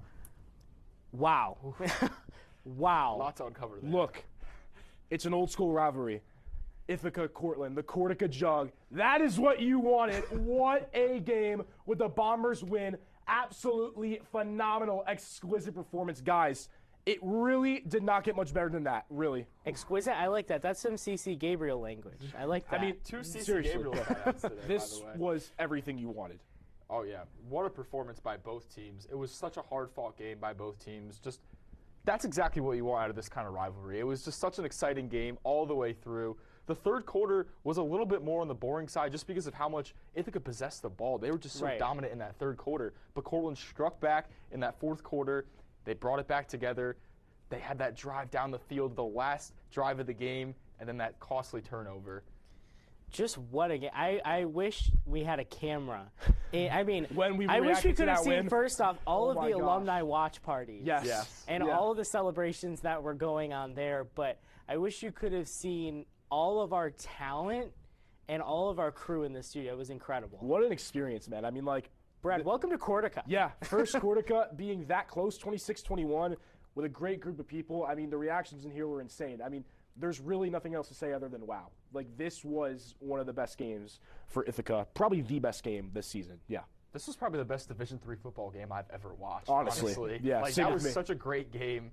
Even if you're a fan of Cortland, I mean, you got to be happy with how good of a game that was. Like, it was just so exciting, gritty the whole time. I mean, if you talk to any alumni, they say, what do we want? You want your team to win, but you also want a good game. Exactly. And let's talk about crunch time. Down the stretch, Cam Paquette. Cam Paquette is a name that we really did not say until Buff State, but now that's one of the only names that we say. The game-sealing pick. You see it right there. Wow. Cam Paquette has come up clutch when it mattered. You go all the way to that Buff State game when he had that pick six, but this is where it mattered most, and boy, did he show up. A game-sealing pick for Cam Paquette to secure the Bombers win. What a day for Paquette. Wow. Yeah, Jacques LePreur kind of had his number all day, too. Jacques LePreur he with performed a really huge well game. on that Cortland drive to kind of set up huge what could have catch been. to set up that play right there. And then I think Rosigno was just under a little bit too much pressure. That was my thing. It was like, if you pressure this guy, he gets kind of flustered. They brought pressure. He kind of just flung it up there right away. And Paquette makes a great play. And Paquette, he's matched up with Jacques LePreur. He's 6 inches shorter than LePreur. That's a mismatch for Cortland, and I think they should have explored that a little more than they did. And they did a great job with it when they did, but I think they could have even went to it even more. That was just an incredible drive, an incredible job by Cam Paquette. Of course. And moving back into third and fourth down, Brad, Ithaca really wasn't great on third and fourth down until they started using the tush push. The tush push just works. It worked. Mike Reed is so athletic. He has the dual threat ability, but he also has the athleticism and strength to just push himself in there. Big credit to the O-line as well. All game, the O-line stepped up tonight. The blocking was phenomenal for Mike Reed. Combine Mike Reed with elite blocking, and you got yourself a good offense, and that's what happened. Mike Reed delivered tonight. It's kind of a little different than the Eagles tush push, though, than the Yeah, traditional tush push. Or the Buffalo snowplow. That too.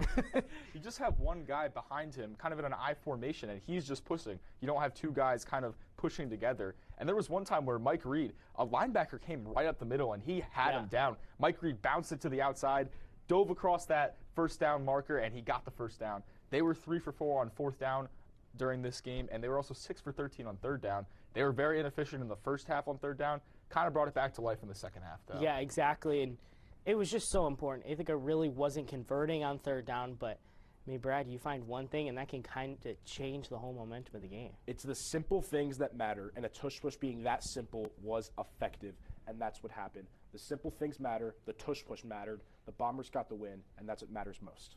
Well, moving into time management and efficiency, it was really solid for Ithaca. Sam, you said you got a little bit bored during that third quarter.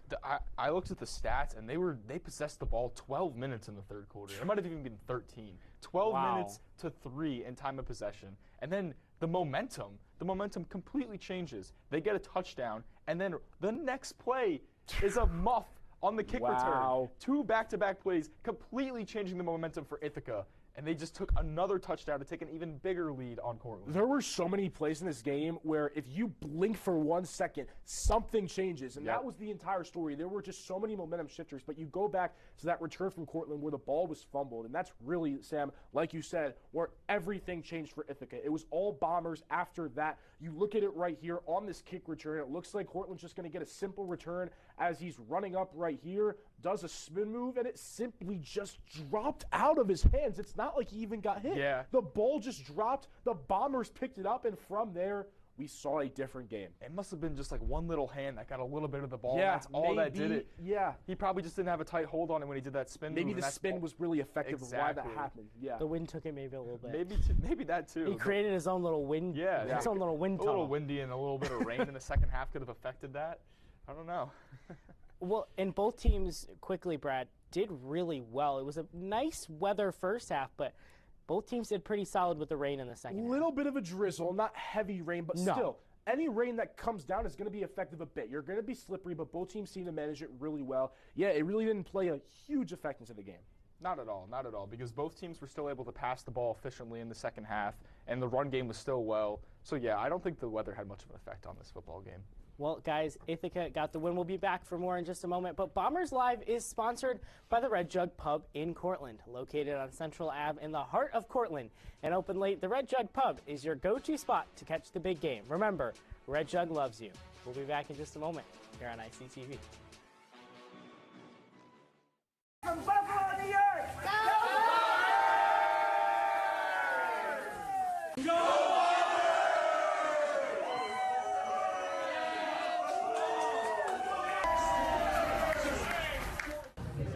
Live from Albany, go Bombers!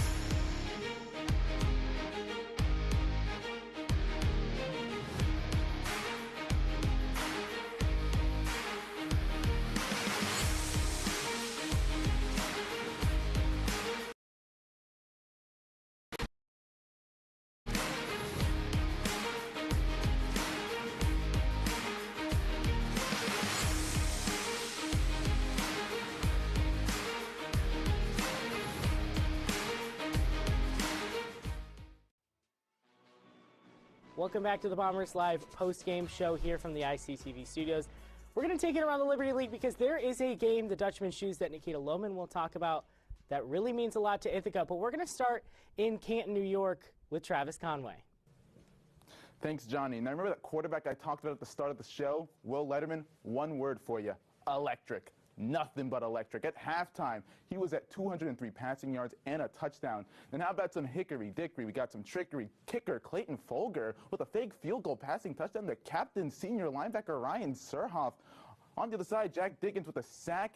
And my pick for Liberty League Defense Player of the Year, Braden Felsinger, having a good day. 6 tackles, one of them being a tackle for loss. And then Cole Rao had a 59 yards on the ground and a rushing touchdown. Aiden Papantonis had 92 yards. Now, that's where we left off. But things have changed quickly. Matt Shilsevsky Will Letterman threw a 54-yard bomb. And then Rochester strikes right back with a passing touchdown from Jet Genovese. And then Will Letterman, again, 25 yards. It's 30-16. Slow in the lead right now. Nikita. Travis, less than 30 minutes separate the Union Garnet Chargers from the Dutchman's Shoes in the Liberty League crown. But scores are closing. They were up 21-0 at the half. RPI now has cut it down to a 21-14 game late in the third. Union's game plan thus far has been to let Patch Flanagan eat. The senior signal caller has thrown the ball nearly 30 times and ran it 29 times in just 3 quarters. He's amassed 181 yards through the air with a touchdown, also adding over 100 yards and 2 more TDs with his legs. His right-hand man, Gil Rivera, has had a very strong day, hauling in 7 catches for nearly 80 yards.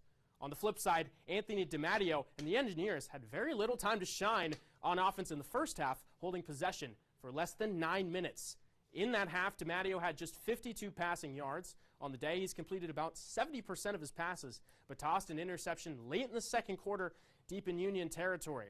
His backfield running mate, Caden White, has continued his strong performance, averaging right around 5 yards per carry with around 12 touches. Strong day for him. But of course, the big intentions for Ithaca. With the victory, RPI has been eliminated from Liberty League contention, but has the opportunity to play spoiler. If they beat Union, Ithaca is the Liberty League champion in 2025. Johnny?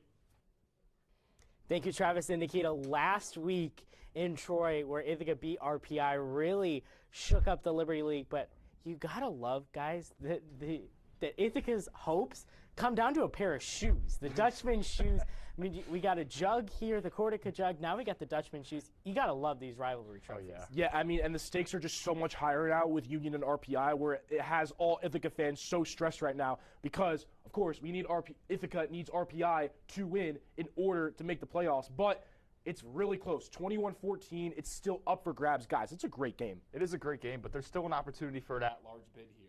Yeah. Ithaca played a great game today, and maybe the committee will, have them go in. We'll just have to see. RPI could get an at-large bid. There's a lot of things we could see from the Liberty League in the NCAA tournament. Cortland's defense was really not where we expected them to be today, Brad. Yeah, in that first half, Cortland's defense was pretty stellar. They've been good at forcing turnovers, and that's what they did in the first half. But in the second half, Ithaca just had so many players that were elusive on the offense where who could you stop? Who could you stop? You couldn't stop anyone because Nick Lang was doing really well. Scully was controlling the run game. Mike Reed in the passing game and the run game. Ithaca just had so many guys that were red hot, and it got to the point where the offense was just on fire, and that's what we saw. Yeah, it was a great performance by this Ithaca offense, especially in that third quarter. That long drive that ended in a Nick Lang fade touchdown, it was just a great drive. And then you end it where, like I said, you can't guard this guy in one-on-one coverage, and that's what they did. Press coverage right around the 10-yard line, right around a 10-yard touchdown to Nick Lang. Well, real quick, before we touch more on the Cortland defense, we just got a score update from the Dutchman shoes. Union is up 27-14. Back to Cortland's defense. I mean, Brad, they did have their moments. They forced their 29th turnover of the regular season, so Cortland did show some flashes of good defensive play. Yeah, and I think the later the game went on, and once Ithaca took that 26-14 lead, it's kind of where we saw sort of a decline in the Cortland defense. But look, they didn't give up. They came with a deep shot right back after that. But talking about the defense specifically, the second half, we started to see them fall apart a little bit because of how good the Ithaca offense was. I think Brandon McGuire deserves a lot of credit 100%. here. He called a great game, especially in the second half. He just tired the Cortland defense out, and I think that's exactly what they needed to do. They didn't really have much trouble with the pass rush. The secondary, they do have a great secondary, but it wasn't really that noticeable. And the linebackers were they were there, but they weren't too noticeable as well. So, look, credit to this offense, credit to Brandon McGuire, credit to Coach Turper. Just a great performance in the second half by the Bombers. Yeah, really nice job. Cortland's defense hung in tight, but Brandon McGuire, great call. Now we're going to talk about Reed and Lang. How incredible is that combo? Incredible. More than incredible. There's not a word to describe how good this duo was today. I mean, first of all, Nick Lang, we thought he had the best game of his career against RPI. This one's in contention, too, because he caught 2 deep shot touchdowns. One was right over the head. Look at that right there. What a grab by Nick Lang. You see the other early in this first quarter, but then, not even just Nick Lang. Mike Reed. Let's talk about the tush push. Let's talk about his rushing ability. Let's talk about his throwing ability. What is there not to talk about with this guy? More specifically, this duo has been phenomenal. Ever since Mike Reed started, they found a dynamic duo right there with Lang and Reed, and ultimately that was one of the main reasons that the Bombers won today. Reed, Lang both came to play. they've played 7 halves of football together as But a they quarterback look and like wide it's receiver duo. More than that. Oh, my God. Yeah. They look so experienced, and they have so much chemistry together. It's ridiculous. It's like the 07 Patriots of Brady and Moss, seriously. I mean, when you look at that play, where he literally mossed the defender, That was it does incredible. give me Brady Moss vibes. I really would love to see the reaction from all the watch parties across the country. Yeah, so would I. That was one of the best Shout out catches to all of the the watch day. parties around the country. And let's go to players of the game. Sam, player of the game for you. So I'm going to go with the Cortland player here. I'm going to give a shout out to Mike Resigno because he had a great day. Obviously, he had the interception at the end of the game, but prior to that, he had 219 passing yards, 2 touchdowns, 311 total yards on the game, and then the interception like I talked about. Very costly, but he was the only reason that this team was in the game. Not the only reason, but he was one of the main reasons that this team was in the game. He was carrying the load on the offensive side of the football. When you look at that, it's his first Cortaca, so really thrust into a big light. So props to him for performing so and well with the new head coach, yeah. too. I mean, them two created such a chemistry throughout the season, and credit to Coach Blumenauer because he coached a great game as well. And Brad, what about you? I think I can guess who your player of the game is going to be. Every game, Nick Lang. Absolutely stellar performance. I mean, we've spoken about it on this post game, but look, 88 yards, 2 touchdowns, 6 catches, 14 receiving yard average. Like, this was an incredible performance from Nick Lang. He has been stellar. I mean, what a huge breakout season for him. He has been one of the best players, if not the best player on this offense all season. And the more we went into the season, the better he got. But this was just such a great performance from Lang. He was incredible. Some great catches. I have to ask between you two, what was your favorite Nick Lang catch of the day? Oh, easily the one over the corner's head. I mean, that was seeing that live and seeing that play. We all went crazy when we saw that. I mean, surely I thought that was the best. I can't disagree with you. Yeah. Look at this that right again. here. I wish everyone could have heard a look at that reporter, frozen right over the head. Joey Schirkenbach, scream of happiness when that happened. That was incredible. Guys, Cortaca Jug, final thoughts.